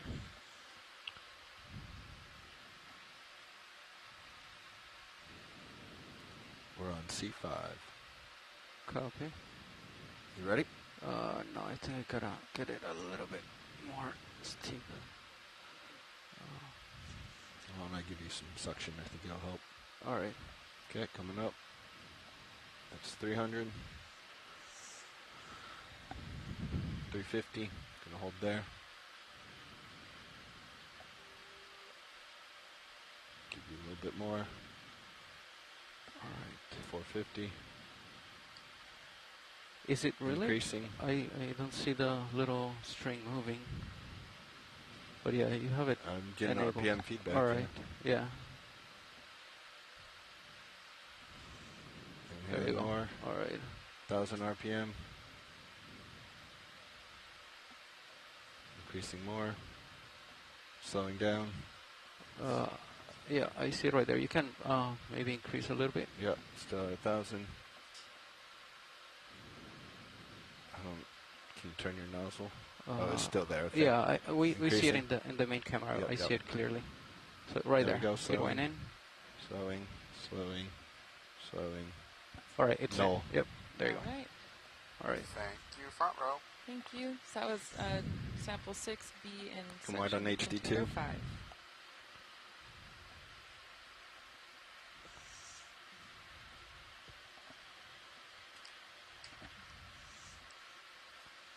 Drawing out slow.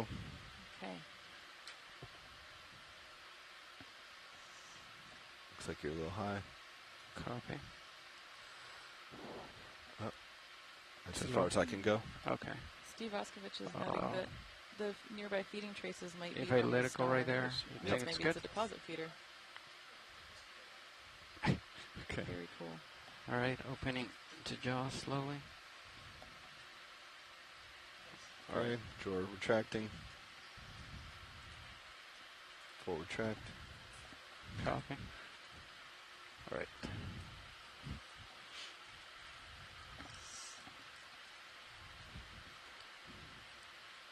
Awesome team. Great job, everyone. Thanks. That was beautiful. Thank you. Yep, confirmed. It's a beautiful star in C5. Wow. Okay. Turning arm off. All right. Rotating up. Okay. Okay. Bring me back So we're up. continuing our way up the wall. Would now be a good time to have Thomas talk about what a fracture zone is? Until we find a new one. Right. Yes, Asako, that's correct. D2, 6B.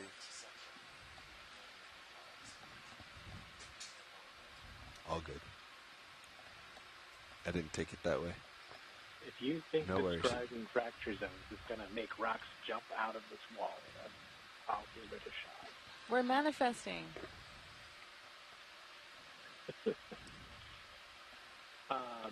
So a fracture zone is the remnant trace of a transformed fault.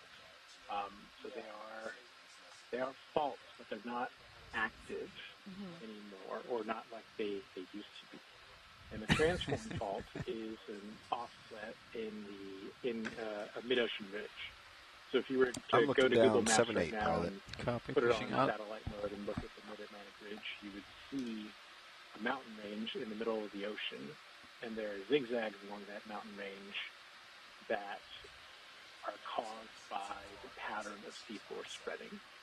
That's where new oceanic crust is being created. I mean, it's and it is volcanic. pretty steep, but there are lavas erupting on the bottom. yeah, of the it's ocean. not a wall. And then these for faults accommodate those spreading motions in a way that leaves Someone an opened a age mic in my offset ear. on the bottom of the seafloor. And that age offset is usually what's responsible for these big fault scarps appearing that you can see. I don't hear anything. I hear okay. Running across the Pacific Ocean. There's a ton of them. One of the largest is Mendocino. Just a little sounds bit like someone's mic here. Got it up. And there's Murray back here, row. and then a few more.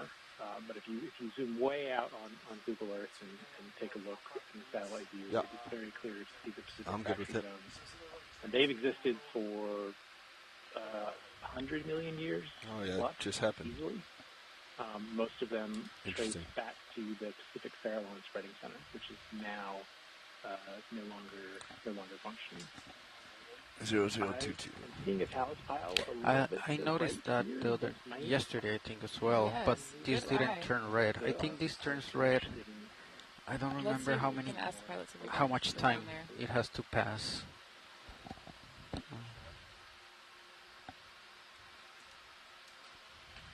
Pilot, this is watch 2. I'm wondering if we could set down on the right-hand side of the screen. It looks like there might be a talus pile with some candidate rocks for sampling. Let's see if I can do what co-pilot said. Try to touch it with my toe. Those may be down in there. You may need hydraulics. Okay, we're taking a look. You're talking about this group right here, right? In the middle? Right where the lasers are? Yeah, the group in... Actually, sorry, further down a little bit, if we can. There might be some loose rocks in that channel. Oh, okay. Yeah, coming into the lasers, kind of that section. Who knows? Maybe we'd be able to break off of that as well. Yeah, just to the left of the lasers, I think, is a prime candidate, right? Copy. Above now. Yep. Oh, yep. I see that. All right.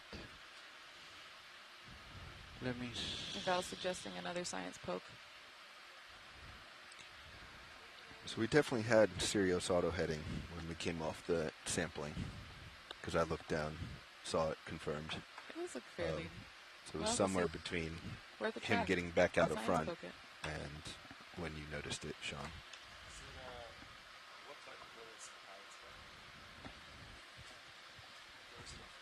Bottom left, same as... Yeah. All right.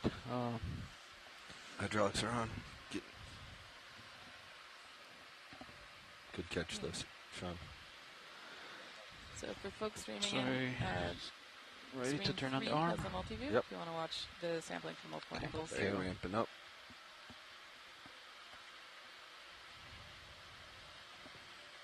Okay. That's the one that looks good to me. Yep. Following. You were talking about this one, right, Brian? Yep. Yeah, that one and the one above. Let's see. Move. Please. Please move. Oh, we got movement. Oh, yeah. So that's a good size. That's a great sign. That's collected. All right. A rock. So you won't be able to get, or do you want to open the box first? Oh. Okay. Yep, just open the lid. We are collecting this rock. You think I can open it right? You can. Yep, I'm sliding in. Good eyes, Val and Thomas. Gotta remember that. Thank Incredible. you. Let me. All right, there you go. Bringing the. So this will be sample 7. Oh. Wasn't expecting that.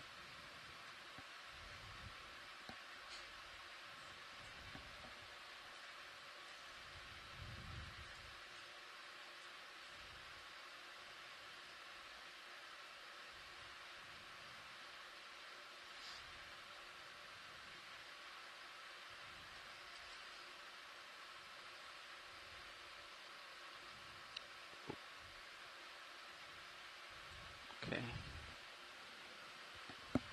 Is it open all the way, or I don't know if it hit? All right.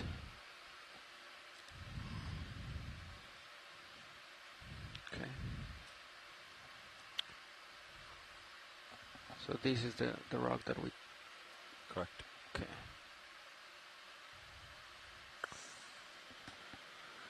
All right. Let's come in on the main camera video. Okay, coming in. Hold right there. Yep. Hold it.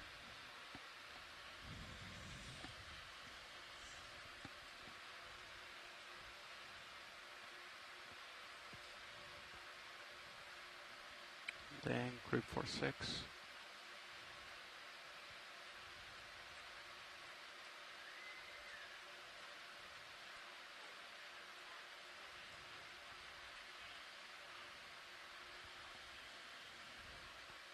Okay, let's come up. So they had requested that we squeeze to make sure it's not just encrusting. Is that still the case, Watch Lead? Yeah, sure. Give it a squeeze. Grip 6, grip for 6, and then I squeezed all the way. Yeah. Send it. Yep, in that case, we're good.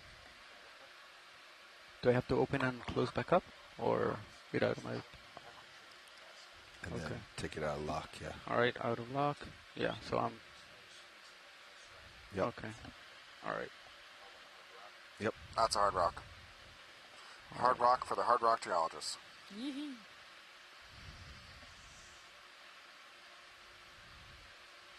Wow.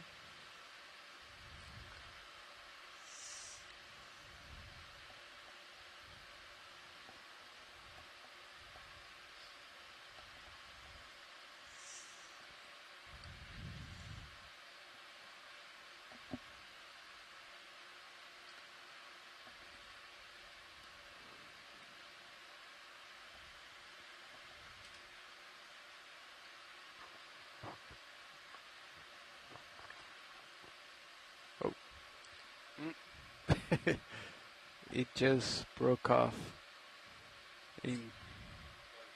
Yeah, a chunk. Yeah. Oh yeah, part of the rock came off. Yeah, when I opened it. Can you see the Manip cameras? Watch lead? I can see it. We'll keep it. Drop the other half. We'll take both. All right.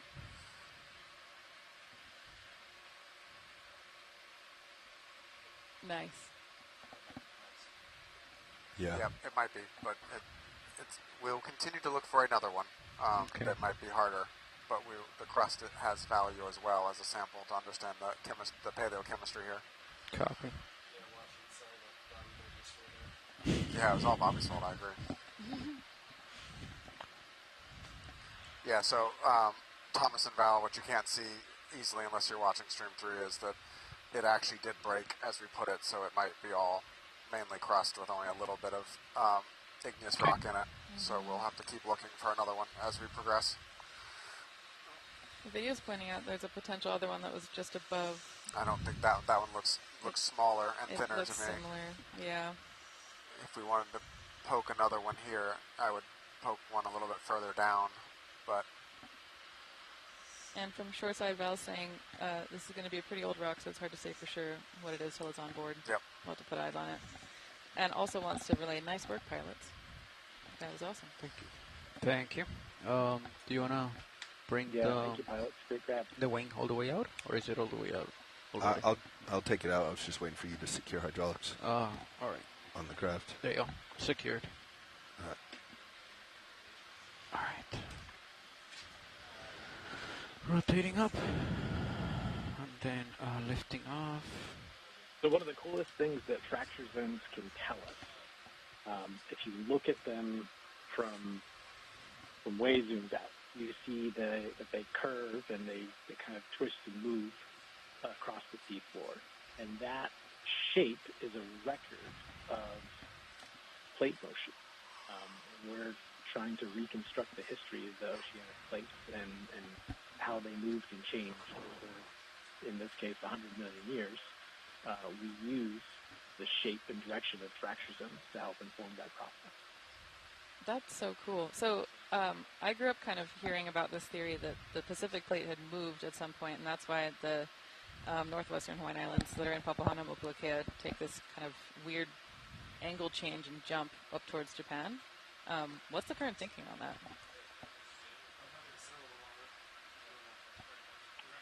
Yeah, so the Hawaiian Islands are formed by a hot spot, and that hot spot moves a little bit, not much, but the plates move over the hot spots. And so the way I tried to visualize it before in lab 10 meters? experiments in classes is if you were squeezing the tube of toothpaste 10 at 20? and then moving your hand across where the toothpaste comes out, you would smear the toothpaste kind of opposite the direction that your hand is moving, right? Yep.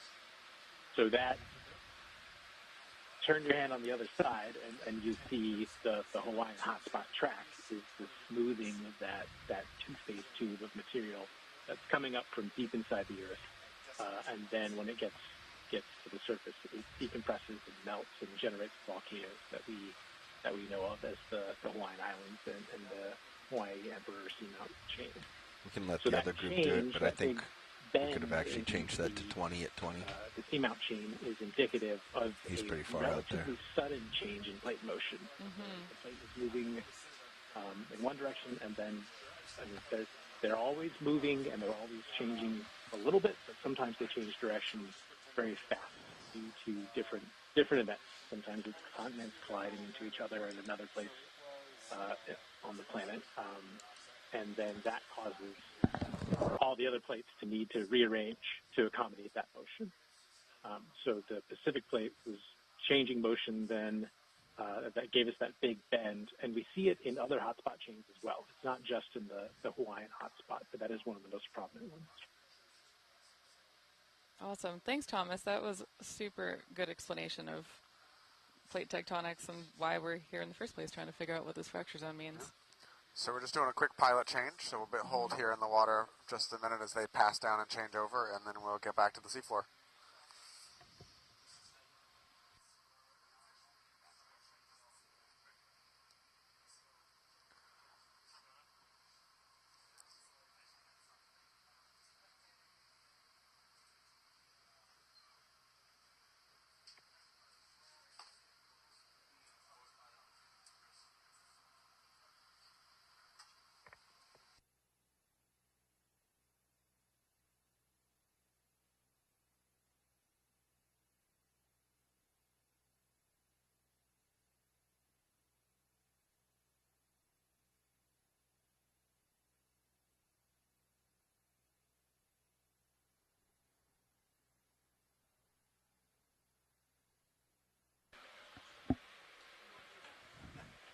As warm as your chair, I guess.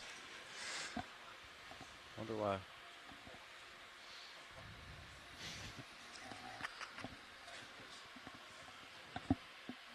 Great. Well, welcome, new front row. Do you, after you get settled, do you want to introduce yourselves? Sure.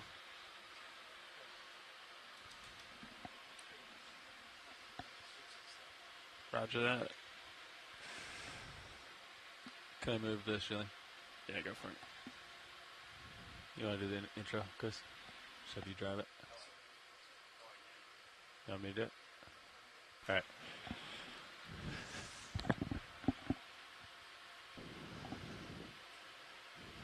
Hello and welcome. From the front row, this is the voice of Levi Unima, currently sitting co-pilot.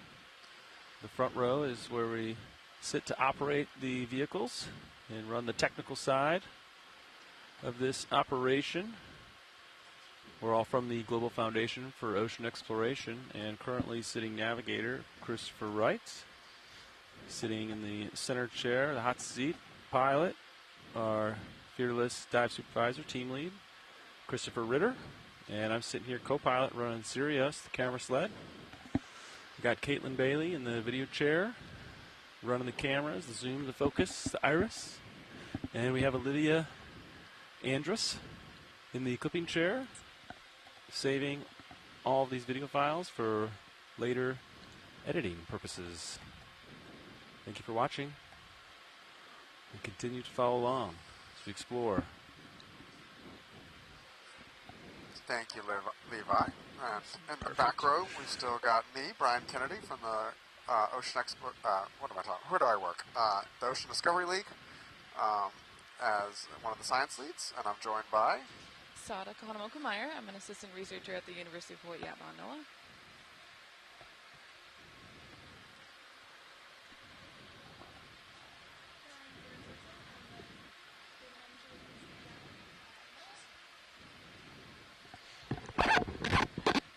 Put some weight on tonight. And I'm Jordan Schweitzer. I'm a data manager with Yeah. NCEI, and I'm just sitting in and learning. Great. And Jordan and her partner in crime, Anna, help us with all the processing sample and keeping track of all the data flows after the cruise about the physical samples. And they provide invaluable help to those of us on shore, because otherwise Sarah and I would be working 1,800 hours a day. Yeah, they keep us organized. Pilots, it might be a I little... can get you another 10, gentlemen. I know it's... Levi, you're probably still moving or haven't stopped moving. Yeah. To be honest, I don't have a good grasp of delay. Before you do any moves, let me, watch lead was about to request something. Oh, copy. Yeah, we're on the hunt for a rock sample. We collected one and it appears to be broken up, so it might be mainly crust. So we need a really big rock that's willing to come home. But we've tried multiple spots and it's hard to find here. So keep your eye out for any good-sized, big angular rock that is loose, but they are rare. Okay. Sounds good. Yeah. Give a shout if you see something that looks loose. Sounds good. Well, there's our weight. Yeah. That's how we can reduce our Z-bias, is by picking up a big old rock. Yeah. W-E-I-G-H-T. Yeah. Yeah, I think as long as we're coming up, I'm good with another 10. Okay. Your bingo looks clear on sonar, Levi. I agree. I can tilt up for you if you... Oh, no, you're already up on multi-beam. You want me to turn forward a little bit, Chris? Looks like you're... Nah, I'll come back. I'd come a little bit. Just a little bit to line that up. Oh, okay. Yeah, sure. Last move was 020, so... Oh. Water sample, okay. That's fun. Oh. All right. Survey 2. Stand by 1. Oh. My navigator's getting ready. Where'd that... Who requested that? We're talking about it. Oh. Gotcha. You're super low. Sorry. All right. Nav is ready. Survey 2, are you ready for a water sample? Okay, here we go. Okay, we're getting That's a water reset. sample. What about those floaty things, Chris? Yeah. Fire. That's the second bottle closed. Confirming second bottle. Sample 8, 08 whiskey, 08 water. Okay, sample 08 whiskey. Location is Miskin 2. Thanks, gang. Want to start to come in on this, Caitlin? I think I've got enough to sit down here. Sounds great. Let's do it. While we're waiting for the ship. All right, gonna come in. Yeah, just gonna get a couple toes in. We'll slowly zoom in. Roger. You want me to give you a hot second before I call it? No, I think go ahead. You still happy with 020? Levi? No, 10. 10, copy. Ooh, Brian, what's this? What is that? Bridge, RB nav. Bridge, we'd like to request a ship move, please.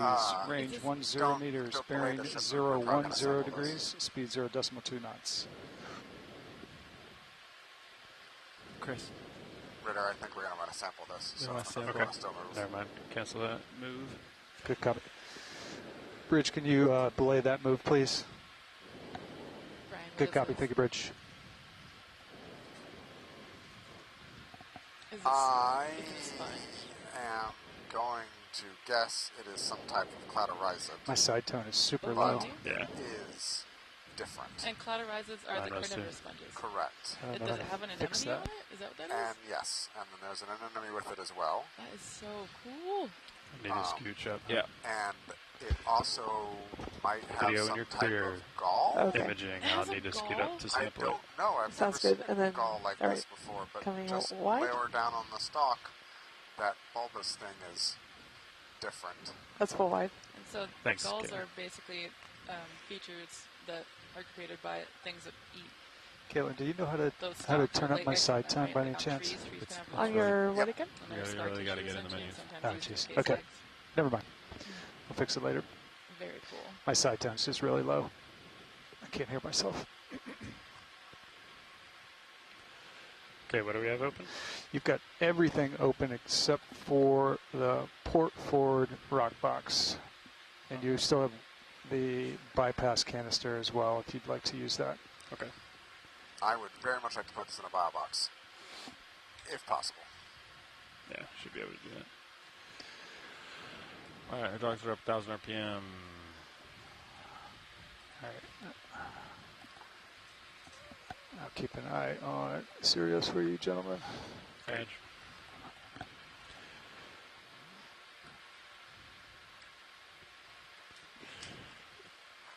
Watch lead, how far down do we want to sample this? Is Not too far. Okay. I definitely want to get the bulbish thing with a couple centimeters to spare, but you can definitely go for one of the smallest your bio boxes. Okay. Sorry, which one was? Which ones are open on the port? Everything you want. Oh, okay. Except for the rock box. Oh, gotcha. Okay.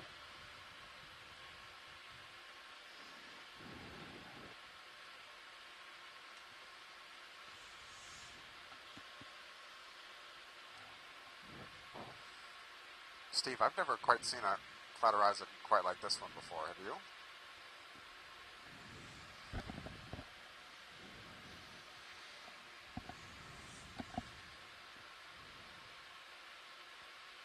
Olivia, you're nodding your head. This is one you've seen exactly like this before? And Steve says in the chat it's very near to Yeah, a just moving species a that little Les Yeah, Watling you and others slid back described from the a illusions. hair, your left toe. Yeah, so. You saw it in Olivia, you saw it in Alaska?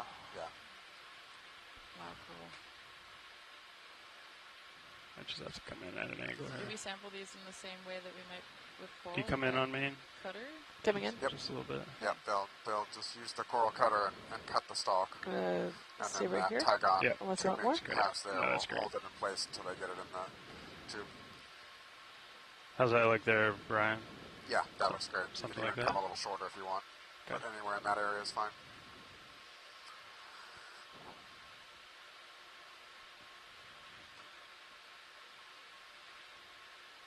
And Steve, the human walking encyclopedia, has already sent me the reference for it. Yeah. That's amazing. Nice. That one they found in the illusions had claw-like appendages. I wonder what we're going to see on this one. That's so metal. And then you want to draw it out for me? Yeah. Okay. All right, I'm ready on the drawer. Okay. Retracting pin, retracting drawer. I'll just extend both pins. It's ready to go. Okay. Okay. All right, ready for drawer. Wow.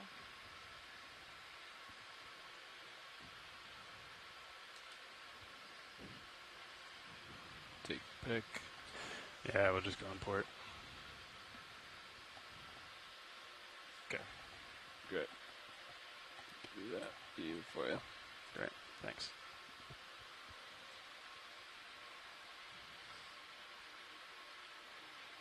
So if you look at stream 3, that's the sample cams. This is kind of an interesting example that since this has been seen, or something similar to this has been seen in Alaska, and I do, this is north for me, where I normally work is south of here in the Pacific Rhode Islands more often, and so we're kind of right at an area where we're starting to see some of the Central Pacific species and North Pacific species collide. Nice. There it is. That's very cool. All right. That's 09 Bravo. Port enter. All right, confirming 09 Bravo. The sample's in port inner. Yeehaw. Thank you, gentlemen. Thank you.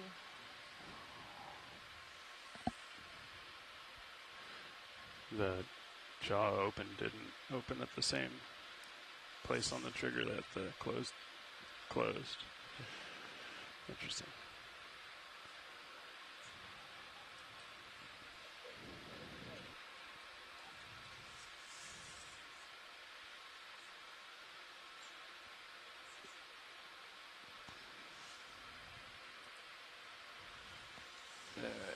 All right.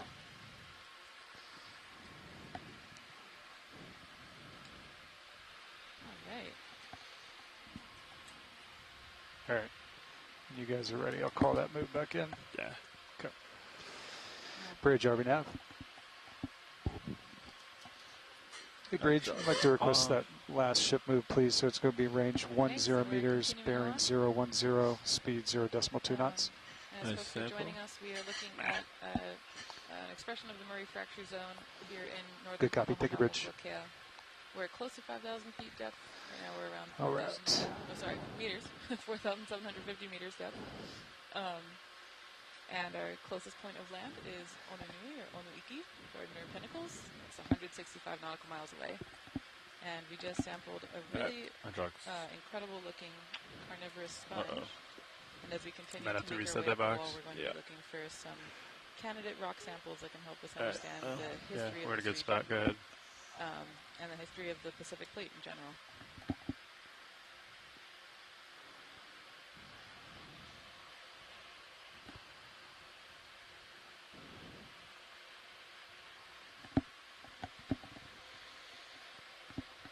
Yeah.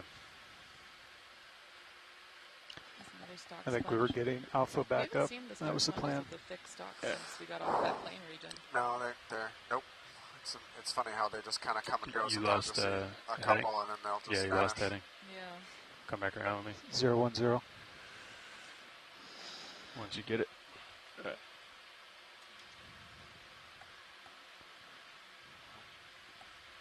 I think that if you unplug the dry box, like it loses it. Yeah, we should have checked before. It's cool to me to see all this that's what happened to Bobby. Rivulets coming down. Yeah. You know what we should do is the autopods. You should put a serious auto heading right here. Just take a moment to say good night to my daughter, who's going bedtime on the East Coast. Good night, Eva. Good night, Eva. Sleep tight. This is cool terrain. Very grateful to Eva for letting us take Dad away for a bit.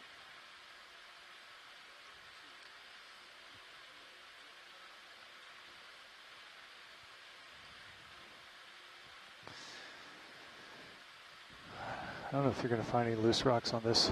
Yeah. This slope. Back down at the bottom. Jackhammer attachment needed.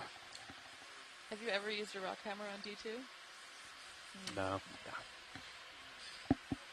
Next engineering challenge.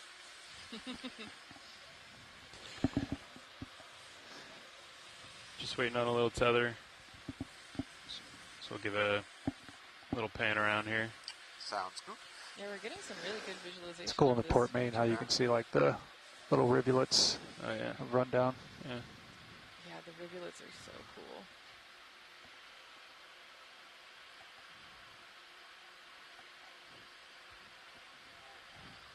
Go ahead, Bridge.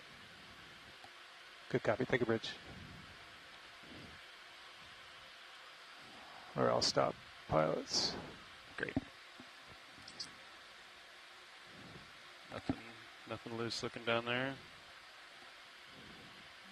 Not seeing very many. That's a mind-bending view of the aux cam. That's pretty cool. This is a beautiful view. Yeah, I'm not seeing that many candidate loose rocks. No perspective, though. You can't tell anything. Oh, like depth, yeah. But at least we're getting good visualization. It's like a funhouse mirror. Yeah, absolutely. Yeah. It's very clear water here. It's super clear. I could tell you what turbidity is, but that would be a complete guess. Some number with units. Yes. Okay. I mean, we have so much. Wow, that's a beautiful view. It's cool to be able to have this much video footage of this place. Hopefully that, even if we can't go home with a good rock today, maybe the video footage will be helpful for characterizing I this. see you, Levi. Hello. That's how wide those angles are. That's like crazy. The sand channels are really always interesting to me how they kind of erosion over millions of years. Even in this kind of thing, you end up with the downstream pointing lines. Yeah. Yeah, it's just, I don't know. It's cool to see that kind of similar principles apply across different environments. Like, I mean, obviously currents or like water weather things differently than air a little bit, but the overall morphologies always look pretty similar to me. That's cool. I like thinking about this as like being on the side of a really young volcano. Maybe it snowed a little bit. We seen any swimmers down here? There's some fish. Yeah? Yeah. And those lasers are showing us scale, 10 centimeters. Yep. It was swimming. It's on the bottom of those rocks, right above left of your lasers. Oh. On the triangle? Yeah. Getting some awesome visuals on the side of the slope, looking at those like tongues. Yeah. My lasers is like, doesn't do anything. This is very cool. Disabled that for you. Oh. You can do a snap if you want it rolling. Check it out. Okay. Snapping in. Oh, you did a bait and switch. What is that? Old one. Is it a dead cup coral? It would be pretty deep. I don't know exactly how deep they go, but this would be very deep for it to be a cup coral. I have more zoom, pilot. Okay, let's hold there for a minute. Maybe it's a part of the Not much current down there, huh? I think it's more likely at this depth. It's more likely a Yeah, sponge. come on in. Oh, Video. Jason Vesper says sponge base. Yep. Yep. Oh, yeah. Nice. Right. That's great. Thanks. Yeah, we can come on. Okay. That's full wide. Thanks.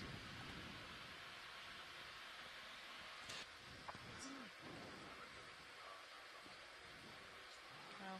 Yeah. Beautiful.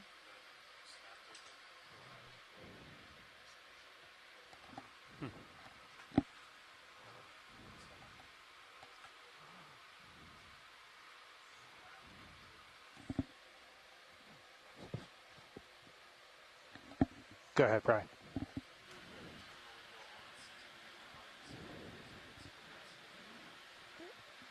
Standby one. They might be doing a data check out there. Let me see what you see. Terminal window. Yeah, I think they were cleaning up some video stuff. There you go. Yep. If you're streaming in from home, the Stream 3 has multiple camera angles of this wall of the fracture zone that we're looking at. And there's some really cool features to see over here. Unfortunately, not a lot of loose rocks that Anything we out can there? sample to try to help figure out the history of this Another region, 10. but Levi, do you have we have any one idea candidate what in the your rock box. delay is? Maybe Or? we'll get lucky and I don't find know. another. Just do that 10. Yeah, all right. But regardless, just being able to put eyes on this wall is pretty impressive. Sure. Yeah. Okay. Love it. Whoa. Playing safe. 10 at 10. Yeah, I agree with that. 10 and 10. Bridge, RV nav. Hey, Bridge, I'd like to repeat that last move, please. So range of 10 meters, bearing 010 degrees, speed 0.2 knots.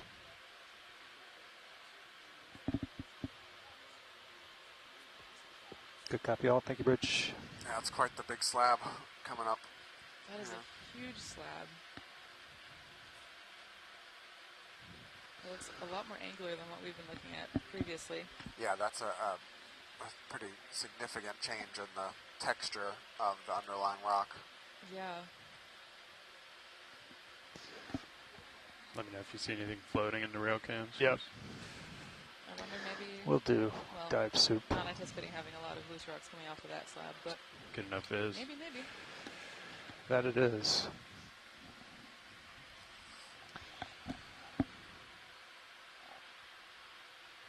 Wonder if you get better shots with a little less serious light. Still on the line, but maybe you can Light tell us that up something more. about why we'd see that kind of What do you think, Levi? morphology change from more of the pillowed stuff to the angular large slab try? that we were just looking at. Kaylin, you want to try killing serious lights? We can try it out. Hey, sorry. Yeah, that would. I don't really know. It might just be that we're looking at the underside of it. That, No, you can't see my you know, tether. things break and fall down. I get a perfect view over here when he turns his head. Yeah. And just But peek to the yeah, until we port get side. up on it, I'm Boom. not sure I There it have is. any good ideas why it would be Just eroding. see what it looked like. You coming don't keep apart it. in a more angular way. Pilot, do you think any of those rocks in the center there might be worth moves? They look pretty cemented, but maybe we can get a closer look. Sure, yeah. Yeah, they looked cemented on a cursory glance, but we can certainly check them out. Okay. Well, we're going to go check them out. Let's see. Thanks, Thomas. Got a little bit of time here. Is this the pile you were referring to? Any of these?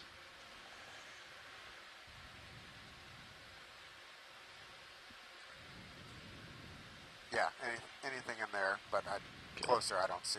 It all looks totally cemented. Yeah, I can, I'll hit him with a toe, see if anything moves. Let's see if we can jiggle the rocks with D2's toes.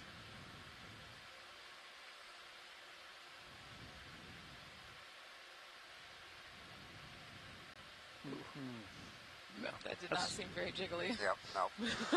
Moving on. Firm. Maybe we can get on top of that big slab feature and Go ahead, Bridge. take a look. Good copy. Thank you, Bridge.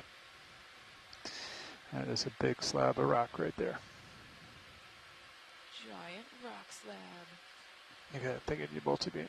Yeah. Yeah, with how it's standing out from the rest of the wall, it might have gotten the talus above it. Stuff to the right side of this big rock was looking a little promising, but that was from pretty far off, so maybe my eyes are just twisted. Yeah, Nice I mean, boulder. Hey, let's look. This is all lava flow. Is that right? Yeah, this is all lava rock. So, where is it? Pilot, if we can, it sounds like maybe to the right of this large rock feature, there might be something to look at. Sure. Thank you. We're still waiting on some tether. You can see we're pretty far out there in serious view, so we got a few minutes here. I'll just look good. around. Thank you.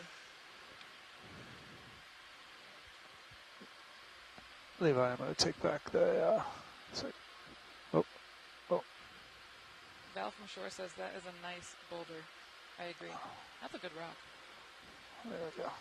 Great rocks.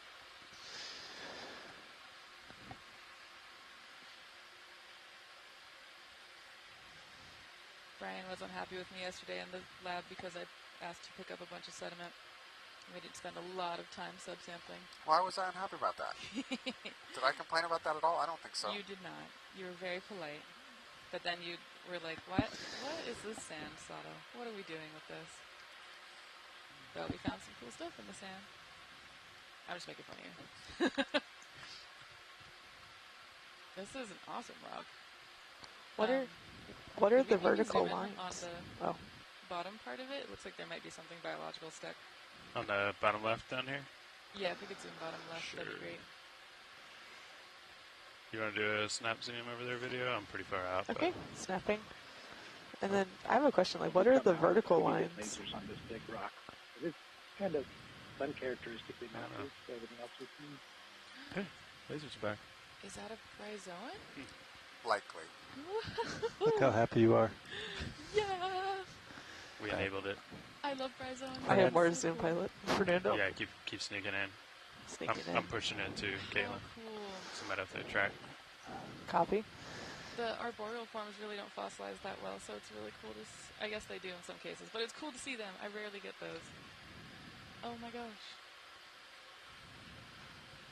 That's so cool. I wonder if those nodules... And is it still true that we don't really know what clay to put rhizomes in? You know, I don't really know. I'm not sure. I know that there's been a lot of question about that, but I don't know where the latest research is on that topic. Yeah, I kind of remember, I mean, this was a long time ago, so I'm aging myself, but in 2018, I was in an root zoology We're class. going to come down and tilt up, Caitlin. Okay. Rhizomes were Yeah. It might be good to do some fogs too, just to balance out the light. I heard fogs. Fogs on. Oh, yeah, nice. there we go. Thank you. That looks good. There's Let's go also for the something left else one. here. All those little smaller things in there are some kind of life as well, probably. Yeah. Oh, look, another one. Oh, there's a couple different growth forms. Yeah. This left one has some cool patterns in the polyps. Or so cool. These are different than the one we sampled earlier, but same group. Yeah, you can see all Hold there, their Caitlin. sticking I'm out, getting bounced the little, around at the end of my fuzzy bits around tether. branches. All They're good. feeding. Science is happy with that. Thanks. Science is Oh, very okay. happy with Sounds that. like science is clear. Okay. Yeah, your And then when we pull out, if we could get lasers. Oh, ROHD is close. Yeah. We were bouncing around too. Yeah. Sada, like, what are the lines on the right-hand side? The images coming from the multi-camera viewer are so cool.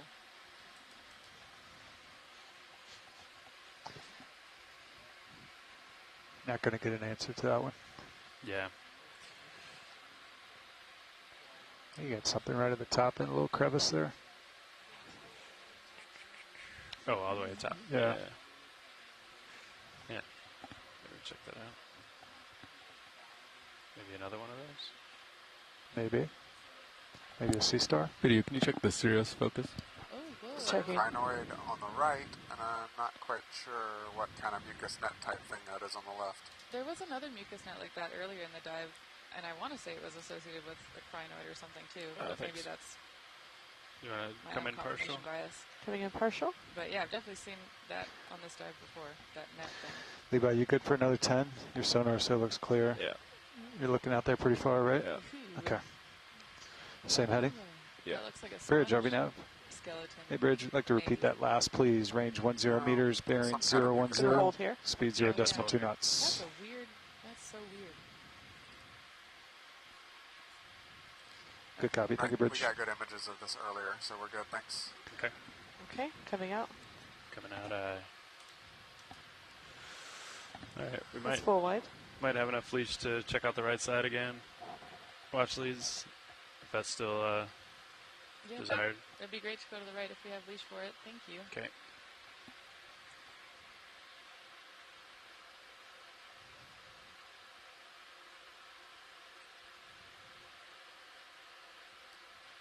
I'm seeing more of those feeding traces on the rock too. Is that what the vertical lines were? Yeah, we're currently thinking that the, which depends on which of the vertical lines we're talking about. Right. But like the darker colored ones? Yeah, where I think that something has moved over and eaten the sediment or marine snow off of the rocks, leaving it kind of blacker.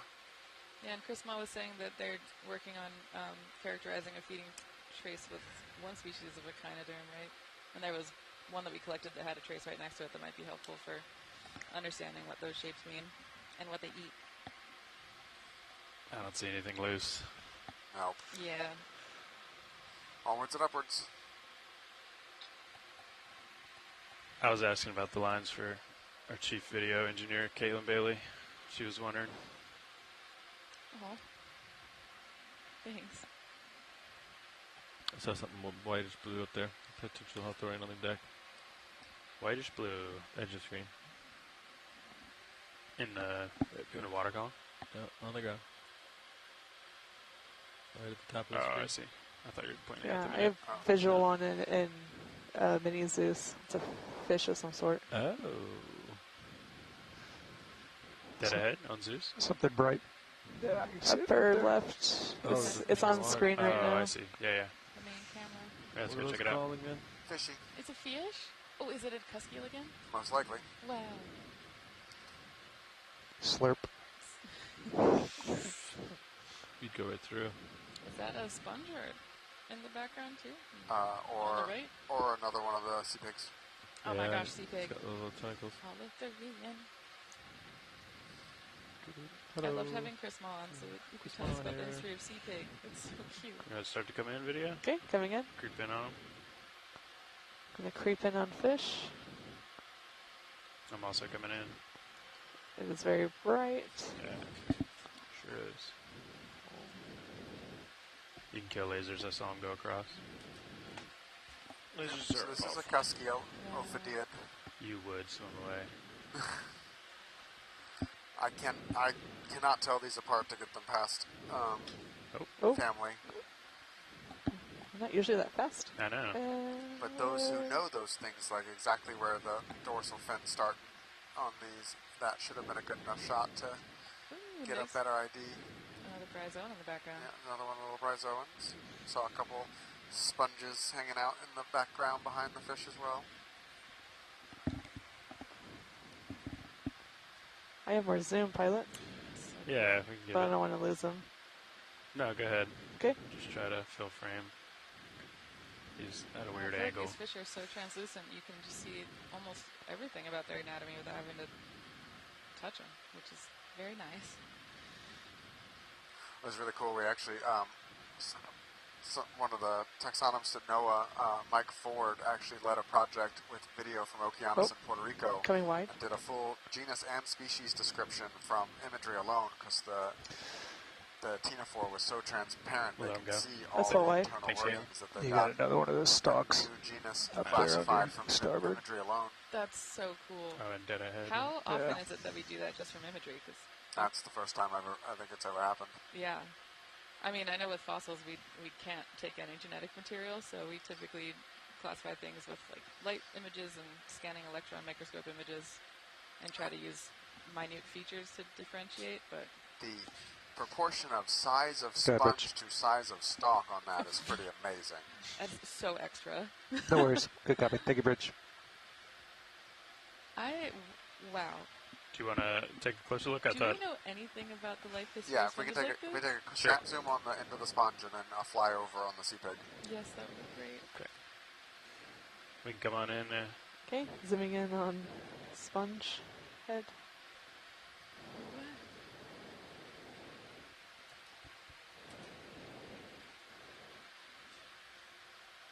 Wow. It's so teeny, but so tall. It's kind of.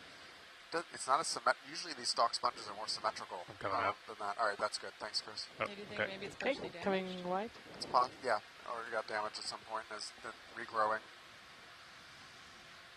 Is that a worm? Worm. We can zoom in on sea pig from here. These essentially. worms are probably swimmers, and they'll I'll go over there, Caitlin. actually throw bioluminescent snot balls at you. You can't see them in the light or the conditions here, but it's one of their escape mechanisms. That is the coolest escape mechanism I've ever heard of in my life. A lot of things in the deep sea do that. There's actually I know shrimp what that that'll is. do that too. That's so cool. Right there. Oh man, the deep sea is wild. Just right above the. Yeah. I don't see I it. feel so I honored know, to that's have why. I think it's right there. It's tiny, tiny. Oh, I see. Yeah. We'll do a fly over here. And Are you looking at that hydroid looking thing up on Yeah. top? We'll check that out here in a second. I just want to. Yeah. Look at this guy first. Yeah. Okay, so we're zooming in on this sea pig. Yeah, this is a sea cucumber holothurian. You come on in video. Okay, coming in. We can see its gut. Let's just hold there for a minute. The one we saw earlier had yellow feet. It did. And this one has white feet. I'm trying to remember what Chris Moss said it was. Let's see. All right, we're good with that. It's so pretty.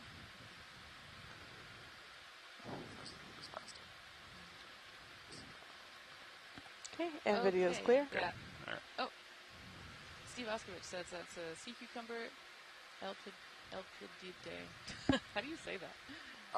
Elpididae? It just came into his frame right now, Chris. It's coming center. Yeah. Taxonomic names are You want to come in? hard. Yeah, and then there's a star to the right. What's this? Same thing. Really? I mean, same, different species, but also another type of sea cucumber. It looks so different. Okay, I get the poop traces now. Yep. You can see it. Oh, look at the poop, and it's look at the sitting poop on the next to its ground. poop. That's so cool. Yeah. This one. This one's different. is This one's really from cool. What I think I've ever seen before. Never seen one quite Can like we this. zoom in on that center part Yeah. up there with that eye-looking thing? That's weird. Go ahead. Huh. Coming in, and I'm gonna hold here. Look at that. Some internal structures It's are really bumpy. interesting too. Oh my gosh, that's so Yeah, it's got some cool. texture. What are you? That's pretty cool. This is cool. This is different. Yep. Steve, you ever seen this species before? I've never seen No. one that's shaped quite like this before. If you wanted some light, I had some light on the subject. Yeah, go ahead. You know what I'm saying?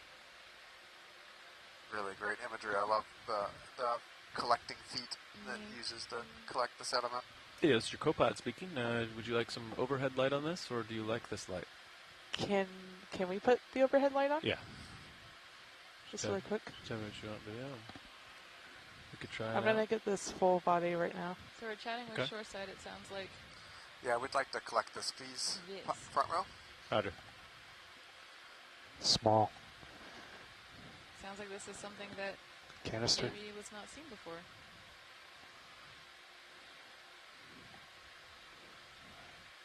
You want to do video first of it?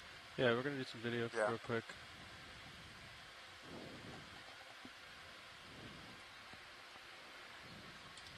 That middle gray part that I saw earlier, I don't see it anymore. Like it's gone. So folks on shore, we're going to take some good Ooh. imagery of this. Interesting. All right, video, you ready for me to adjust the lights? Yes, please. Go, Bring them down go a right bit. ahead. Do you think it'll... It doesn't look like it'll swim.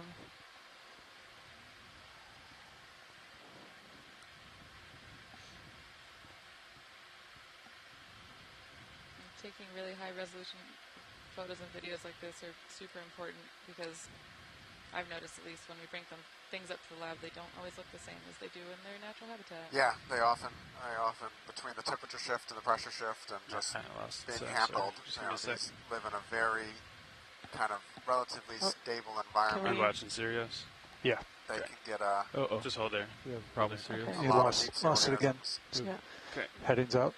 Come full wide, please. Okay, there can we we go. wide? Headings back in. That's full wide. Headings back in. And I'm back around. All right. Delta's healthy. Sonar's good. Nice. Good. Jar is the... Okay. I'll just center him up on here. The star. Give a little more delta. I'm going to come in a little more. Am I clear, pilot? Or Negative. No? Just stay Okay. wide for a minute. Copy. Go back to collection. Go to CSV. All right.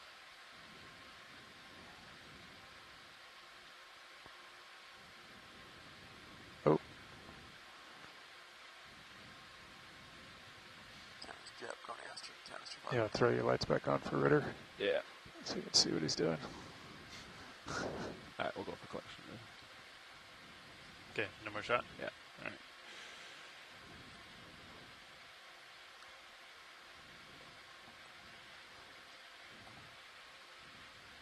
All right.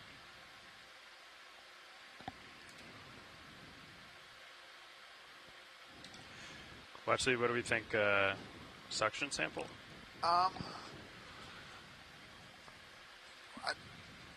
That could work. I also jar. think that you might be able to just gently kind of put the jaws around it and not just kind of cradle it, but okay. I think either is a reasonable approach. We're out of jars too, right? Well, we could use it put it in the flush, or we can totally double up on it just to check the gut. So we can make a jar work if we need to. The goniastrid and this thing are not going to. They'll cohabitate just fine. They won't scrap in this one. Where's the goniastrid, Chris?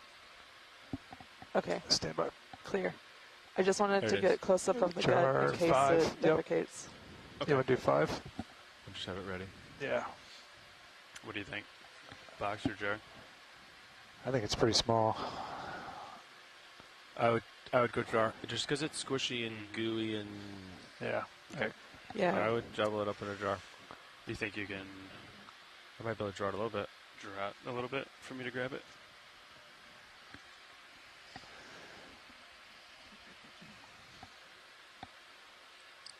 Just... Yeah. That's probably good. Yeah, I think that's good. Yeah. Right, monitor, ROVHD. You watching Sirius, Chris? Yeah, stand by. You're just going to have to watch. Yeah. Yeah. I got you. Yeah.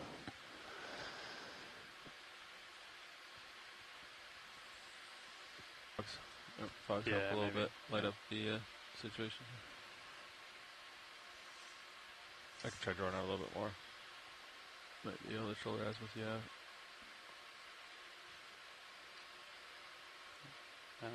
Might have a little more. Right. I could always pick it up at an angle too. Pretty good right there if it comes straight down, I think.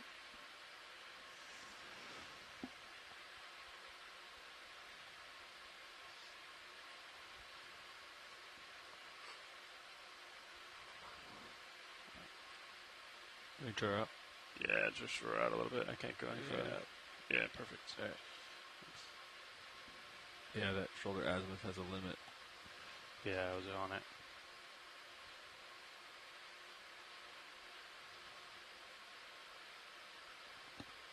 For force 9.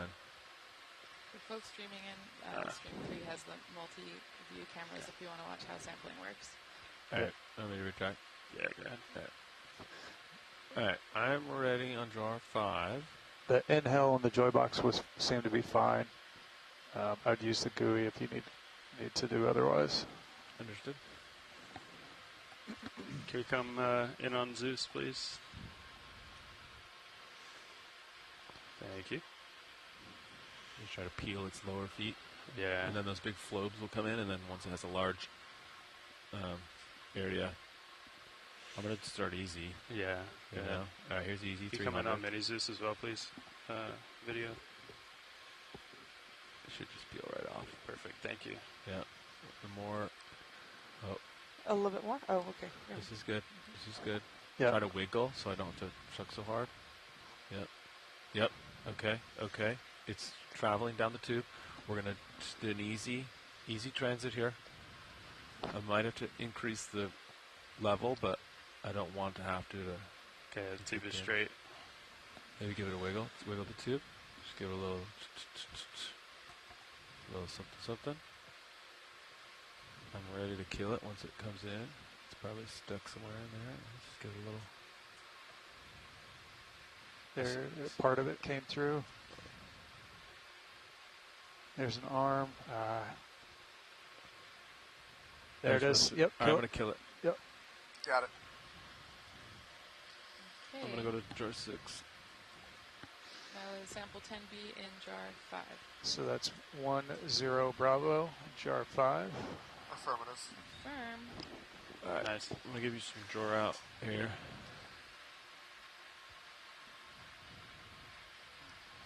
There you go. Should be enough. Just let go. Should suck right in. Bingo. You're off to the races. Kill those fogs. Before we leave here, can we get an image of the sea star in the corner in the top right? Sure. Nice sample, Chris. How much bottom time we got left? Stand by one. Try to get everything back to.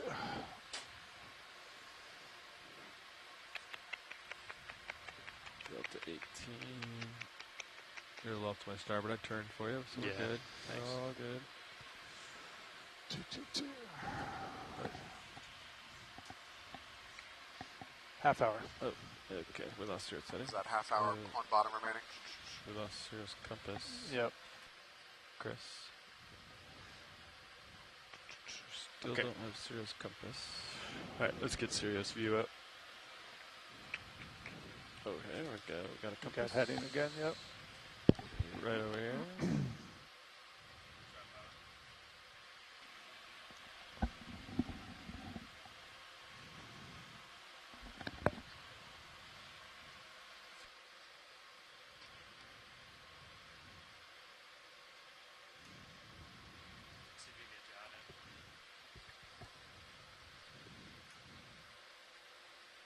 Nav, watch it.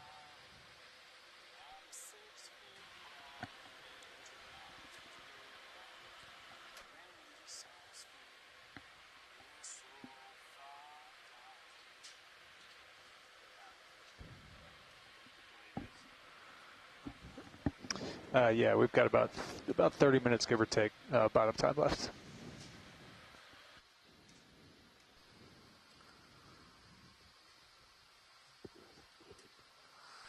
So shoreside, we got right at 30 minutes left. After this, any particular things we want to see with the rest of this dive, or just continue upslope doing what we've been doing?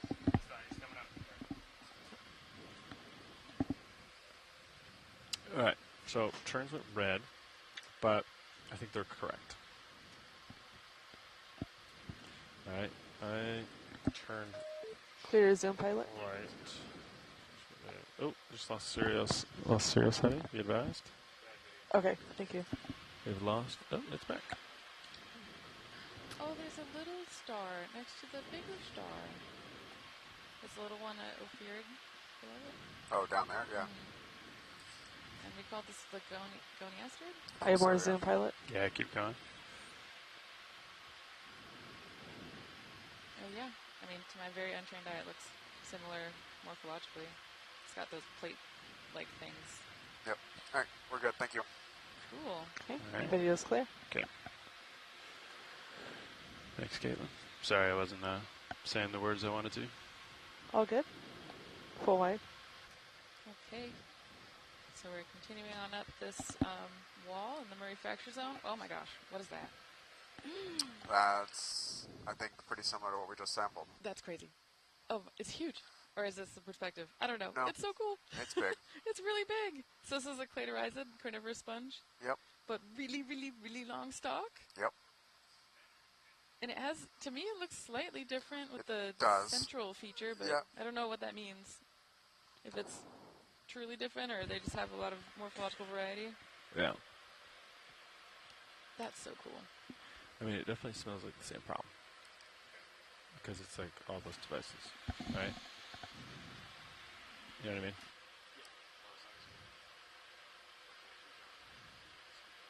Yeah. If we can get a zoom on the top part of this, please. Okay. Coming in.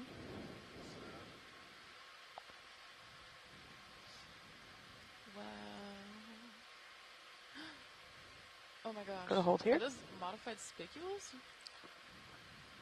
What makes it fuzzy looking like that? I think it's modified spicules, yeah. Wow. And it looks like it might have a pycnogonid on it on the backside. That's so cool.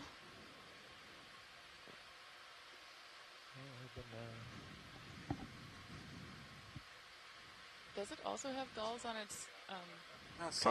Yeah. Holding. Looks like there's actually a fair number of them. Those actually might be prey. No way. Yeah. Oh my god. Like it catches it like a spider kind of thing?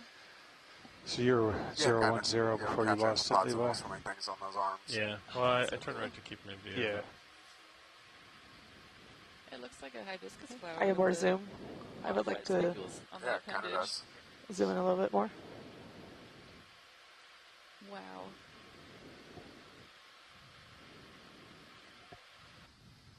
My partner's watching and says this sponge is incredible. I agree.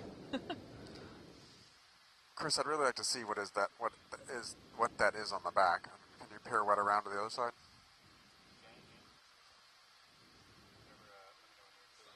Okay, I'm just going to come out just for another shot right.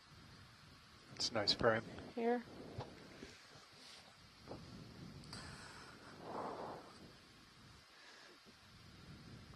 That's wild. It's like that dandelion cartoon caricature. Okay, video's clear.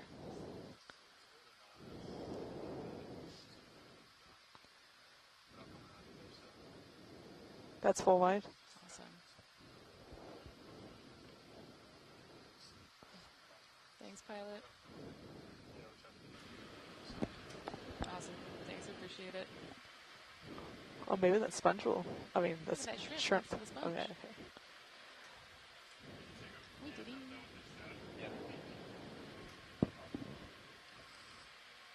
I love how slow it's going for how fast the shrimp is moving its little legs. Maybe the current's really going at it.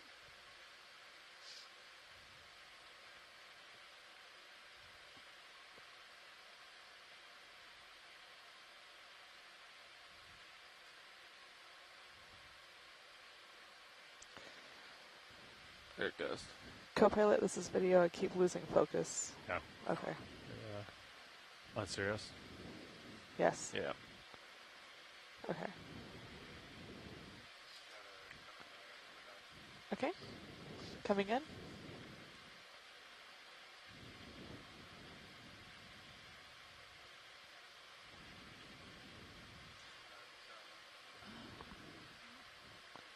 Looks like it's wrapped around. Is it?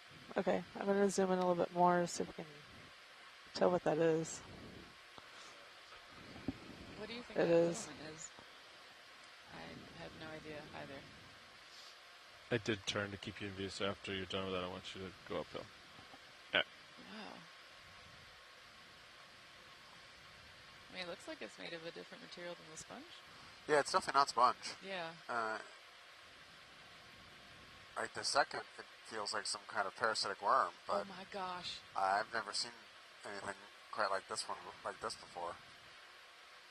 You know, if the carnivorous sponge was getting parasitized by a parasitic worm, that is like the most meddled feeding arrangement I've ever seen in my life. I was hoping the sponge would come back. Come back, sponge. All right, I'm going to come out just a little bit. Exhale some suction.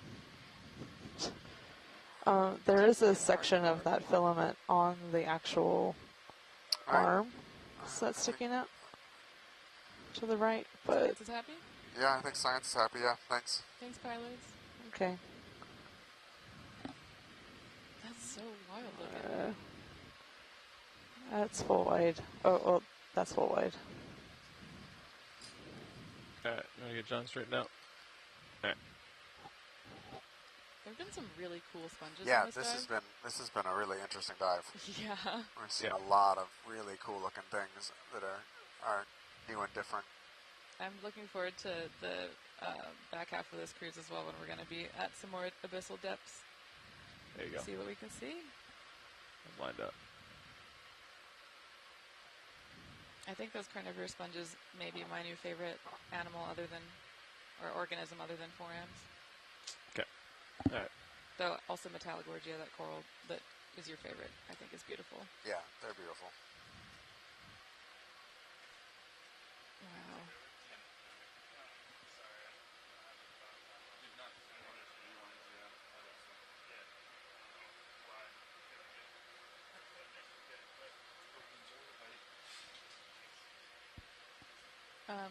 The chat is saying that maybe that filament-looking thing on the back of the sponge might be an emertian.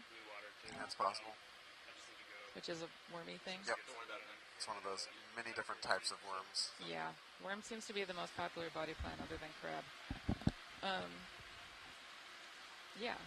Ribbon worms. All right. How we doing, Nav? Status report. Yeah, we're all stopped. We've been stopped for about 20 minutes, so I think everybody has ceased movement forward at this point. And get you some more tether, if that is go for co-pilot. Yeah. What's bottom time left? About 20 minutes, give or take. Roger that. Yeah, we could probably get another little move in. Yep. What magnitude moves have we been doing? Just tens. Roger. Yep. Okay, Bridge so over we're now. approaching the last 20 minutes or so of this dive. We're just going to keep on Hey, seeing Bridge, what we I'd can like to request a ship move, please. Range 10 meters, bearing 010 degrees, speed 0.2 knots.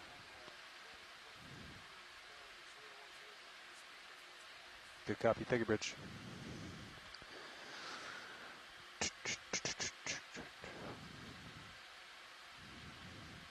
So we're still on the hunt for a rock, JD.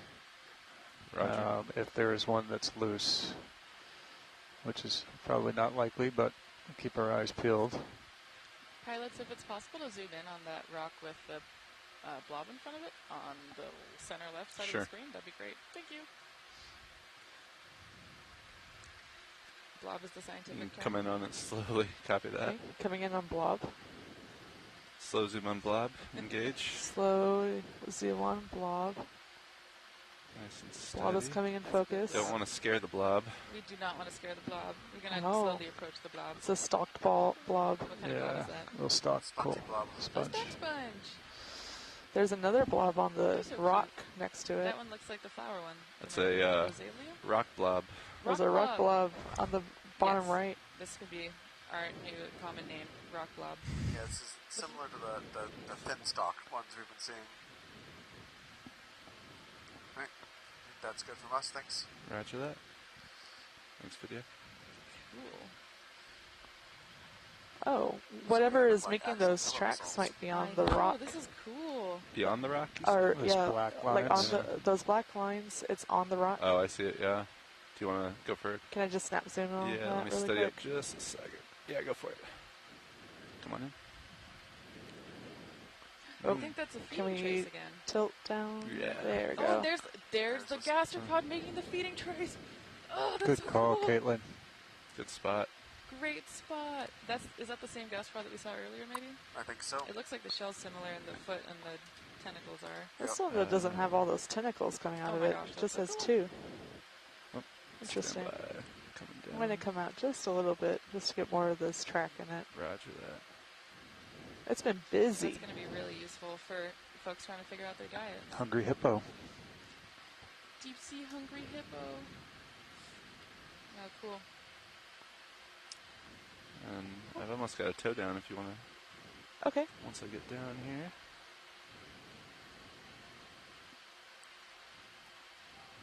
All right. Go ahead, Rich. Oh. Good copy. Take a bridge. Come on in. Coming in just really quick. Oh, yes, extreme close-up. Haven't gotten super detailed shots on this guy yet. Extreme snail close-up. Oh, cool. Very cool. It looks like it has a flare at the back of its shell. I mean, obviously hard to tell from this angle, but to me that doesn't look like tissue. It looks like calcite. Very cool. So no apparent movement. So how long is it taking them to make those tracks? Oh, they do want to collect video's it? clear. We're going to need to call probably a ship stop, right? Levi's looking at you pretty far. I think we'll be okay. Okay. The ship's all stopped anyway, so. Where do we want to try to collect this? We can put it in jar 6, even though it's the flash it should stag. Roger that. You have time for this? Yeah. That's what I was asking. You sure do. This will be probably bingo. My invertebrate lover heart is very glad Should be that in we're paying reach attention somewhere to right about here. Huh? these types of invertebrates on this cruise. Trying to understand the gastropods.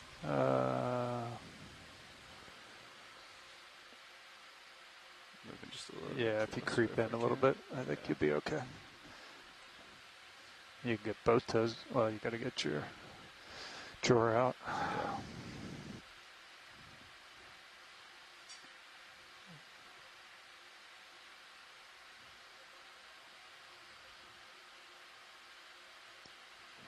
Let that stabilize just a second. I think my left toe is. Yeah, that's perfect if you can get it settled so you can still clear the drawer. Yeah. I see what you're doing. I don't know if that probably wouldn't do it, would it? You might be all right. Stand by. We got time.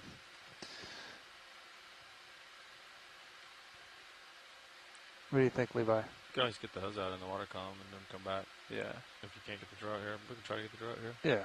Let's give it a go once it's stable up here. Okay, so we keep shoreside updated. We're just making some maneuvers to sample. All right. Let's see if we can do drawer here or not. See if we can At least a little sample bit. this gastropod. You want to look at it with the mini Zeus for me there? Yeah. Scientifically, it'll be really awesome to have this There you go. specimen associated with That should be enough, huh? feeding habit. Okay. It helps a lot with us understanding what they're doing. All right, jar 6 is ready. Roger that. Hydraulics are up. Yes. Thank you.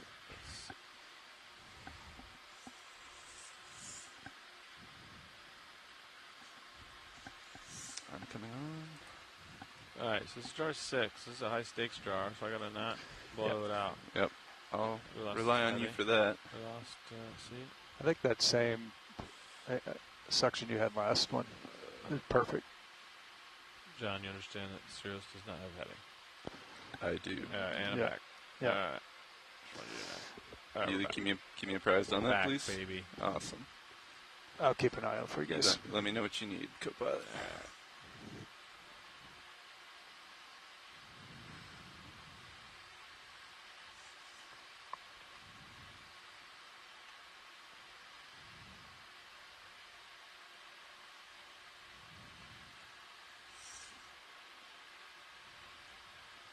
I don't think I can draw out much further. Yeah, I'm having a hard time. I might be able to get Wrist yeah. left a little bit because your shoulder ran out of shoulder. And down a little bit. You think I can get it like that? That's looking close. You come out of here, Levi? I could try. Grip forces. Oh, I'm gonna hold the standby. Yeah, there you go. Bring that down. Okay. I tried out a little bit. Copy that. That'll ease the wrist a little bit. Thanks. All right, going for it. Yep, that's So good color. Be aware, some of these snails. All right, if you can draw in for me. Yeah. All right. Nice. All right. All right. Sir's good. Coming out. So John, be aware, some of these snails have a threat-predator response that they jump and start spasming. Roger. Good to know. Let me know when you want section. Can we get eyes on this a little? It's right behind there. Yeah, I just don't. I know. I just want to. There it is. Oh. You want me to try to angle it like that?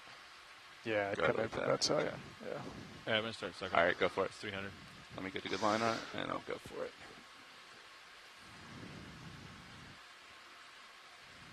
Stand by. Go from the other side, too, then both cameras might be able to see it. It's kind of... There you go. So now I can see it You here. got good view. There we go. I see it over there. Yeah. Yeah, if I can move the arm just a little bit. It's tricky. There we go. Nice. There it is. Got it? Yep. It's in the nozzle. Give me a... Wiggle it up. Do we drop it? Is that it on the ground? I think it's right in the tip. No, it's either on the ground or it's in the tip. I think it's in the tip. I think it, Could you turn your nozzle left so we can see it in the main cam? Let's try. No. No, I think that's it on the ground. Yeah. Okay, so it's just below you. Okay. I wiped out on the ground. Yeah. Roger that. I'm still stuck at 300. Okay. I'll kill it once I see it to dry. Get my angle right here. Perfect. I'm still having trouble getting out of the view here, but let's see what we can do. Yeah, there you go. You got plenty of hose too. Roger that. There we go. I think that's enough of a view. Let's try take two.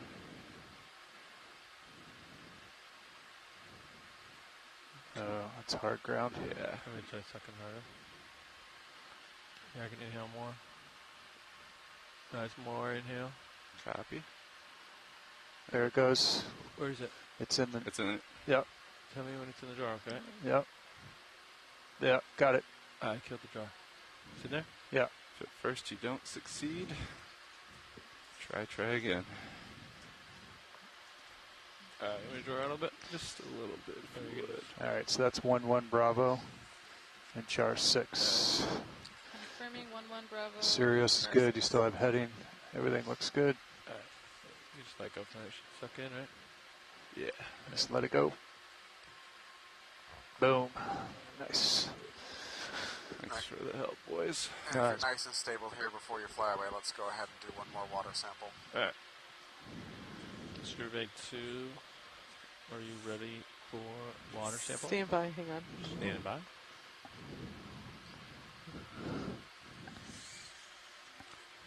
Hydraulic secure an arm. Give me 1 second, Levi. Thanks for the assist, co-pilot. Nicely done. Good job, pilot. That was great. In jar 6, no less. Do you have it, or will we offset it for securing, or you think it's not going anywhere? Yeah, he's latched down in the bottom of the rim. I think you're good.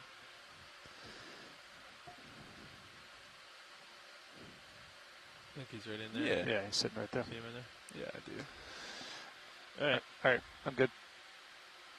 Good? All right. Survey 2, did you say that you are ready for Niskin operations? In that case, we are resetting. And we are firing. Maybe it reset for long enough.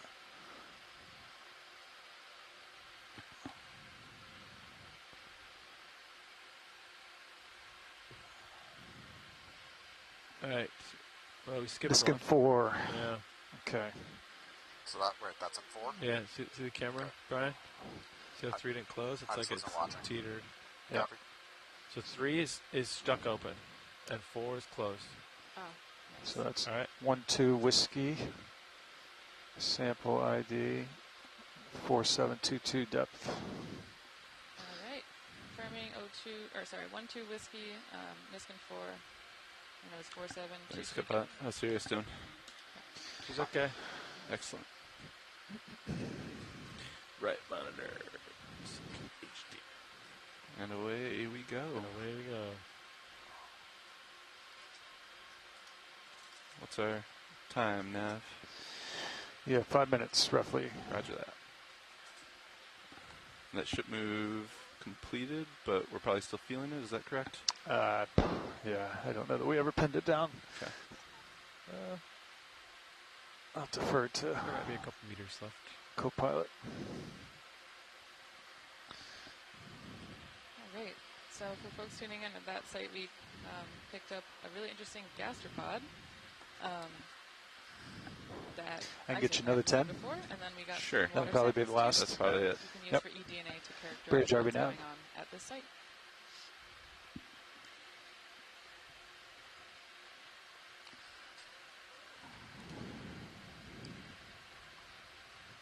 Pilots, we're getting from shore. Bridge RB pilot, now. there's something long Hey, at the Bridge, bottom I'd like to left. request a ship move, please. Range 10 it's about meters, the 7 bearing o'clock 010 degrees, position. speed 0 Yes, decimal stand 2 by. 8 knots. o'clock position. Got a lot of voices. Stand by. Sorry, pilot. No worries. I got All right, excited. I heard watch Good lead copy, and all. Thank you, a Bridge. video request there. Yeah. So let's look at the gelatinous thing on the bottom. Okay, was left that the same first. thing you were looking at, Caitlin? Yes. Okay. We'll kill 2 rocks with 1 stone, so to speak. Let's go in for it. You can slowly start taking it, Caitlin. Okay, coming in. Yeah. What is that? Sorry, I got excited. No worries. No, it's a good spot. What is that? Understandably so. It's a worm. It's cool. That's a worm? That's wild. That's a really big worm. What? Setting down. I think it's the biggest thing we've seen all day, too. It's pretty long. So this is some type It's of really acorn long. worm, probably. We got in the chat that it's an ecurine. Urine? That's what Kelly said. Let's try to reposition here.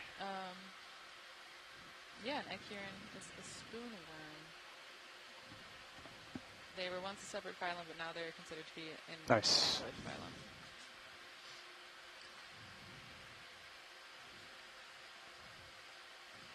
Wow, that is not like what I would think when I think of a worm. So cool. Oh, and Steve Osbridge says maybe an acorn worm, so. I would lean towards acorn worm personally. Is that full zoom, Caitlin? That's not full zoom, but if I go in anymore, it's going to go into the rock. On the end of it. I see. Can we go to the right? I will do my I best to pivot think for the you here. right-hand side is the head. Roger that. I think. Is that the fecal matter on the right-hand side? You can come in if you like. Sorry, I lost my toe here. Let me adjust the camera for you. So this is another one of those detritivores. Makes its living just crawling around the rock and picking up the sediment and digesting off the Ooh, its skin is biological matter textured. in the marine That's snow cool. and sediment. Good, Bridge. Good copy. Thank you, Bridge. And it looks like that maybe until recently we thought that they all lived in the sediment or in faunal. Is that right? I don't know about. I have to admit, I don't know a whole lot about the acorn worms in I'm general. going to hold right here for a few seconds, Okay. but I do want to zoom in on the skin. Yeah, sorry, I don't have Looks a like great there's- toe hold that's here. okay. We do generally see My these best here. similar organisms in this kind of same better. feeding trace. A lot of times you'll get spiral feeding traces actually where they go in a circle No way. and leave these like deep sea spirals. All right, I think science is Okay. good here. Oh, really quick. Really What quick, video really quick. is? Well, Look at that skin. That's Be a cool. little more to the right here. it's such It's a so amazing wrinkly. view. That's interesting. Yeah, the texture is very interesting. I know that we've seen worms in the past where it looks like it has like a mucus outer layer. So anyway, Trying to okay, look up a video's clear. diagram of Roger that. acorn worm anatomy. Let me see if I can figure it out. That's full wide. All right, with the last 4 minutes we have here, let's look and see if we'll give one last good try to find any loose rocks. Roger that. We'll do our best here. We'll try to be a little quicker than normal here. No, you got time. All right, we're going to zoom You through don't. and try to find some loose You jump ends. out there. You're not going to have a tether. Let me Well, take some and from the peeks. There chat, could they be. say that shallow species are usually infaunal. Shallow species of acorn worm. Let me know if you see any but good deeper acorn candidates worms front are row. surface deposit feeders, and their body's I'm fragile gonna and gelatinous. Skim over this way. But like some holothurians we've been seeing, they just consume and defecate as they move. Something red right there at your left toe. Which is the nice way to say it on air. Below it? Yeah, just right at your left toe, straight down. Mm. I don't know what it is. You can tilt down. Oh, was it the acorn you were just looking at? Yeah.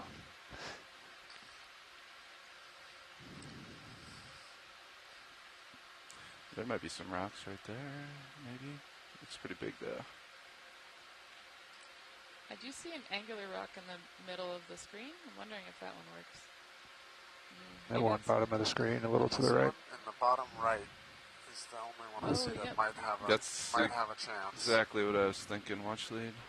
I don't know how big it is. Let's see. Get some lasers on it. Oh, I had them on. It's pretty encrusted, but maybe it's thick enough that we can get past that. Maybe. Yeah, you'd be all right. Yeah. Oh, yeah. We can give it a go. Look at that burrow. Oh, yeah. That's right there. Actually, yeah, it's not big at all. Nice. All right, so this will be bingo for you. Yep. Yes or no? Roger that.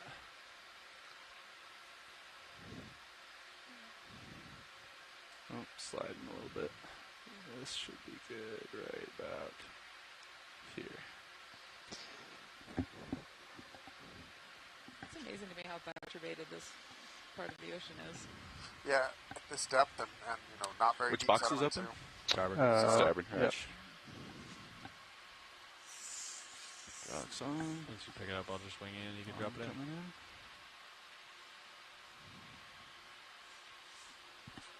Our hydraulics on? No, not yet. Oops. Okay, let's try that. There you go. Hydraulics right. Thank you, sir.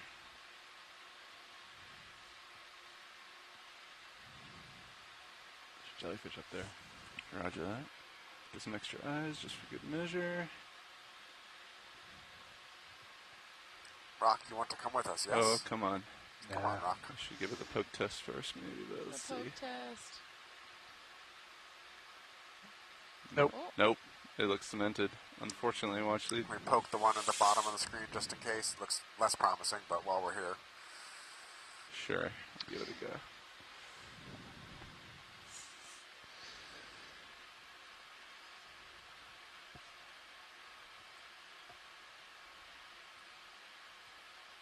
Mm. Nope. Try from this side, but I think all these are a little cemented, unfortunately. Rock does not want to come home for science. All right, that's bingo, gentlemen. Roger that. I'm going to give this one more little tap. Yeah. Doesn't look like it. Hard in there. Unfortunately. Sorry, watch leads. Val's suggesting that one, the angular one. You can see how it's, the way it's locked in there. Yeah, it's probably not movable. Nope, that's buried. Okay, thanks, pilots. No worries. All right. I assume you're going to tell me that's the playtime's over? Yeah, I think that's it right now. Yep. We're all at the bottom time. All right. Well, thanks everyone for watching. As we explored the Murray Fracture Zone today, we've got rapid transit over to our next dive site tomorrow.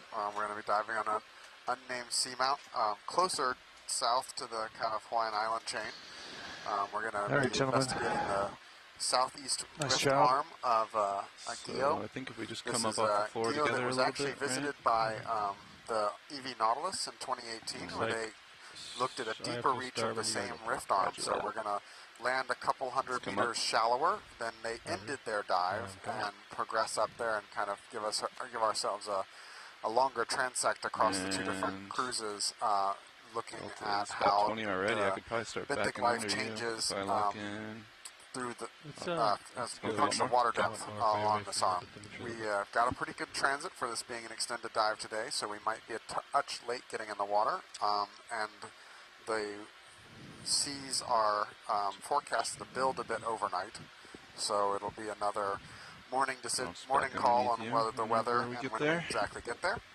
But we'll plan on having our 9 a.m. ship time dive planning call tomorrow as normal, and hopefully we'll be in the water shortly about that same time, heading towards the seafloor. Well, sorry, anything you want to say to wrap up today's dive? Yeah, just thanks to everyone who called in and gave input and taught us a bit about the Murray Fracture Zone and taught me a lot about carnivorous sponges. So stoked to have been able to do this, and looking forward to tomorrow when we're going to get a lot more carbonate sediments. Very exciting. Traveling. So you turned to starboard Levi thanks this all, morning. and have a great rest of your evening, and we'll talk to you all tomorrow. Yep. Aloha, gang. Talk to you later. All right, you want me to turn? A little bit, yeah. All right. You can just go down a little bit if you want. Or I can go up, wherever you want.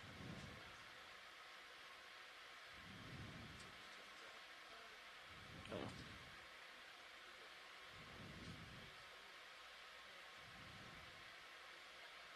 All right.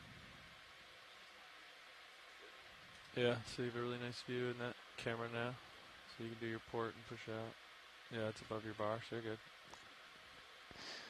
You can put auto heading in. And then boom. Go inverse the boat and push out. There you go. You even got your shilling still stowed there, Mr. Co-pilot. It's close. I agree. Roger, down. There's your blue view. Look, it's 20 meters to your starboard is the bathymetry. Copy.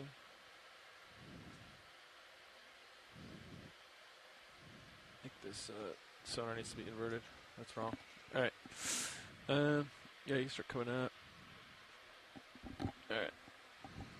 Kill my hydraulics for now. Is the tether tight yet?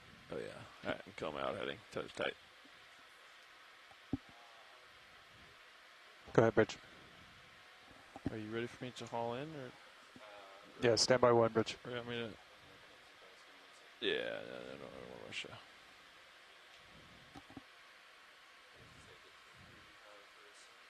No, not too bad. You're pretty light today. You didn't get any heavy rocks.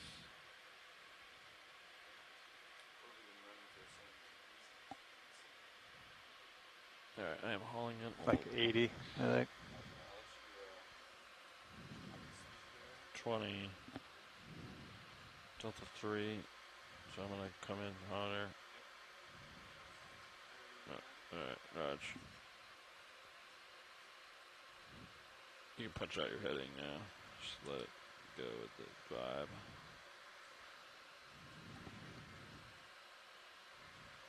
Yeah, you're only doing 50% up. Alright, that's 29, 30.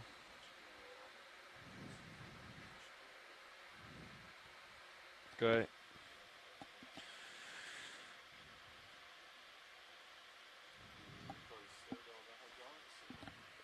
You guys good? Everybody happy? Come. Bridge, are we now? Go ahead. Sorry about that.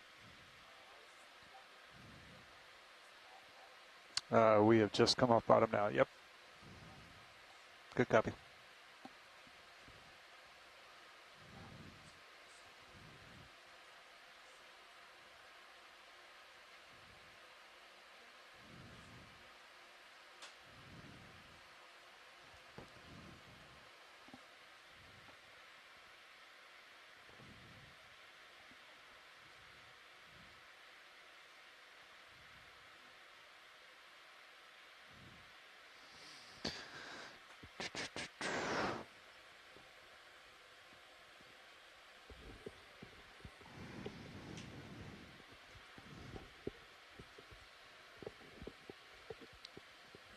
You didn't have much bottom time, but you had a lot of action on your watch, John. You're sampling, and you got a. You have a clip, and then he sucked the unknown. Yeah, he didn't. Brian hadn't seen it before. I don't know if I've seen it before. I hope it's intact in the jar. It is. It's like leaning up against the side. You can see it there if you throw the light on.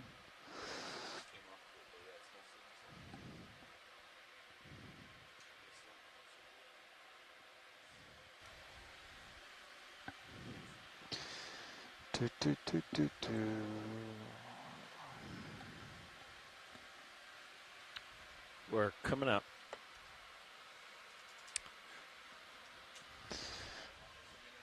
Blue Water Express.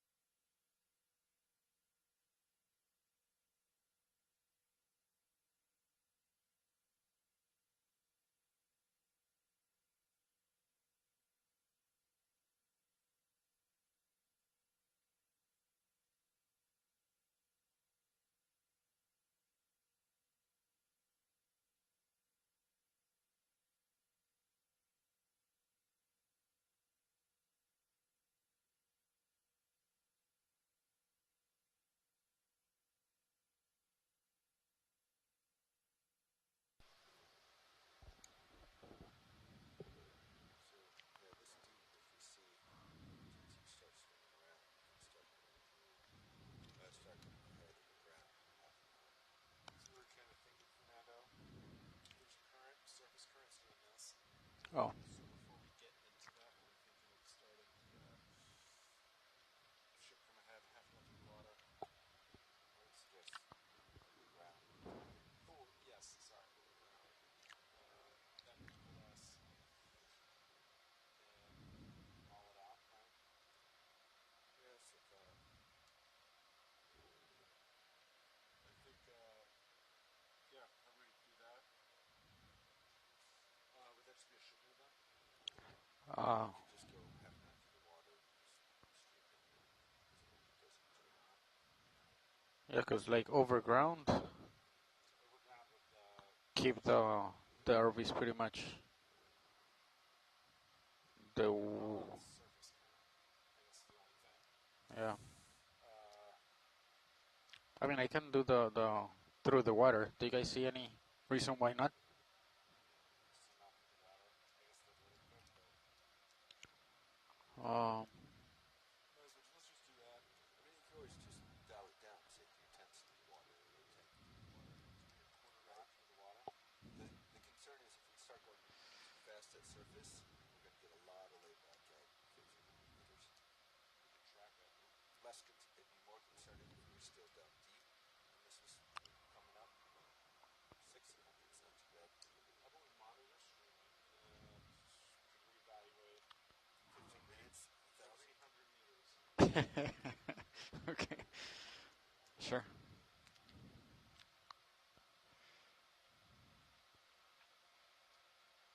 How far do we make it? Let's see.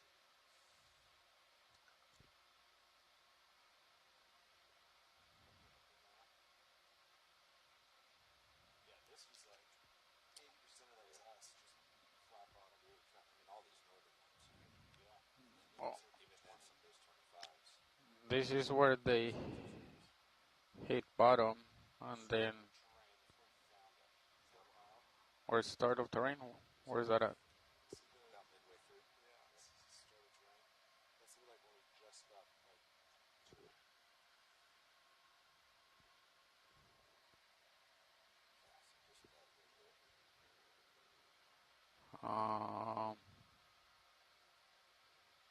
160.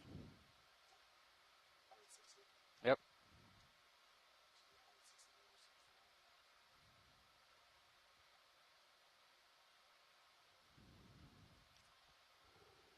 So yeah, did that come through the bottom floor?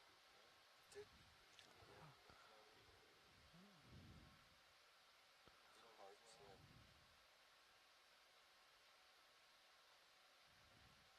So all suction jars are full.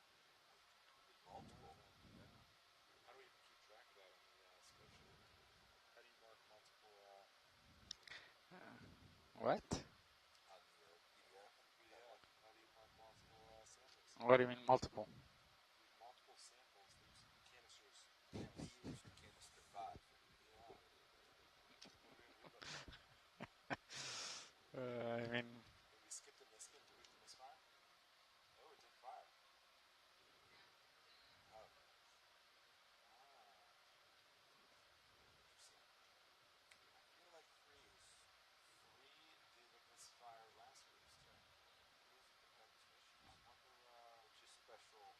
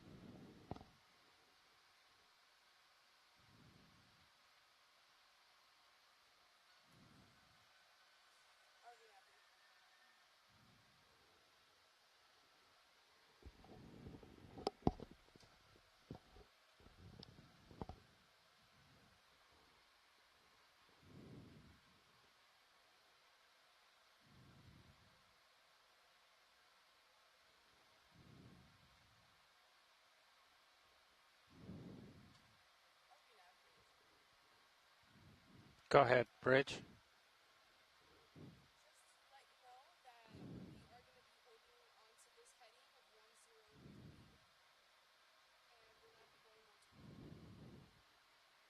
Copy, holding this setting, thank you.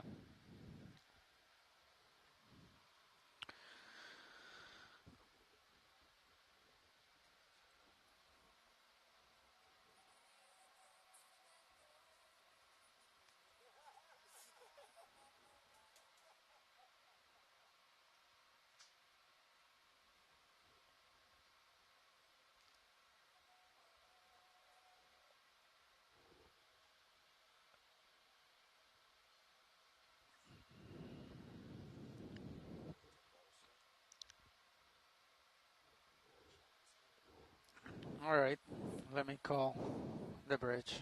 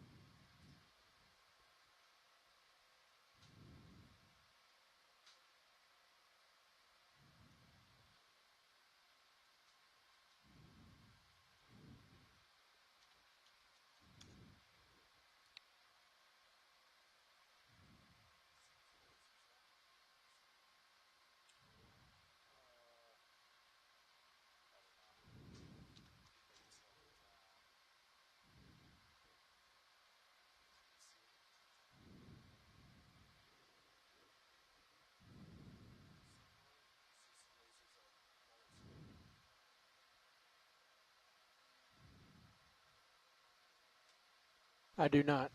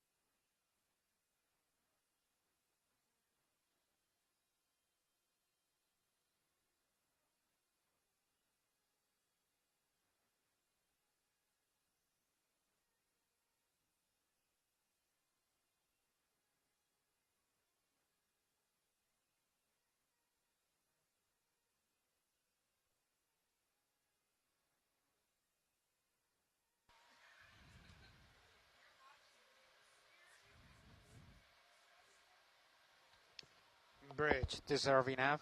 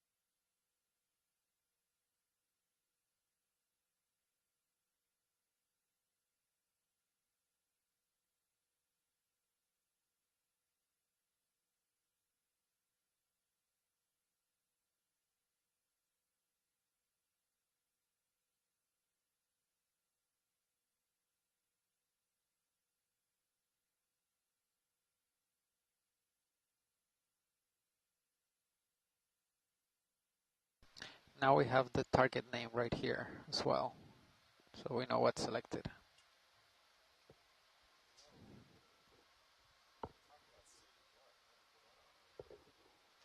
I just noticed it right here, and I was like, how come we don't have it down here in the ROV section? So just a little enhancement.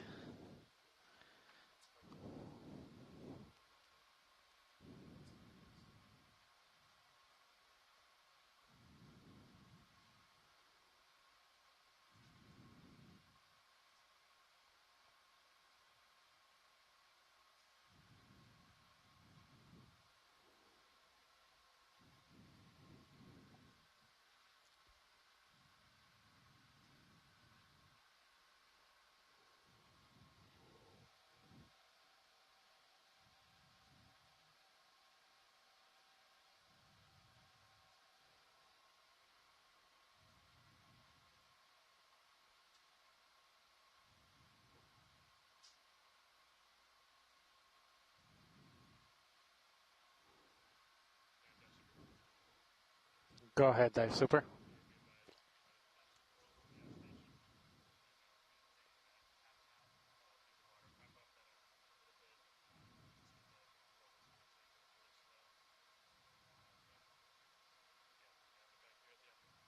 Copy all. Vehicles are passing 105 meters depth. Streaming is about 20 degrees to starboard.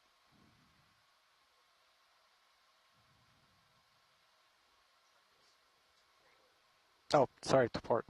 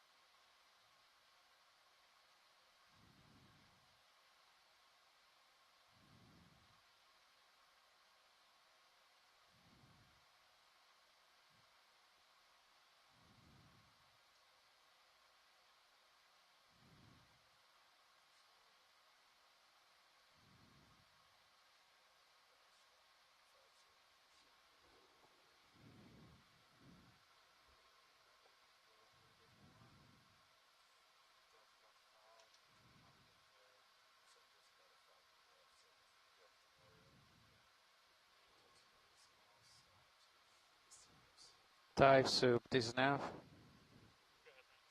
Vehicles are stopped at 50 and streaming looks perfect.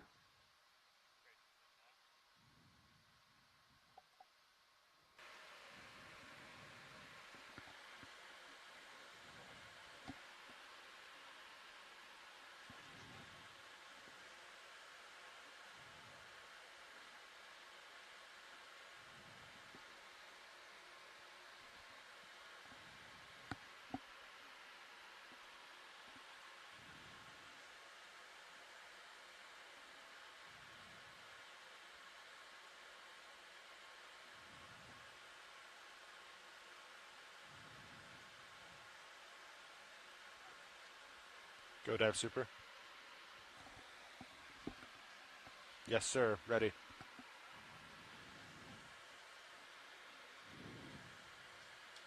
Copy.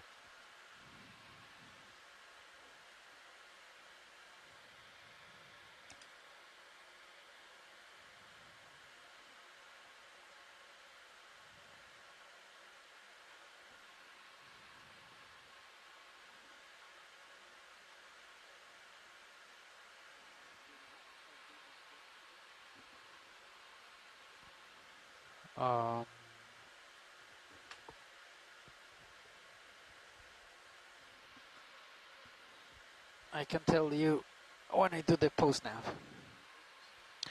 About 48:57. Yeah, the city, that's what it recorded.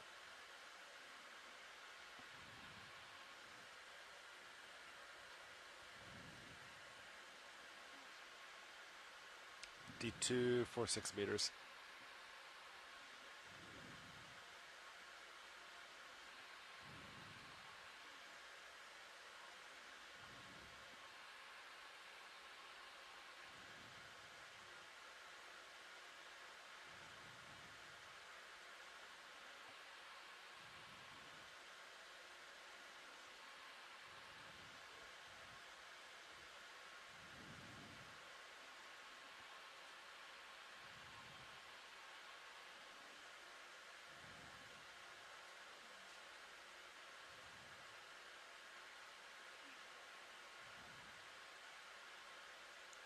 D237 meters.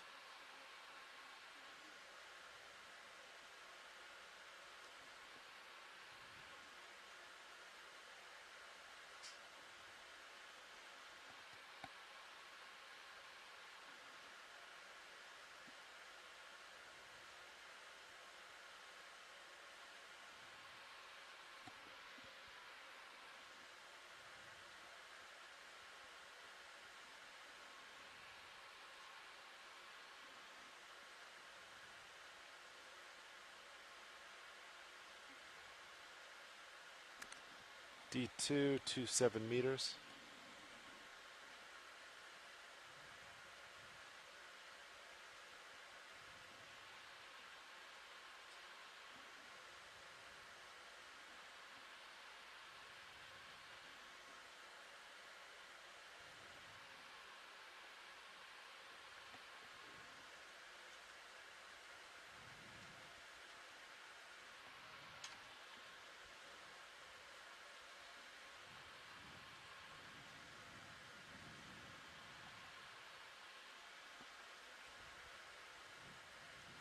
D218 meters.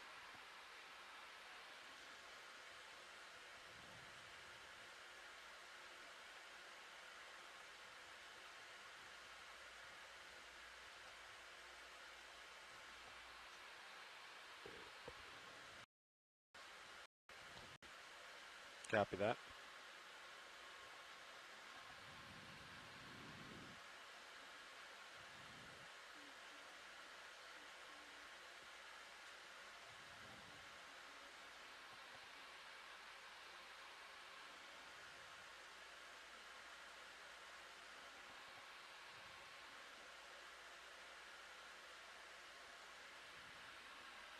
Video, can we get the camera change? Copy that. D2 depth 4 meters.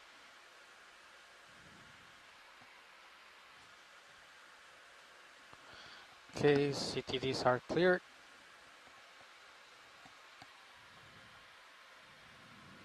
Yeah, copy that. A little hard to see, but yeah.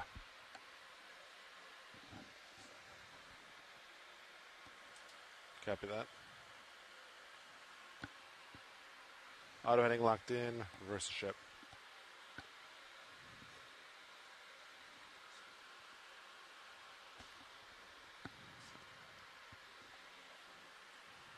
Let's see for a second. I could just see my, yeah, like 6 feet from the edge.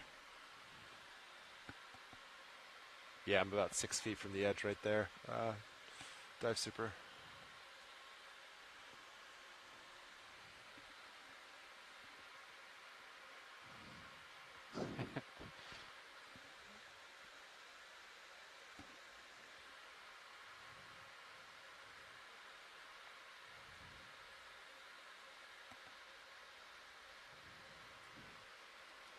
Yeah, copy that.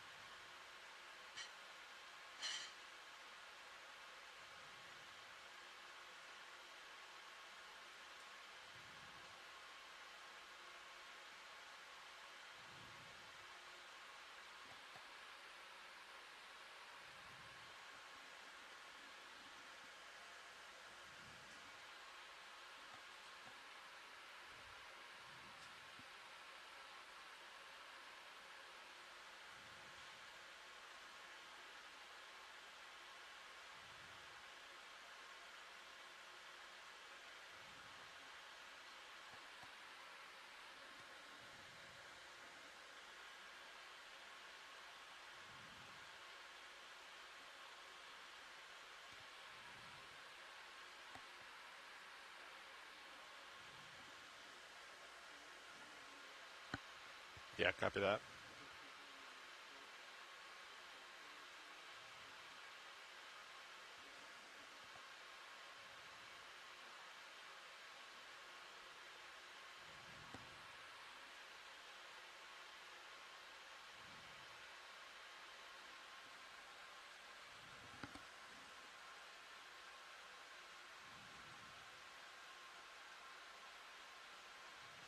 Okay, I'm off lateral.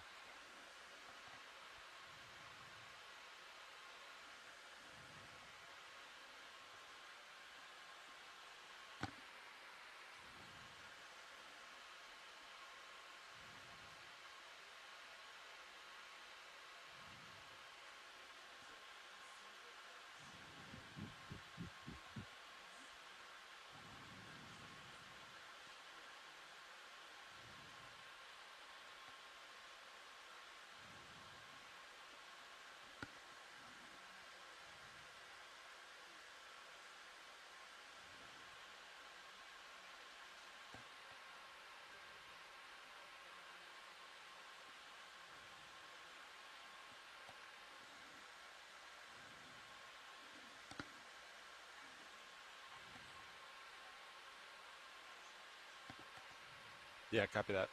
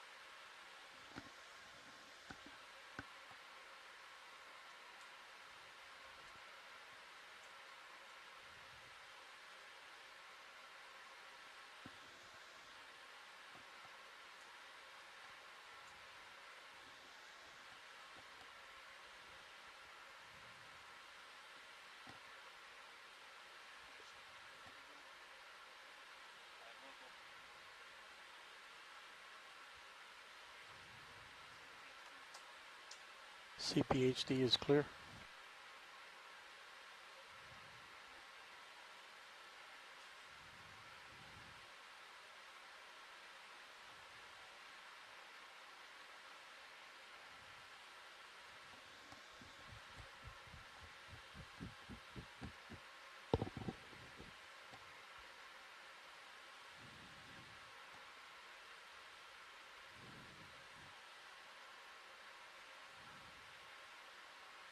Copy that. I'm auto heading in, otherwise off stick.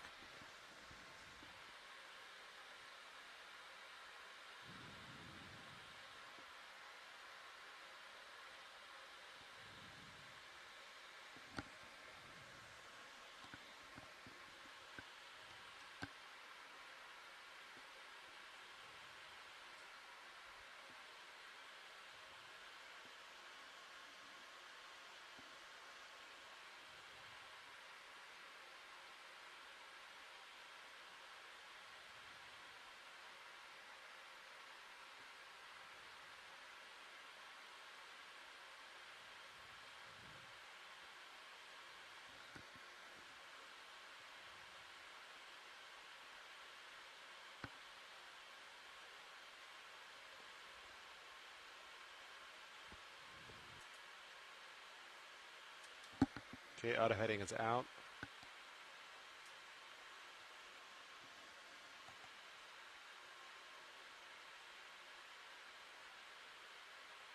Just looks like it's stuck in the tape at BSR. And it's free at the BSR.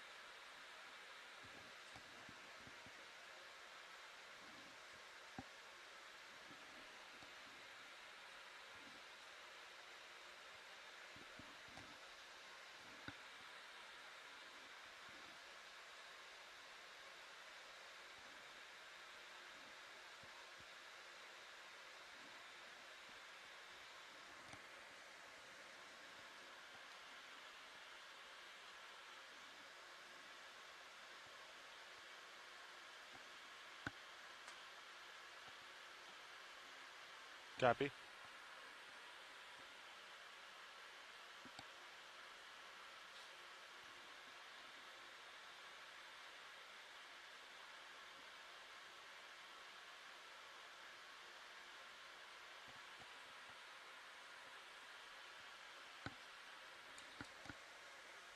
Copy. Auto heading locked in. Reverse the ship.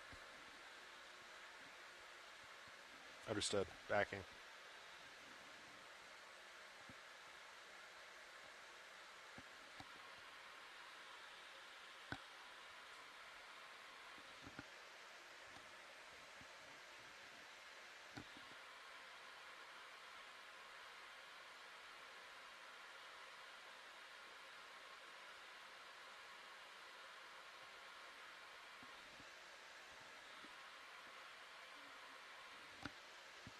Yep.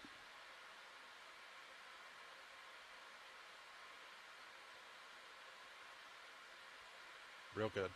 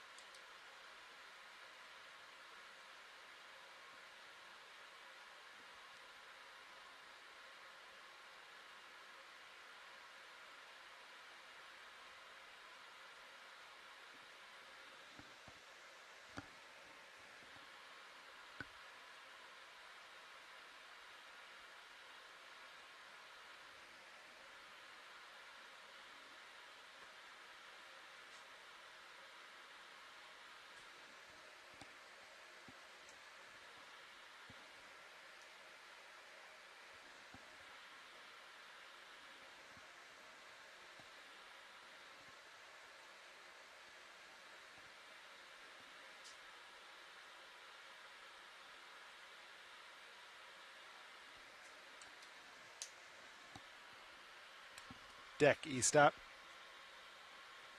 Winch, knife switch. Power meter reads 0.